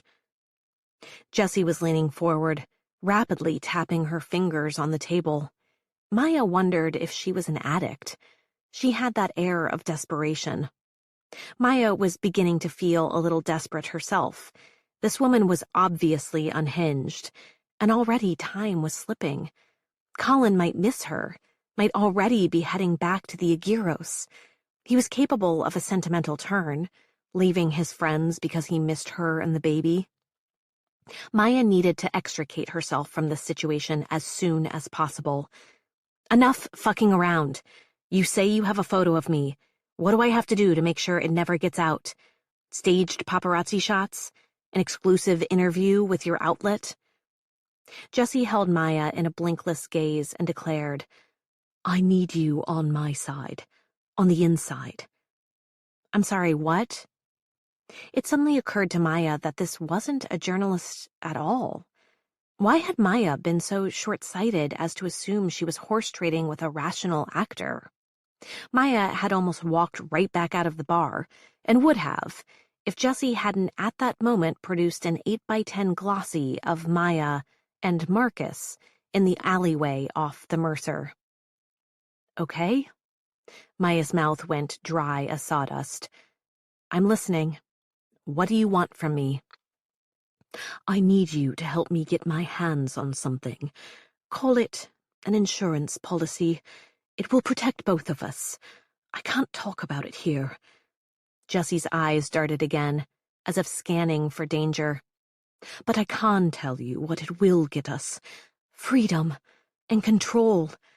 I'll be in touch with more instructions.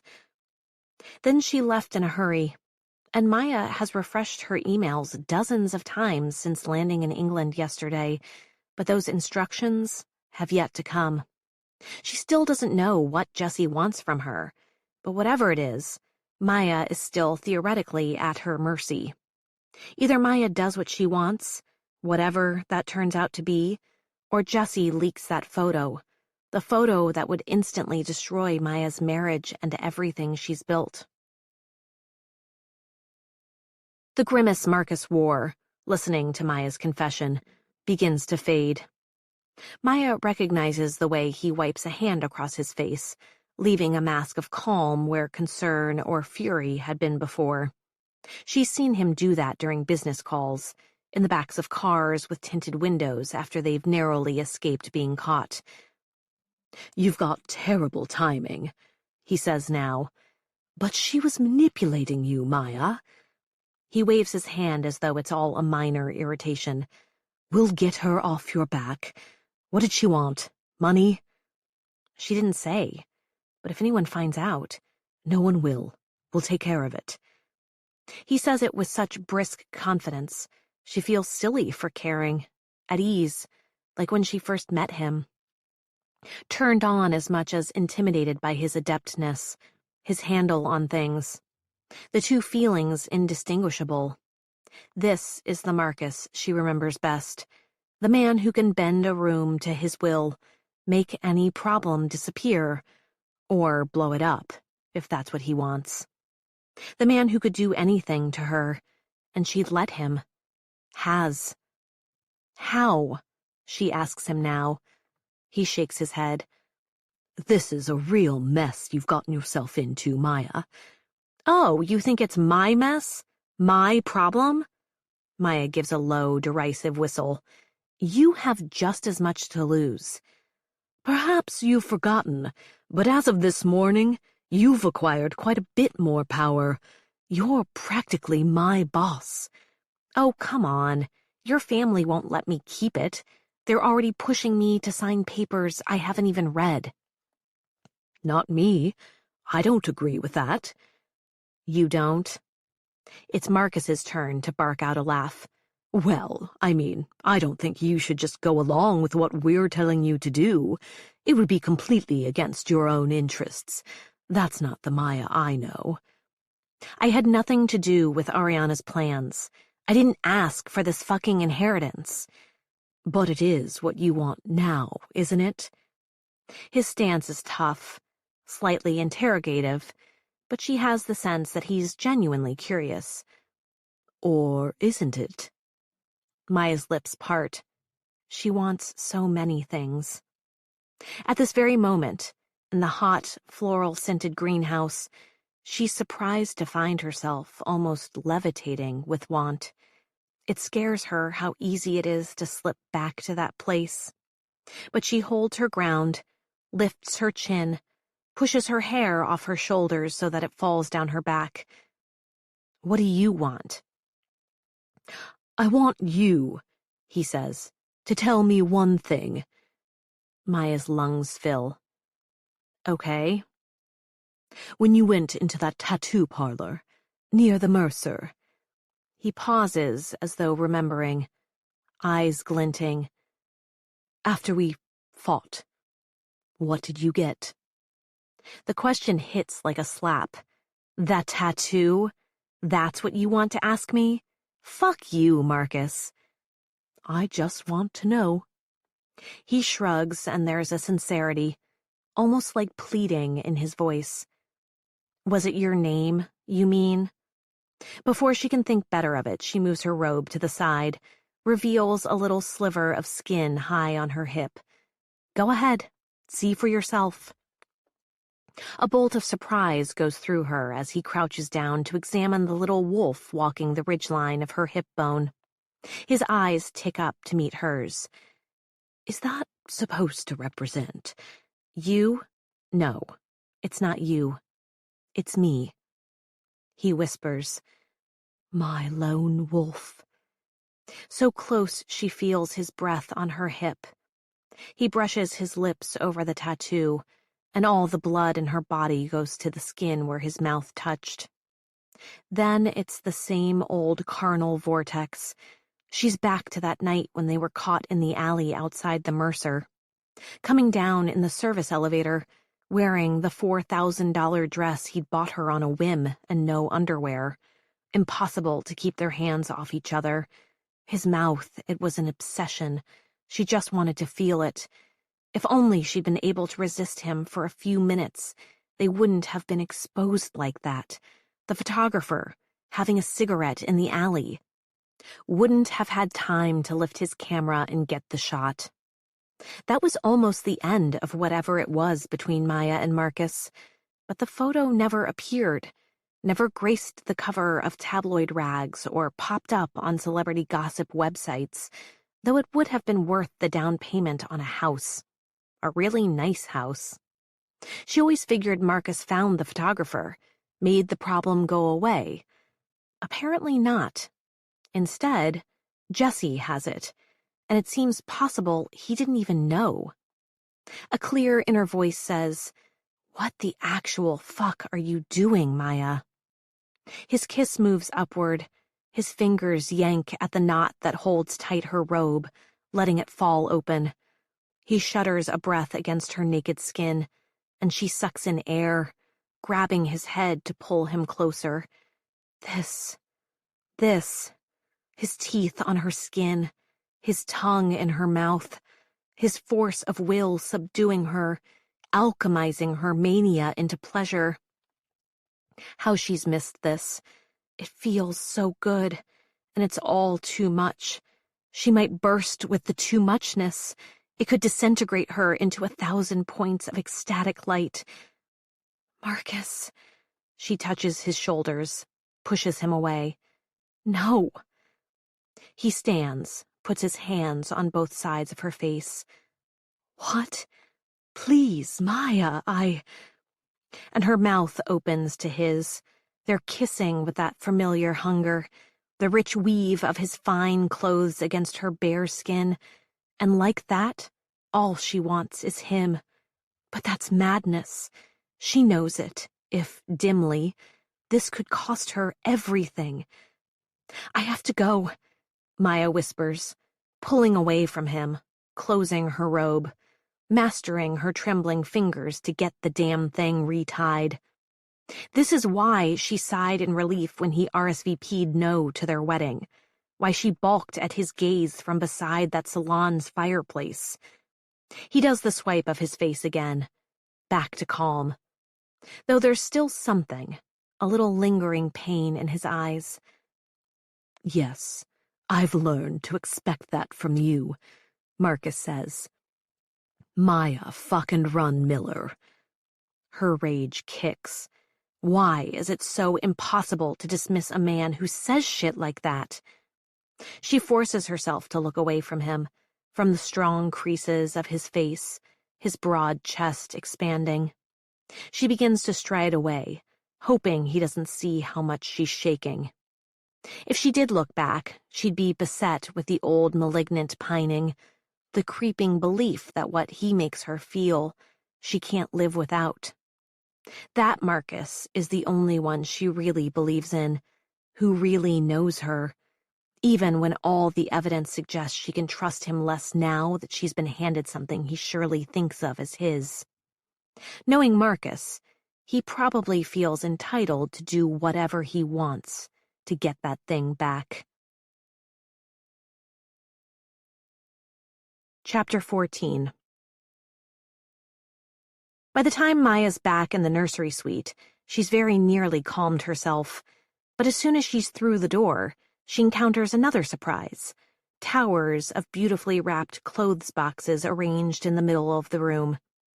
A note from Colin rests atop an enormous white bow. "Darling, I'm so sorry. I haven't been great, I know. It's just the shock of it all. We'll figure it out together, I promise. Here are some things from Paris to make you feel more at home in Sterling Park." Shame whips through her, stinging her eyes with guilty tears. But she holds herself upright, refuses to crumble. Then slowly and intentionally, as if to punish herself, she opens each of the boxes. Inside, amid candy-pink tissue paper, she finds countless pieces of clothing from her favorite designers. Marc Jacobs high-heeled boots and flip-flops, buttery soft 7 jeans, and a structured Balenciaga pantsuit. Miu Miu pumps and a Prada dress. She's overwhelmed by his thoughtfulness. She knows it's not just a gift, though. He wants her to look the part, feel at home so she'll appear at home. The heady emotions of those minutes with Marcus in the greenhouse seem like a dream, and she's thankful, at least, to be alone right now, in this room that smells like Colin's aftershave and Becca's baby-smooth skin. Adrenaline is charging through her system, but just thinking about her husband's sheepish smile, his warm brown eyes, and shiny, flopping hair, gradually begins to settle her. Colin, her protector. Colin, who loves and trusts her, and has no idea about Marcus, and never will. This relief, the wildness of just a moment ago, it's like Maya's whole story in miniature, the stability and comfort of Colin, the crazy jolt of Marcus, her warring parts competing for control. The irony strikes her, not for the first time, that neither one of them would have this incredible power over her if it weren't for the other. As she processes the spin cycle intensity of it all, this seems briefly like the order of things. Marcus winds her up, and Colin brings her down. Colin has always known what she really needed. He did everything properly, got down on one knee, gave her a credit card to set up the house for their little family to grow in. He would have asked for her dad's permission, but Dad was back in prison after a series of parole violations, and she had decided, after much careful coaching from her therapist, to stop bailing him out. She swallows back the memory, freshly stirred, of Marcus's touch, his mouth at her neck, his hands cupping her face, tilting her head back, exposing her throat. Those days are over. The truth of that cracks her heart, but it's a truth she has to learn to live with. Even though she's freshly clean from the hammam, she steps into the shower.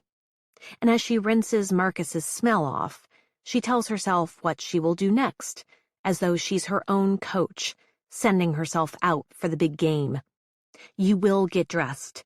You will go to dinner. You will show these people that you're Colin's wife and a member of the Sterling family, whether they fucking like it or not. You will act like the kind of girl who deserves it all. That was the kind of talk she gave herself before going out to meet Colin. You're Maya Miller. You get what you want because you know what you want. She met Colin first, on purpose. Marcus came later, by accident. That's how being with Marcus felt after a while, too. A big accident. A real 10-car pileup. Maya's always been good with a goal. With Colin, she had one. He was single, she was single, and he was exactly who she wanted. Handsome, kind, sexy as hell, and especially when they were together, a total publicity magnet. Later, with Marcus, it was always understood that she could never have him. There was nothing to achieve. All she had was the insanity and pleasure of every secret stolen moment together. Colin she met at a party in the Hamptons, when she was still on the Springs. Someone had told her he would be there. The eminently eligible bachelor Colin Sterling, as the gossip pages called him. Maya had read that article and thought that seemed like a good logical next step for her. Something to shift her profile, keep her relevant. Her dad was coming around more often, asking for more money, asking her for more everything. Maya didn't want to be associated with the tawdriness of it all, not publicly anyway.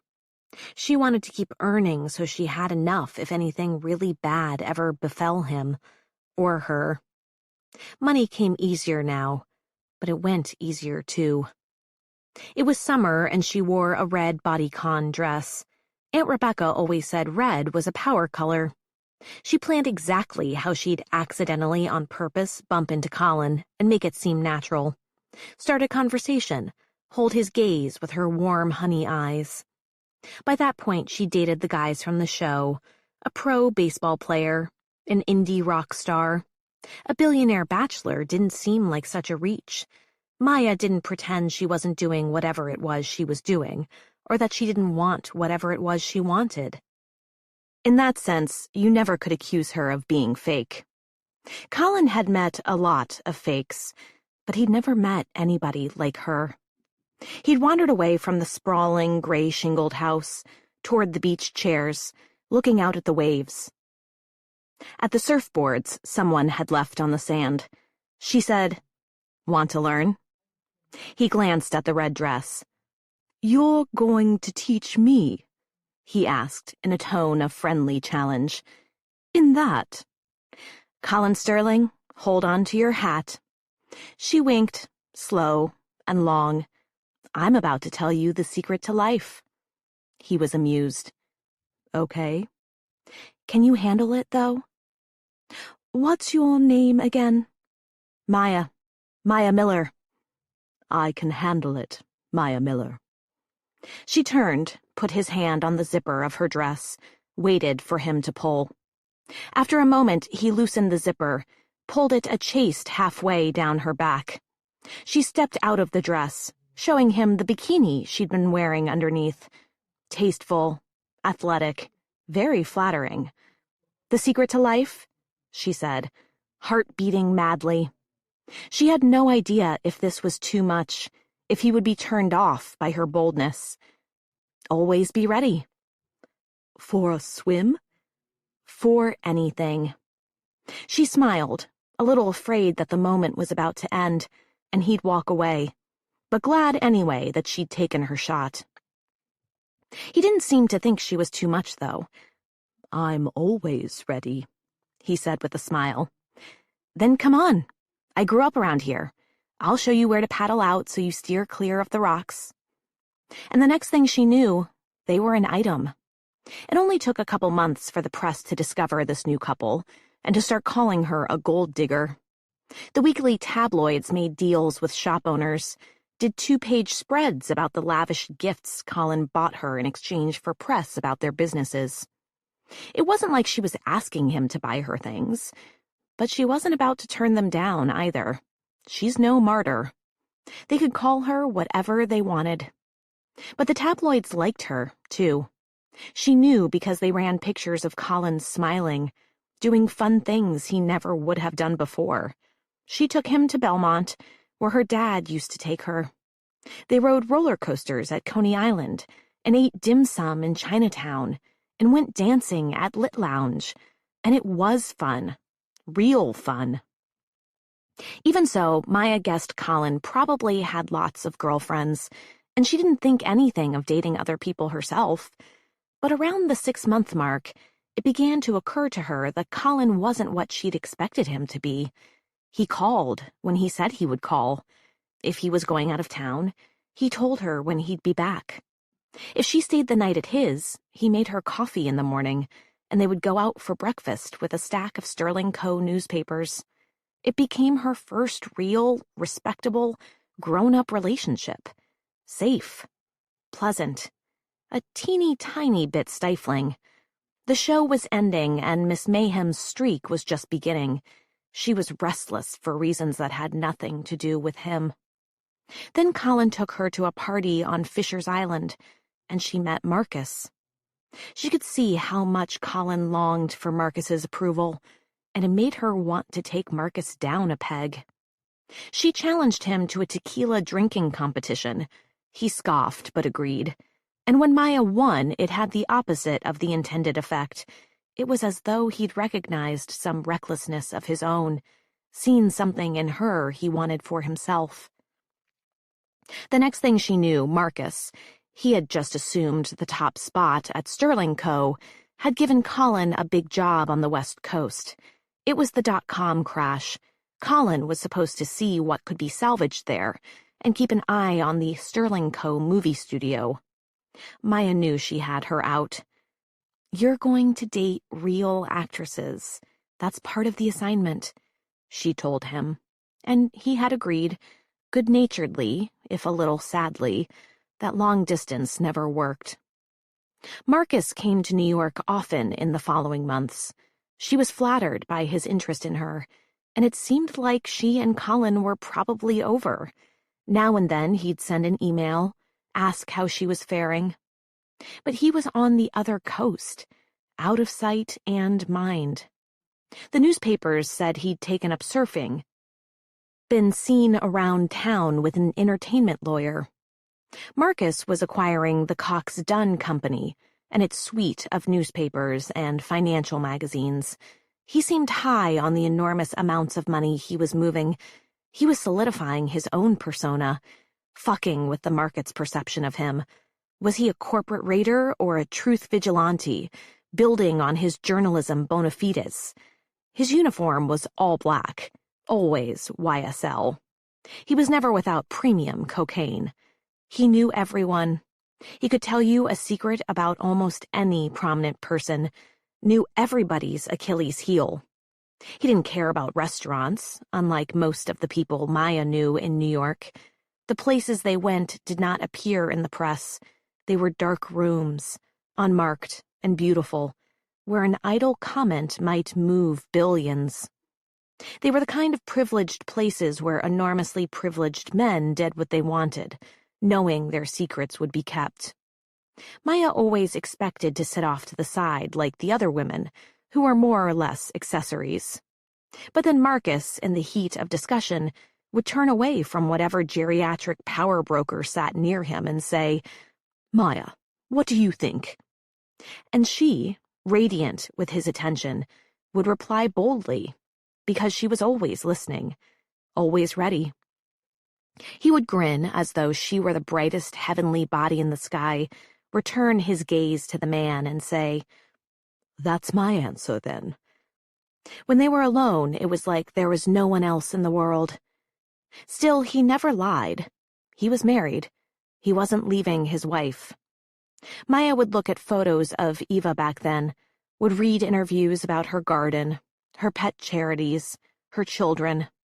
These obsessions filled Maya with misery and loathing, but she couldn't stop herself. For a while, she just accepted it, a maelstrom of her own making. Lonely days, endless partying, tabloids reporting every instance of bad behavior. Miss Mayhem, they called her. Meanwhile, he never called when he said he would call. She'd decide for herself that things had ended, that it was time to get over him, and then he'd show up at her door, and she couldn't turn him away. Just being in his presence would seem like the most exciting thing she'd ever experienced, and then he'd be gone. But then she came disastrously close to a public declaration of her feelings for him. He freaked out, and that precipitated the shit show trip to Miami, her final spiral, the big dismissal. After Miami, he seemed gone for good. And then Colin came home. Maya was invited to the launch party of a web magazine she didn't realize Colin owned, on the Tribeca Grand roof, and they picked up again, just like they were before. And then she was pregnant. There was that. As Maya selects a dress from the many Colin chose for her, as she tries on the different shoes, her jewelry. She has that same shivering feeling as when she arrived yesterday, that the house has eyes. In fact, this room does have eyes. The fading sunset flashes on the gold foil of the tigers stalking through the jungle wallpaper. And then there's that damn doll she swiped from Ariana's room. Maya reaches over and turns the doll face down on the side table before swiping it off the surface for good. Get lost, weirdo. What she just did, and her past with Marcus, it could destroy the goodness between her and Colin. He'd be devastated. Here, on Sterling turf, she doesn't doubt that any slight against him will prompt the others to close ranks. Turn her out in the most humiliating way possible. In fact, it's exactly the kind of fuck-up they'd love to uncover. The better to declare Maya expendable. It will be all of them against her, and whatever power Ariana granted her, they'll figure out how to take it away. But Maya is pretty good at figuring, too. Always has been. As she smooths her hair, her skin, she commits to that. This house is full of secrets about Ariana and everyone else. That was what Marcus accused her of already, teasing out the family secrets for some shrewd use. As long as he thinks that anyway, why not commit? If she learns the deepest Sterling secrets, she can run the table. Whatever the Sterlings are planning next, Maya will be ready for them. She's not the kind of girl who just goes down without a fight. Once more before she goes to join the others, Maya checks her appearance in the mirror. Gleaming black lashes, scarlet red lip, and dangling over her breastbone on a delicate chain is a shiny, sharp, gold pickaxe. Chapter 15. Rainy season. The new millennium. There's a new nurse on my floor. I loathe her. I know why, too. She reminds me of Helen. Tall, imperious, nasty bark. She keeps asking me what I'm thinking about. And I know what she really means is, creaking evil witch's voice, "Are you trying to remember upsetting things again?" And yes, I am. And no, I'm not going to tell her what. I remember more all the time. The trouble is that some of my memories are relevant, and some are not. Some compounding into my brains, madly heralding their significance, and some are just, the taste of the coconut tea with milk that Barrow used to make me when I was sad.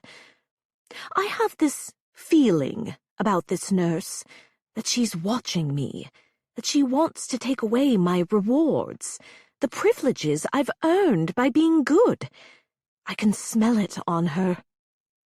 The pack of cigarettes a week, a felt-tip pin, a television in my room, not to mention the things I've collected. One of the doctor's nicer pens, a pack of pastilles, an empty Altoids box, a business card from a taxi service. Not sure how I'd use that one, but a girl can dream. I've made a compartment in the mattress. That took some very slow and patient work, undoing seams with my fingernails, which the doctor's secret police have now cut again. They called it a manicure, but I wore quite elegant French tips for a good 2 years. I know the score. They don't want me going full Greek tragedy on my eyeballs or anything. That would be bad for business. Ha ha ha ha ha. I'm considering wedging off one of the drop ceiling tiles overhead. An even better place to keep contraband, not to mention this diary. You, my dearest, darlingest, onlyest friend, whom the spies may well be onto. They'd love to get their hands on you, no doubt there. The staff here are from all over. They all speak nearly accentless English. I try to ask them questions, get some hints about the facility, its location. They just smile their placid smiles and say, "Where do you think you are?" They remind me of the sort of questions Harry's little team of head shrinkers used to pose back in the solitary years at Stirling Park when I first started having the hallucinations. Here, in the facility, it's been explained to me that one of the symptoms of advanced alcoholism, which apparently I have, though in that case, why doesn't Gigi, is hallucinations, especially during withdrawal.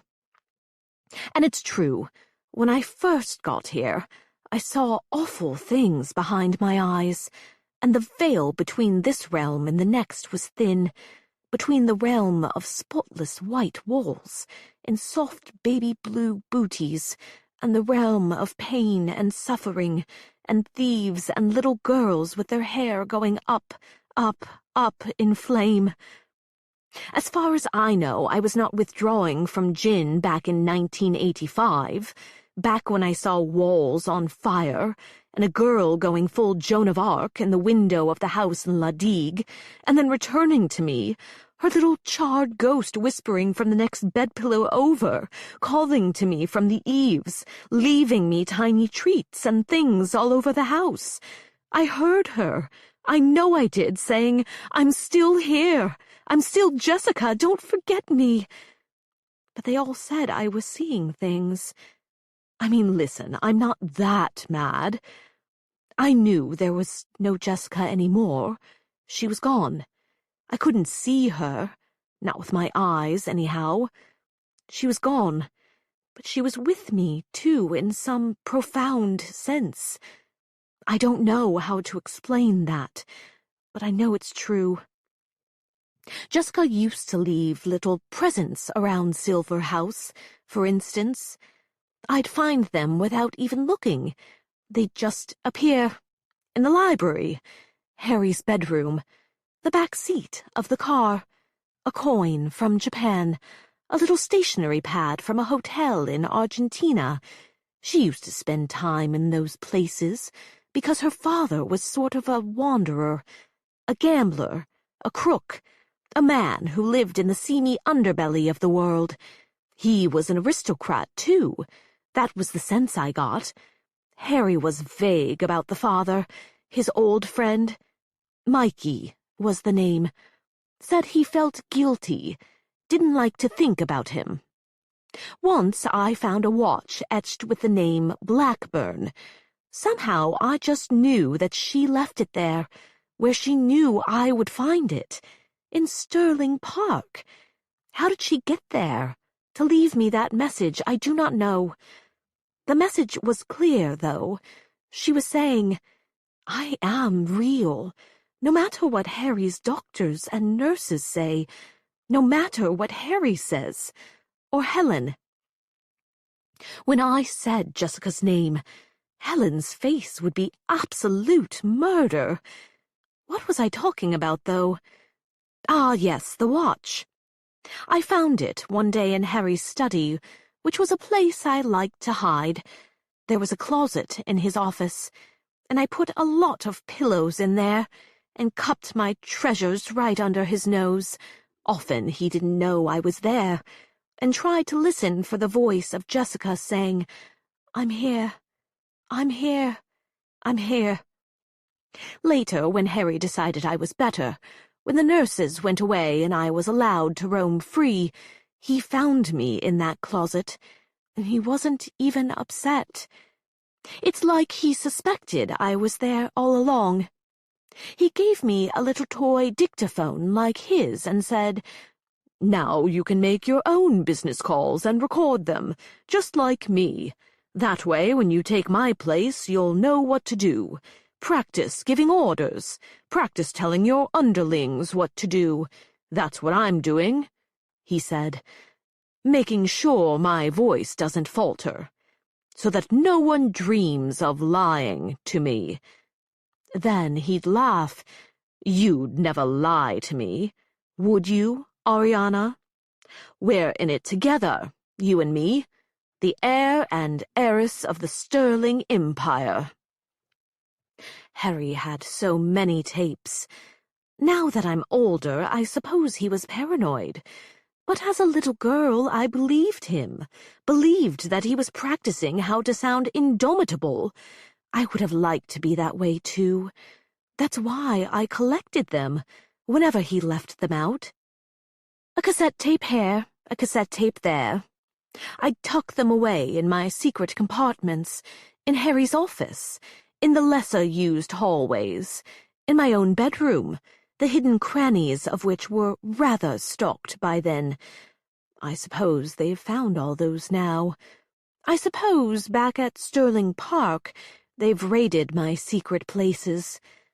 But maybe not. There were quite a few, and some of them were very cleverly placed. They always underestimated me. God, I've had this fucking song in my head. I can't remember the lyrics. Something about taking to the streets for the kill. I can see the shadow of the Hellenish nurse outside the door, and I just turned the TV on so she'll think I'm watching. It's that Springs show again, so of course now I do want to watch. Here's old dumb-as-dirt Kendra saying, "You can never have too many pairs of shoes or boy toys." This show should have a laugh track. Ooh, and there's the one I like. The bartender with the long dark hair, Maya, giving an epic eye roll. I mean, it's an operatic performance of exasperated disdain, truly one for the ages. I just love her. Shit, must hide you away now. The nurse doth approach. I know they won't permit it, won't like it. How much I've written, how much I've remembered. Chapter 16.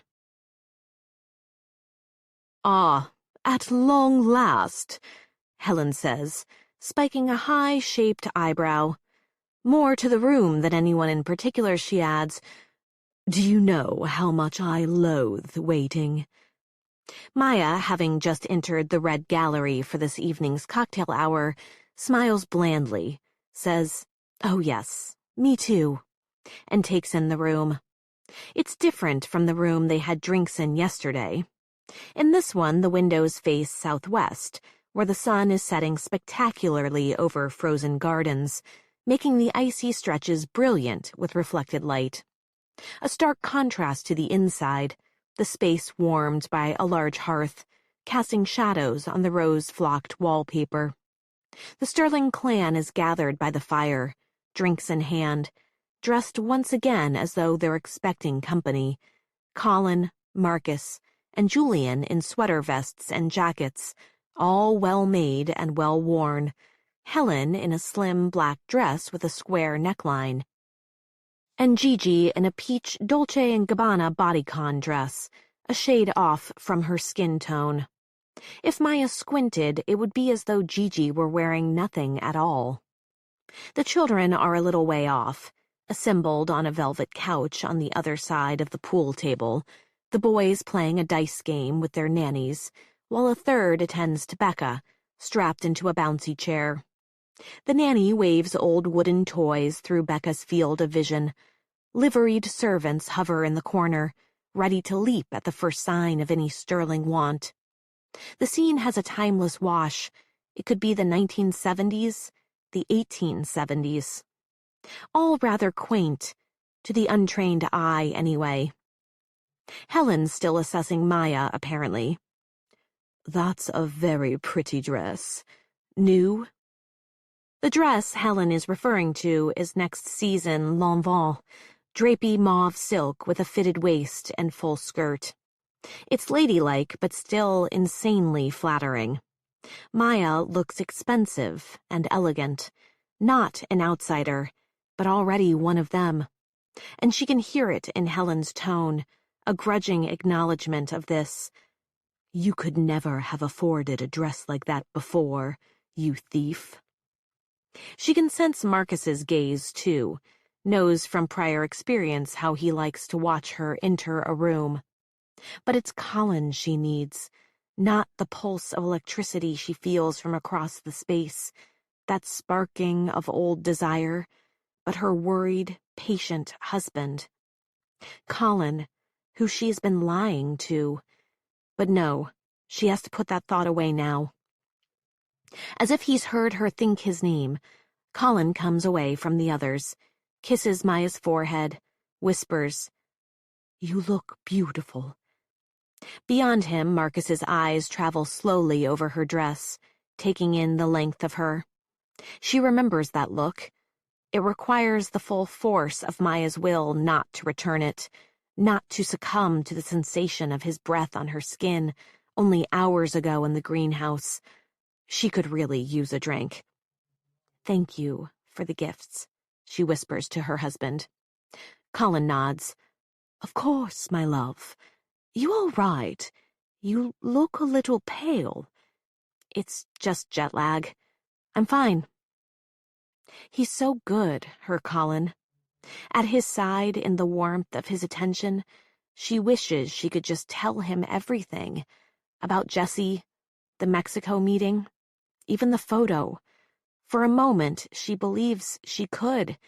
They'd huddle together, figure out a fix, the way she and her dad would conspire when she was a kid to scrounge up rent, get his car out of the impound lot. At least until the problem was too big to solve, and she had to accept that her dad was beyond saving. Is she beyond saving now, too? The thought comes out of nowhere and sours her stomach. No, she can't tell Colin. The truth would break him. Not only did she sleep with the older married cousin Colin worships, she fell madly, ill-advisedly in love with him. If she told Colin, it would be obvious that some part of her isn't over it, and maybe never will be. The fallout would be chaotic, and it would go on and on, one disaster begetting another. Joey and Trip on a catastrophic scale.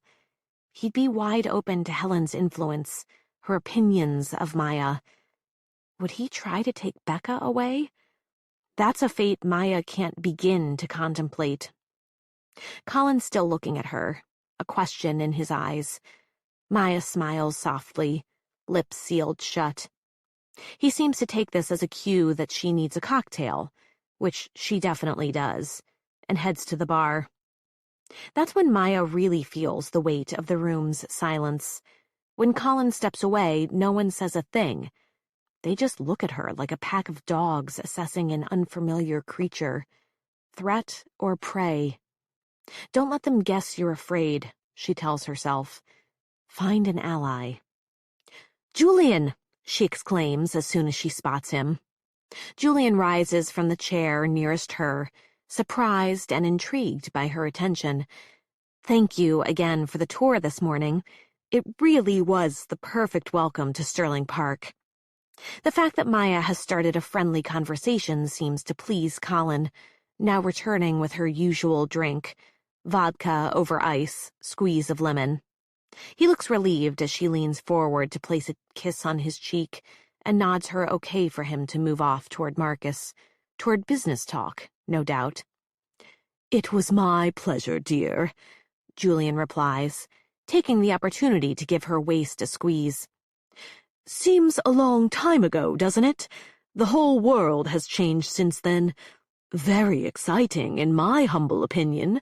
Congratulations on creating such a stir," he adds, lifting his glass to her with a wink. She smoothly replies, "Wish I could take credit for the stir, but really, it was Ariana we have to thank for that," and clinks glasses with Julian. As she drinks, she accidentally catches Marcus's eye, which makes the room go sideways. She turns away quickly, refocusing on a regal painting that occupies a great deal of wall space. "Handsome portrait, isn't it?" Maya says, trying to ignore the heat of Marcus's gaze on her neck. "Ah, yes, another masterful depiction of young Richard Sterling. It was a gift from one of his fellow airmen, Lord Blackburn, Iago Blackburn. Maya doesn't really have an interest in Julian's little history lesson, but she takes a ladylike sip of the crisp vodka, nods for Julian to go on. The story goes that they were in Paris together after D-Day, in which they both valiantly participated, and Richard bested Iago in billiards at some hole in the wall in Pigalle.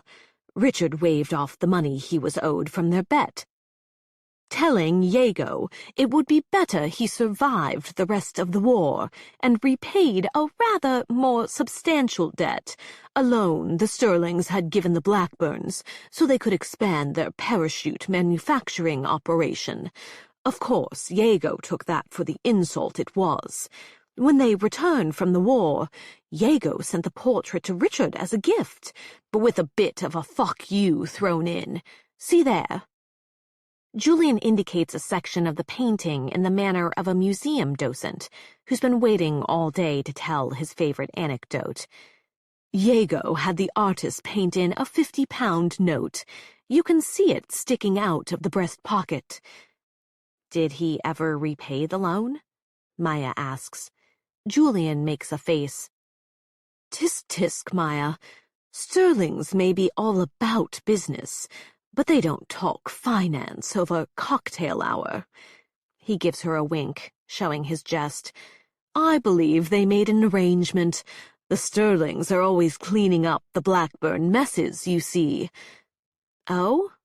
Maya prompts, but her attention is pulled by Rory Atkinson entering the room, his face the same mask of officious preoccupation as earlier in the day, except on second glance, more officious, more preoccupied. His eyes linger on Maya and Julian, who waves a hand in cheery greeting. Rory replies with a curt nod, and, is Maya imagining it? A hard look Maya's way. Anxious to appear unaffected, Maya asks, is that still the case? The Sterlings cleaning up after the Blackburns? The Blackburns always were, I don't want to say pirates, but they had a taste for plunder, no other way to say it, and they knew how to walk right up to the line of legality. Maya nods, still watching Rory as he leans over and whispers to Helen, her stomach turning over. Their business was ever the unseemly kind, war, profiteering, dodgy mines. But Michael was bad even for a Blackburn, always in trouble, always on the wrong side of the law. And yet he and Harry were particular friends, schoolboy friends, in fact, carrying on the camaraderie and rivalry of their fathers. At university, they traded girlfriends, competed in rowing, but Harry favored maths. He was smart about systems. Mikey read Shakespeare, the tragedies, and he seemed to take them literally. When things got especially dicey for Mikey, Harry let him hide out at the Sterling Villa in Seychelles, on the island of La Digue. Maya is brought back to Julian's story. Wait, the house that burned down? Indeed. Harry never forgave himself for Mikey's death, though Mikey had plenty of enemies. He was almost destined for an early grave, but Harry always wondered if it wasn't somehow his fault, a case of mistaken identity. Not that there was any evidence, just because it happened on Sterling property and that it had tragically taken Mikey's daughter, Jessica. Maya nods, but the story has lost its hold on her. She's consumed with her own precarious situation. Does Rory know about the kiss in the greenhouse? Is that the news he's pouring in Helen's ear? Sorry, Julian, I'm just going to... Maya steps away from Julian mid-sentence, raising her glass in the air in apology. She turns in the direction of the bar and finds herself against Marcus's chest. Oh, she gasps. Sorry, I was just... Drink. The corner of Marcus's mouth twists up. She inhales that familiar mix of pepper and flint. Can't stay away. he says, meaning she's pretty sure from him and the bar cart, both. Is this not cocktail hour? Maya replies aridly. Before Marcus can reply, Becca begins to wail over in the corner. Maya's temples throb. She's about to cross the room to her, but Marcus lightly touches her arm to stop her, just as one of the nannies lifts Becca from the bouncy seat and tries to soothe the baby herself. Let them, Marcus says. Kindly, commandingly, she has no idea. All she can think about is his hand on her thigh. Chetin, Helen asks Rory, loud enough that everyone can hear. Marcus turns sharply at the name. A moment ago they were embroiled in a grave and silent communication. Now Helen shouts, "Will somebody shut that baby up?" Rage reddens Maya's face. She doesn't want some stranger wearing a stupid costume consoling her child anymore. Maya gulps her drink, slams it on a bar cart. Helen turns her head toward Maya a fraction of an inch. "Not you." Rory steps away. "Maya, you're going to have to come with me." Her blood goes cold. What? Why? "Our investigation has turned up some new information. Agent Chetin, a special friend of ours at Interpol, wants to talk to you about Mexico." Maya's thoughts stall. Then Colin is at her side, face flexed with worry. Early in their rekindling, when she was still dealing with the legal issues stemming from her Miami spree, he joked they should just get married. The Sterlings have private security, a team of lawyers, a whole apparatus that serves as a buffer from legal irritations. Once you had the last name Sterling, you were taken care of. The assault charges the photographer was threatening, the one who jumped at Maya as she came off the beach, that wouldn't even be a thing if she were a Sterling. But here she is, Maya Sterling, and that whole team is coming down on her. Colin puts a soothing hand on Maya's shoulder. "Rory, come on. We don't need to talk to the authorities right now. Surely it can wait. We can meet with Chetin tomorrow." Helen's tone is striking. "Not we. Maya, and Maya alone, needs to talk to Agent Chetin. Now." Colin sighs, turning to Maya and resting his forehead against hers. "It's okay. Agent Chetin is a friend of ours," he says. "I'm sure it's just background information. If it's longer than 15 minutes, I'll come for you, all right?" Maya nods, steps away from him.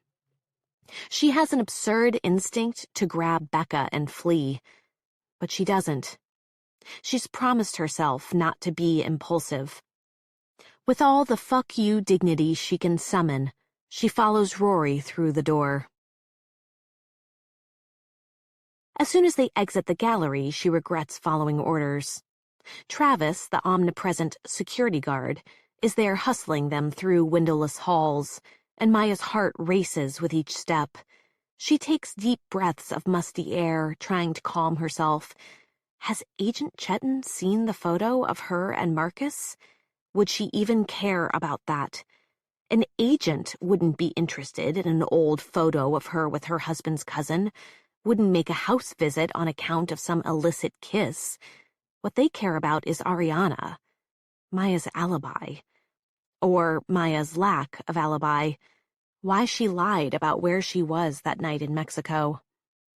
They're descending a staircase. Maya can smell cooking oil. They must be near the kitchen. That's good. That's something to hang on to. From the bottom of the stairs, she's brought into a plain office. Big desk, ancient ledgers, and placed in a wooden armchair. Travis and Rory stand like twin sentinels on either side of the door. Across the desk is a woman Maya recognizes, though she's only seen her once from a distance. At the time, she was wearing a windbreaker, giving orders. Now she dons a sensible black suit, her hair slicked back in a neat bun. The woman on the tarmac when they touched down briefly in New York. "Hello, Maya." Maya's pulse quickens. "You've done nothing wrong," she reminds herself. But that's not entirely true. "Agent Chetton, Interpol. I'm coordinating the investigation of the murder of Ariana Sterling." "Yes, okay. How can I help?" Maya is relieved she doesn't look like a jet-lagged mess anymore, that she took the time to put on makeup and blow-dry her hair, that she's wearing a new dress. "We're just chatting." Maya glances at Travis. He's blocking the door. Would it be wrong to ask this woman for her credentials? Demand Maya's personal lawyer be flown over from New York before they continue? Agent Chetton fixes Maya in her unblinking stare. "Congratulations on your marriage. And the baby." "Thanks," Maya replies carefully. "You have a beautiful family." Maya levels her gaze. "That's not what we're chatting about, though, right?" "No, I suppose not." Agent Chetton seems amused. "Tell me about your last night in Mexico." "You mean the night Ariana died?" "Yes, the night Ariana Sterling died." Colin's already gone over this with Travis. There were some festivities on shore, but she didn't try to contact us. "What did you do that night?" "I was on the Aguiros. Spent a lot of time in the pool. We had oysters. I must have had a bad one because I felt sick suddenly and couldn't go on shore with the others." "Rapid onset food poisoning?" Agent Chetton glances at Travis. "So you're saying you didn't go ashore?" Maya's tongue feels thick. "I didn't say that. What I said was I didn't go with them.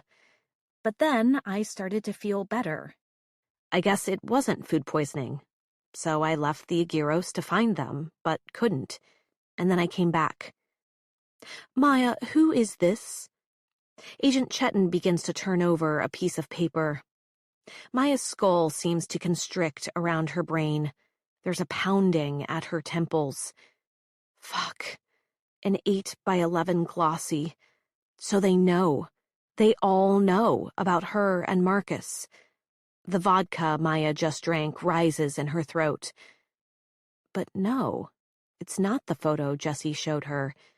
It's a picture of Jessie, of Maya and the journalist, inside the Iguana Bar in Puerto Vallarta.